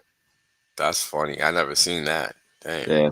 Just do like a Twitter search for like HEX IQ test, Richard or something like that. Yeah. I'm gonna do one because I gotta see that one. That's funny. Oh, dude, I'm now I want to see the date on it because it was a long time ago. It's so right because it's like for people that just don't understand it at all. If like I'm in the process of explaining, I'm like, if I want to get really simple, but I don't want to overwhelm. It's just a giant math problem, but it's the easiest math problem if you just sit down and understand it. Correct. Yeah. And that's all we've done, right? I know for me it was like when I first found it, I was like, what the hell is this? This is crazy. This can't be real. But you try to poke holes in it, and yeah, it's real. Because it's all about the logic. It's not even about the code. If the logic doesn't add up, then it doesn't matter what the code says because people are not going to act in accordance with what the code is supposed to be doing, right? So, and this is the thing. This is why the game theory is foremost, right? You can have all the math you want in a piece of software, but if the game theory doesn't ensure the math, then it's like having a proof, a mathematical proof. It's not really a proof if it doesn't hold true. And this is what people don't understand. This is why they fail, because they don't understand logic. The T-share rate is a mathematical proof where it will only go up every day forever, period. That's it, yeah. And that's all you need to know. It's very simple. And of course, to me and David is, 1 + 1 is 2. But to most people, it's going to take them some time and some conversation. And it even took conversation for me, right? And I think for most of us, it was probably the same thing because we see and we think, but it's hard to imagine something this new being this good. Yeah. And I think that, that's why it requires conversation, no matter how astute you are, right? Yeah. It took the whole community, I think, to really fully understand. It took months in 2020 because I remember when I had my T-shares. I've got some T-shares. I got a couple, and there were I got a few T-shares. I got a couple of them. I got like a few. Sure. Back in the day, they were paying nothing. Like a HEX was a fraction of a penny. I was getting my T-shares paid out. And it was nothing. It was dust. It was like less than a cent payout every day. Yeah. Every single day. That's right. And now today, man, to be transparent on the personal level, my T-share payout per day is more than your monthly salary for sure. I don't want to be that specific, but let's just say it's a lot. It's more than my 9 to 5. It's more than my 9 to 5. Yeah, for sure. But this is what people have to understand, right? You've been around since the start. So how does it happen that now you're just getting $1? Well, you were around when it wasn't paying anything. Yeah, nothing. So I was buying one. Yeah, I was buying 100 hex for 1 penny when I started. Go. There you go. Yeah, there you and go. now they're 30 cents each. So right. Yeah, there you that's go. where it's at. But I tell my coworkers are like, "Oh, Dave, you're so lucky." You're like, no, it's not luck, man. Like, no. this is not. Nothing's guaranteed in life. Exactly. And I went out on a limb. Busted. This could have busted. Yeah, I got wife and kids. I got mouths to feed. I'm putting every extra dollar I have into this, man. I'm working, 9 to 5. Everybody wakes up and does the same thing, right? Yeah. So until further notice.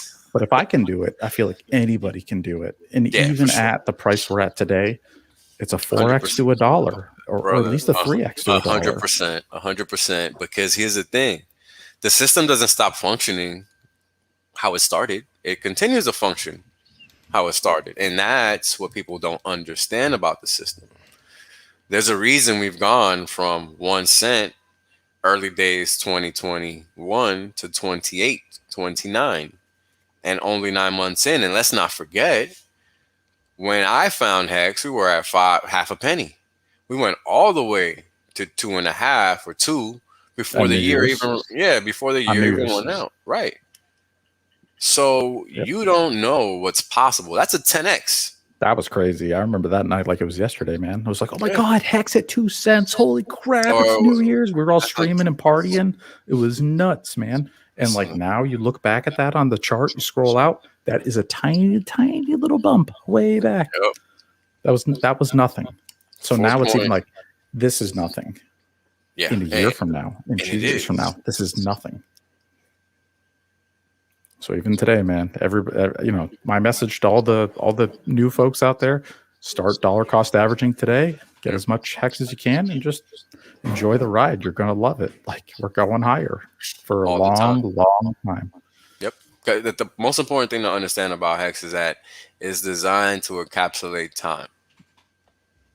That's the most important thing. So if you buy it, you hold it, you end up with more HEX at the end of it, you're golden. Either more HEX or more fiat or more whatever you wanted to swap it for. Yep.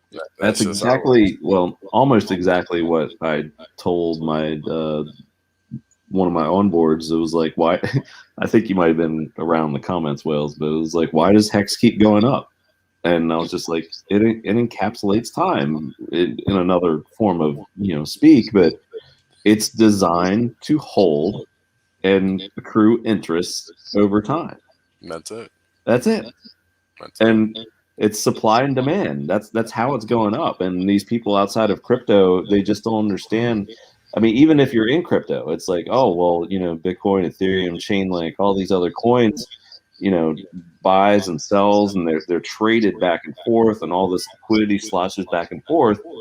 Meanwhile, you have something that is designed to be held, and it gets you massive interest. There's been nothing like this in any financial product that works this well.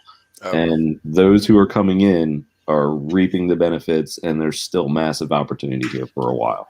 Yeah. Can we talk about why? And I think all of us can contribute to this conversation, because I think, if you've been around the earth for 20 years or more, you kind of understand the importance of consistency, right?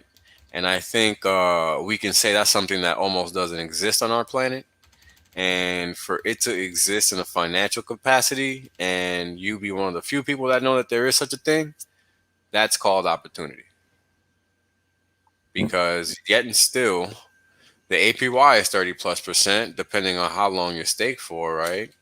And then on top of that, not only do you have the opportunity to earn a high yield, the price is still ridiculously low. So it's a two-prong opportunity, really. Right? You just have to realize it.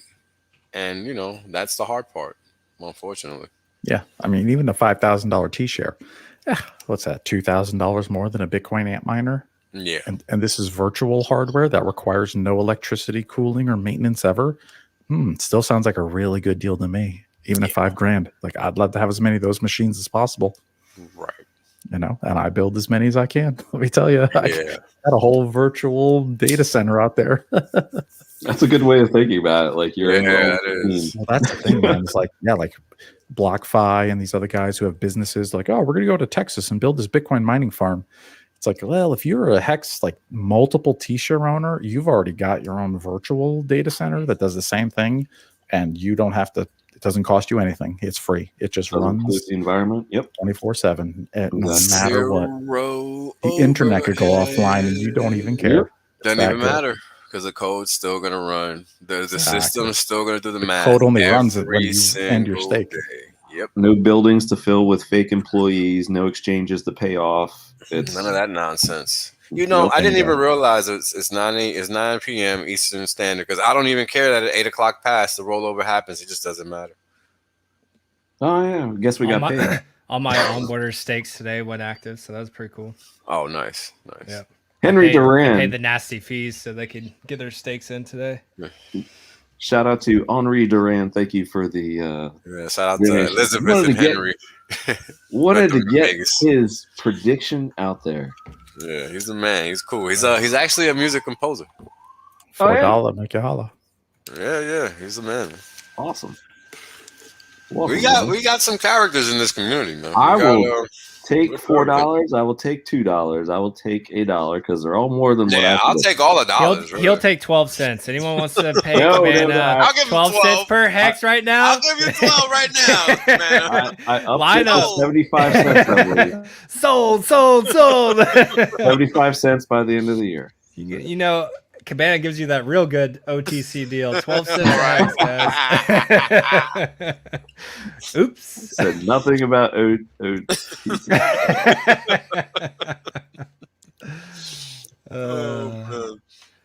But in all seriousness, I'm sorry. Go ahead, Molly. I'm sorry. No, I was just gonna say, what if you had to do that? Your price predictions became like an OTC deal. You had to stick by.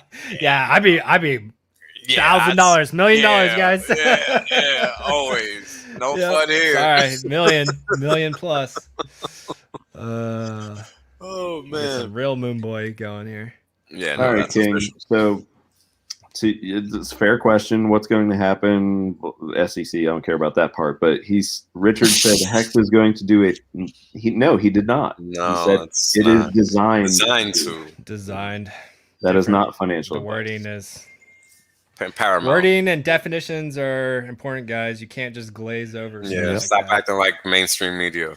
And guess what? All the FURU's already applied for their little SEC claims against Richard, and guess what? None of them stuck, and it doesn't matter because there's nothing to claim against. This is open source software, decentralized. Yeah, there's a reason why the words were chosen the way they were chosen. There's a reason why everything was designed the way it was designed. Like, this is all set up by someone a lot smarter than 99% of the space. Not saying much. Shout out to Latin American Crypto in the chat.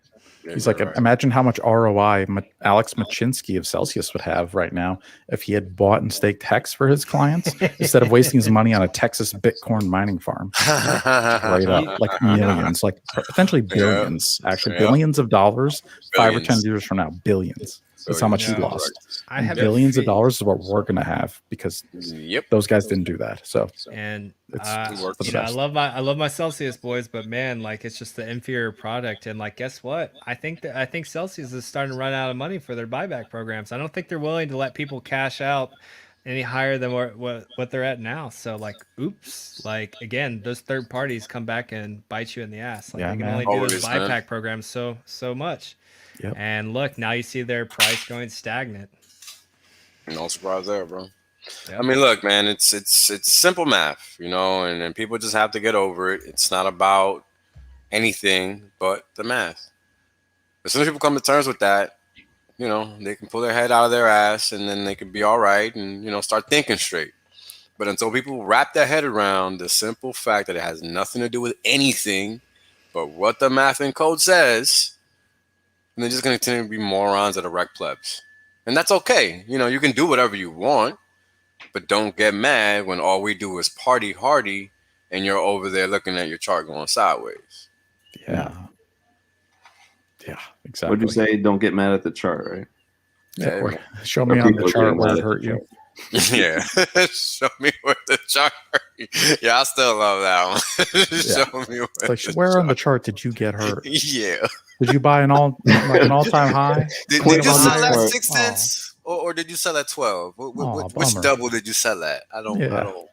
Sorry for And, your and bad then gains. show I'm me sorry. scam. Show me scam next. I'm still waiting for that one. You know, I don't want to sound like a snob, but damn, people are stupid, man. Like, just, you know, if people would just read, this wouldn't even be a conversation.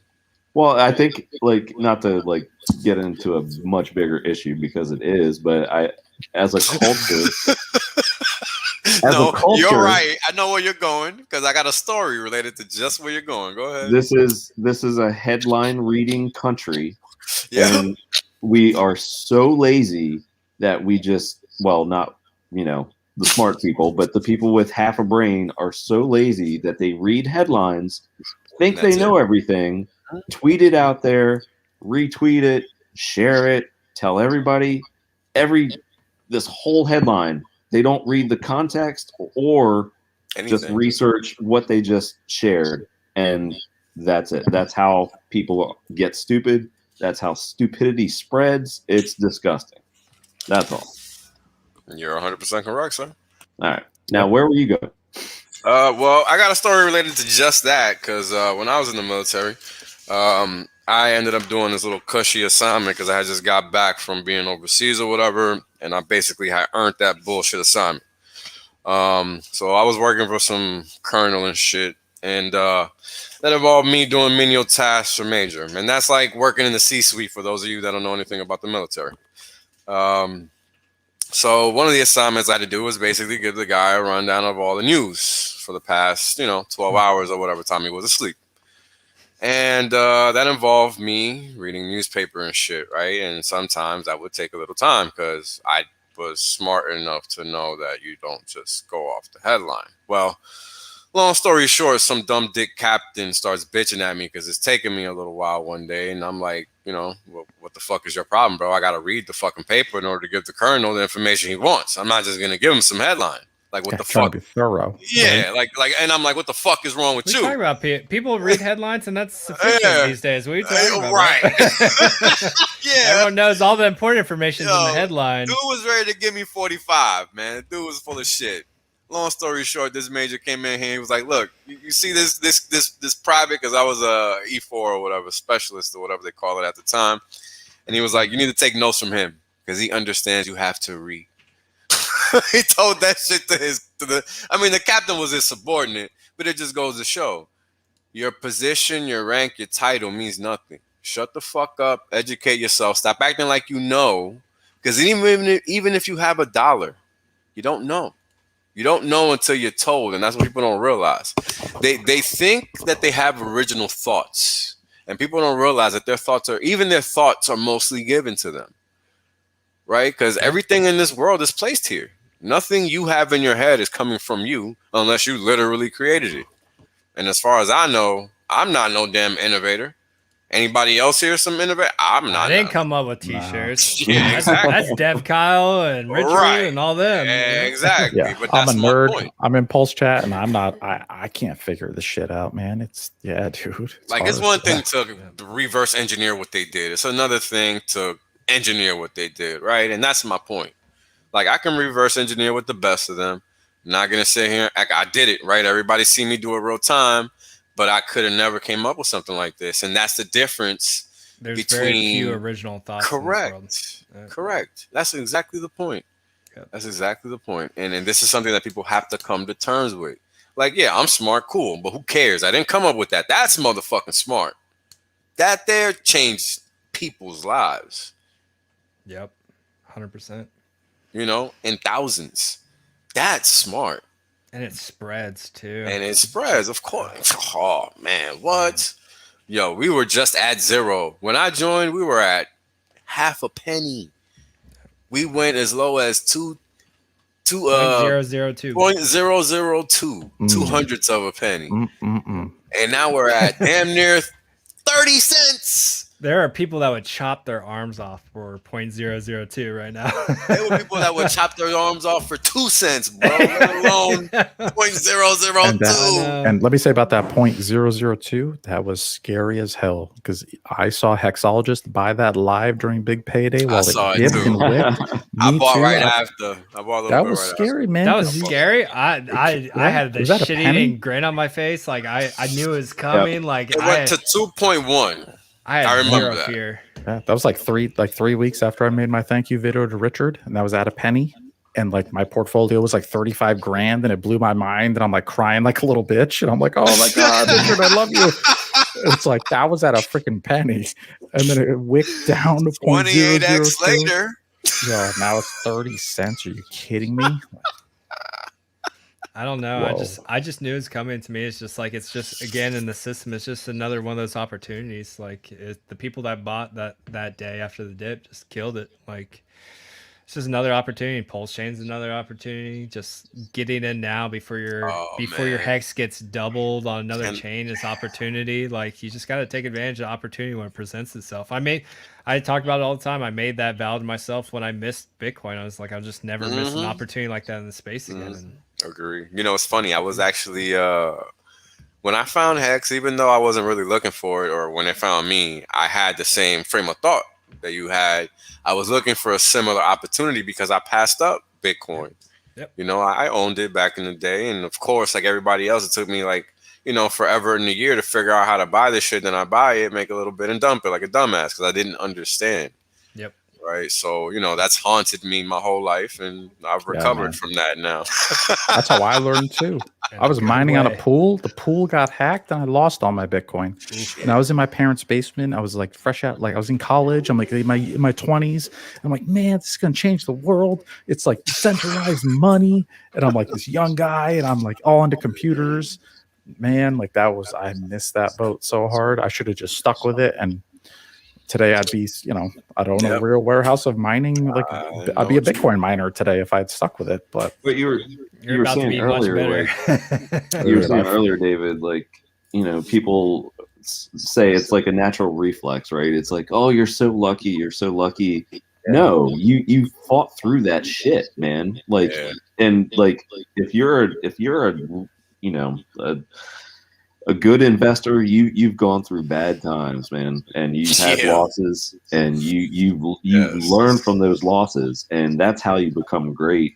And you know, that's how you have the confidence to identify opportunities, to keep looking, never stop. And once you find one, it hits, could be life changing, and a lot of lives have been changed. That's what made me the Hexican I am today. In the game too. Like nothing kills me more when like people are presented with the opportunity and they're just too scared. Like they've done all the research, they've done everything, and they just, even if they pull the trigger, it's like this. Like I'll put $100 in there. Like, bro, what investment? Even in crypto, like what investment you put $100 is going to change your life? Like, man, unless you rode Bitcoin from the beginning to the end, okay, that $100 did amazing things, but you're not going to realize those gains. And an investor like you, who's only willing to put $100, like put that in relation to how much money you have or your net worth. Like it's a joke. Like why would you expect life-changing gains to come from that kind of mentality? It's like, you have to put some damn skin in the game. You got to have some confidence in your own research and your own abilities to pick out a winner. Like you gotta pull the trigger someday, or you're just gonna be stuck. I'm sorry. 100%. Even with the account, the Hex stimulus check or whatever, that's insane what that thing is worth now. It's almost $1 million, I think. And it's just like, I'm thinking of like 700,000 now. Oh, yeah, okay. I'm just thinking of like, you know, some people with money, you know, perhaps a hedge fund or two that I pitched it to at the beginning, and I'm like, dude, if you just like my 1,200, 5 grand, 10 grand, no, that's crazy. You know, I mean, make it 0.0001% of your crypto portfolio, whatever. But you could have said that you at least had it, and it's your top appreciating asset. But hey. Okay, so it's $572,000. I went and checked. That was back at that was 20 hours ago. 20 hours ago. So that was a couple cents off from that. yeah. No, it's significantly more now for sure. Yeah, because it's almost like 9 cents. Other rack at least. Yeah. Oh, yeah, for sure. No. Crazy. More. At least it's got to be touching at least 590,000 because that's a lot of hex at 28 cents. Right. It's got to be. These daily candles that go straight up are crazy. Yeah, man. We're just not. It's just the group that we have right now. It's highly educated. They know what hex is. They know where it's going. This is the new price floor. Like no one's selling here. Like just nope. If you do, then you're just wrecked. Sorry. We just continue to move on. Yeah, and maybe, just maybe, I hope this is the case. Like sellers are getting smarter. So the guy that just kept stepping out lightly instead of heavily. You mean like 200,000 hex at a time, 50 grand at a time instead of dumping it all? Good. I mean, I know this hex. I think Hextronaut or Hex Astronaut pointed out he's got another 25 million coming out in a couple weeks or something like that. So. I'm not really worried about every 2 weeks guy. That every 2 weeks guy. Yeah, no. This is another one. This is another one. No. I just forgot about the every 2 weeks. Yeah, guy. He's tomorrow. Yeah, he's due up tomorrow. Oh, so anybody? I hope he has fun. Yeah, he's if he sells it, I'll be curious to see if he's. I bet he doesn't sell the whole thing. I'm gonna bet you he does it. He's got Wales found this every 2 weeks until I think Thanksgiving-ish. End of November 28th. Yep. He's got 5 million that comes out, and 2 weeks ago, he dumped it all that Saturday, all in one shot. You got a nice dip there.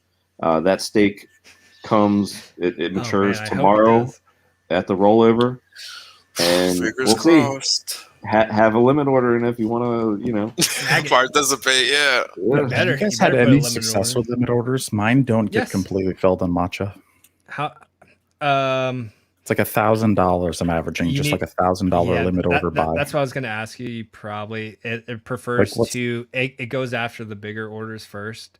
Like how big? 5, 10 grand. I've usually messed with like 50 G's and up when I do them. 50. Okay. Yeah. Okay.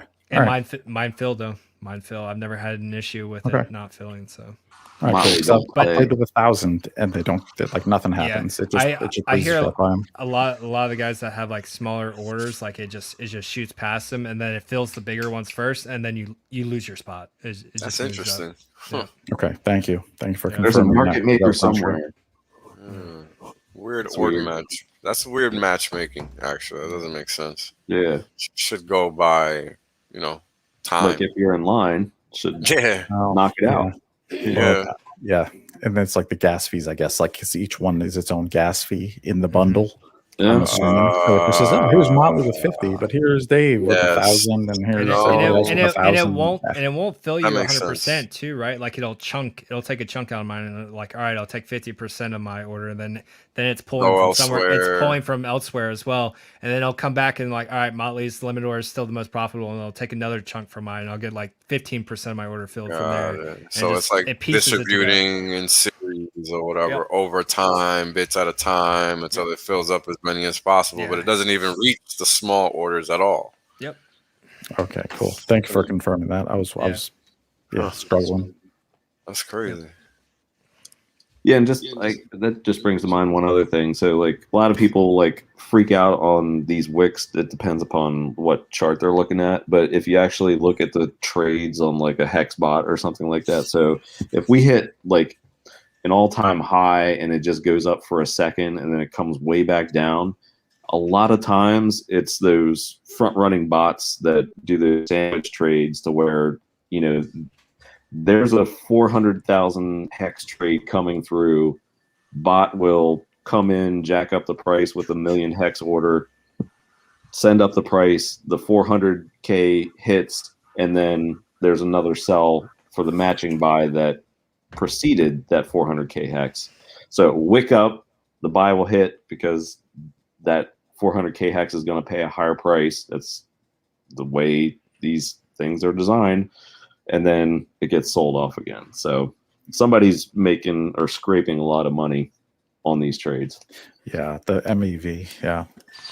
That's one of the things on PulseChain that'll be nice about PulseChain is because there's only 33 validators. Those are the miners. Yeah, there's 33 of us. So like I know for me personally, and Kinetics and the guys I'm rolling with, the OG hexagons, we'll call it the Discourse Syndicate validator, right? That's going to be unaltered. There's going to be no miner extracted value, guaranteed, promised. We're going to run the straight Pulse node, no alterations, period. Like vanilla, I promise. And that's a guarantee. Sounds like a promise validator. It'll be fair. No bullshit. No scraping. I'm not going to front run. And I'm not smart enough. Like, whoever can do that, good for you. If you've got enough pulse and you're smart enough to code your validator to literally inject transactions in front of other transactions, you're a genius who deserves that money. Congratulations. You earned it. You earned it. Yeah, those orders are always interesting to me because I kind of see them every time for whatever reason. And what happens is like you got an order that moves the market, then an order to like actually they want to fill, and then the counter order to capture that alpha. That's kind of how it works. I don't know. It seems kind of like that. I mean, but there's different variations. But it's a permutation of 3 orders, and however it works depends on however the market is moving. And they definitely, they take some money from that, man. They're making a couple of G's. Oh, absolutely. I mean, you add all those trades up. Yeah. They're making a couple of G's easy. Yeah. So I wish I knew. I wish I knew how. Too. They aren't just they're moving the market. I mean, they're not really moving the market, but they're sizable. They're sizable. That's for sure. Here's a freebie. I'll give here's a freebie. Here's a tip that I don't think you're going to hear anywhere else. Here's a new one. This is there's a website called quicknode.com. I'm not affiliated with them. I don't know them. They run Ethereum full nodes as a service, and you could subscribe and you pay them like $30 a month. And then you can run API calls to their Ethereum nodes that they run as a service. So like those guys, like that gives them an advantage, right? Like that's something that you could do. Now I don't know if they're going to get into PulseChain. Like I've hit them up to ask them, hey, are you guys going to be running your own nodes over there? So I'm not sure yet, but on their YouTube, they show you how to make your own custom bot. And it's made for Binance Pancake Swap, which is what Richard's going to fork to make his own exchange. And they show you how to make a bot where you feed it some pulse ahead of time. And then as soon as a coin pairing is listed on the exchange, the second it comes out, your bot automatically buys some at whatever the price is. If it's a brand new coin, you're getting in the second it comes out, and then you hope for a pump, and then you dump it. And they've posted that free online. So I'll throw that out there. If you're looking to make a couple bucks, there might be some opportunities there on the new exchange on PulseChain. Code yourself a bot, put some pulse in it, try to scoop up some cheap coins whenever they get posted. So there's a freebie for you, everybody. There you go. You're welcome. Yeah, that's interesting to me. I've always wanted to learn how to code. I plan to. That's one of the things I'm going to do when I retire. Because I have no choice. I've been learning for I don't know how many years at this point. It's kind of like never going to happen, but I can still dream. I'm making my kids do it. I'm actually, funny story. One of my oldest boys in high school, and he's going to a special high school that I sent him to, and it's like English, math, physics, and JavaScript, and it's a whole software development chain in high school. Then he graduates with enough AP credits to get an associate's degree in software development. Nice. So me personally, I'm training a stable of coders, shadowy super coders right here in my house over here, man. Yo, yeah, they're going to love you. They're going to love you, bro, because you just set them up for life and they don't even know it. Yep. I mean, their daddy's a Hexican and they know it. So now it's like, I forgot about that. Yeah. Time to get to work. Like, I need developers, boys. This is a sweatshop, guys. We're going to be coding around the clock. Oh, man. So that's what I would tell your kids. If you got kids and they're young, and, you know your Hexicans, teach them how to code, man. Learn that JavaScript. Learn that Go language. Learn Solidity. Anything digital. Get into computers, man. Teach your kids how to code. Watch some YouTube videos with them. Yeah, simple stuff. Yep. It's important stuff for sure. Uncle Bob. Like, look up Uncle Bob on YouTube. He's been around since like he learned how to code when he was a young man and he's 18 years old in the 50s when computers were brand new. Well, now he's an old man. He's telling everybody how to code online. So check that out. Cleancoders.com. If you got kids, send them over there and teach them. That'll change their lives. That's the next opportunities. Become a developer in the space and build on PulseChain. Sure is. Look at this guy. Wow, at the pool, at the spa. Hey, I wasn't allowed on. What? Yeah, sure. He probably doesn't realize he's not on. I don't know if you took him off or if he fat fingered it. I did not. Either or. I wanted to see what was going on there, but yeah, that's what was going on. Allowed on.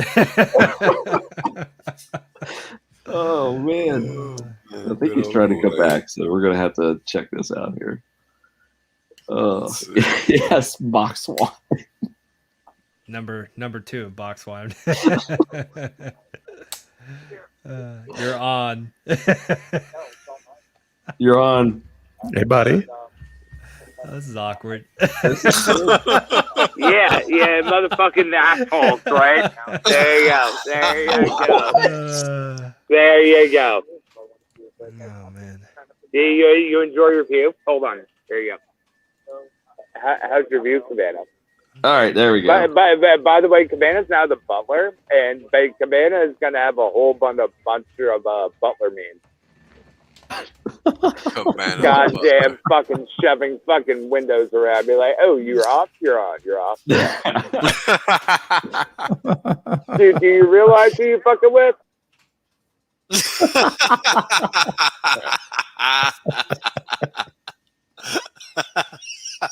I think he's still talking.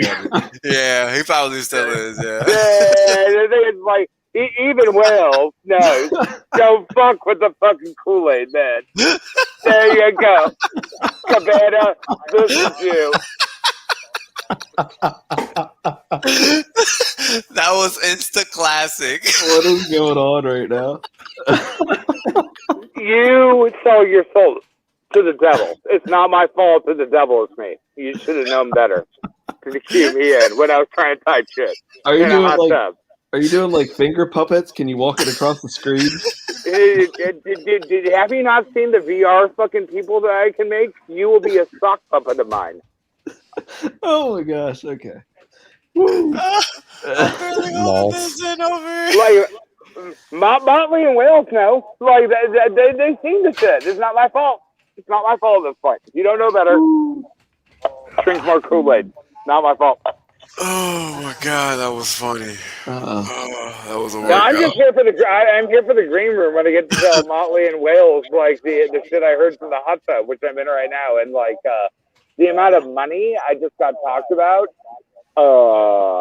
It's scary. It's scary. You need to hurry up. I got another green room to hop into after this too. I mean, you have my cell phone, sir. You can call me later. All my friends. I'll still hop in. Was he talking to you? Okay. Where are you going, Motley? Huh? You going to DS? No, I got another call to do with some other hexagons for some projects we're working on. Oh, all right. Yeah. You know, Hex happy hour turns into 3 to 4 hours now. So. That's quite the happy hour. Yeah, man. Yeah. Thank you. Don't blame me. I mean, thanks to everybody for coming and after 3 hours.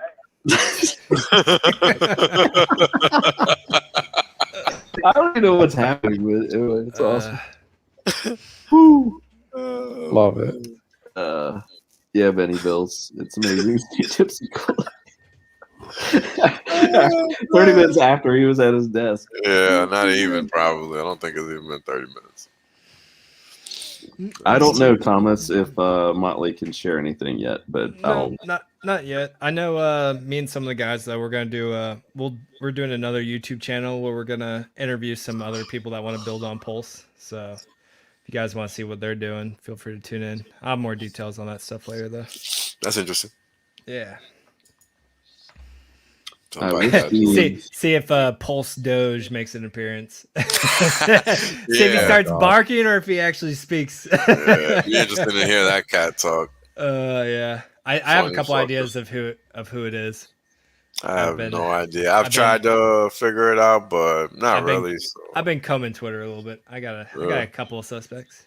Okay. I already blocked him on Twitter as soon as I saw it. I was like, get the hell out of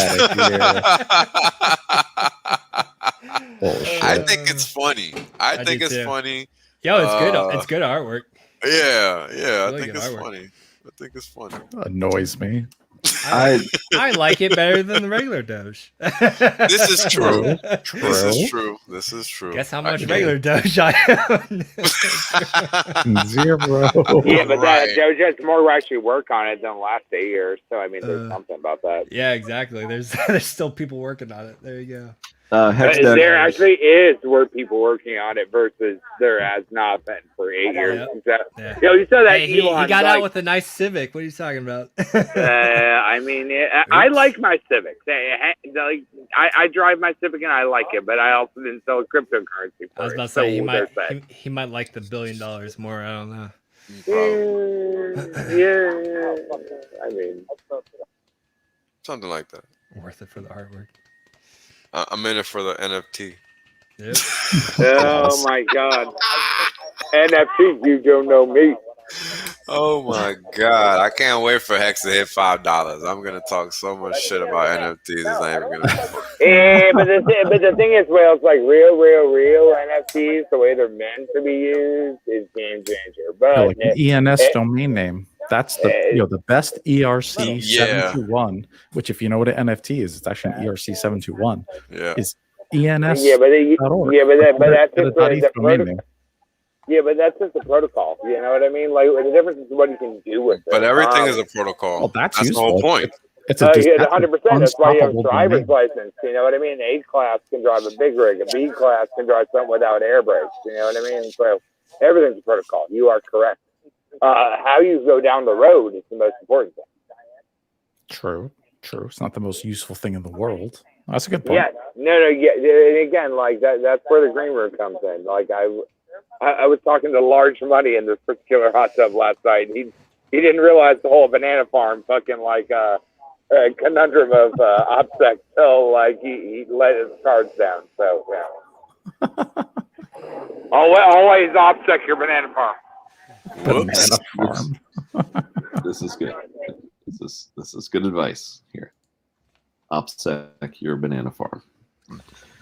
Perhaps we will end on that note. Sounds like a good note to end on. Yeah. OPSEC the banana farm. All right, let's go around the room. Motley Investor, where can we find you? Motley Investor, YouTube, Twitter, Telegram. Doing a giveaway for hexmerch.com. Just follow me on Twitter for updates on that. I'll probably put something out about the guidelines for that on Sunday. First place will get 3 free items in the store. Second place will get 2. Third place will get 1. And I'll go over the rules and requirements for that. Nights of Crypto will be Wednesday, 10 p.m. Eastern. It should be hosted by, I believe, Crypto Coffee or Brand next week. So tune in for that, and then I'll do a random stream or 2 next week at some point. So tune in. But yeah, go get your Hex merch at hexmerch.com.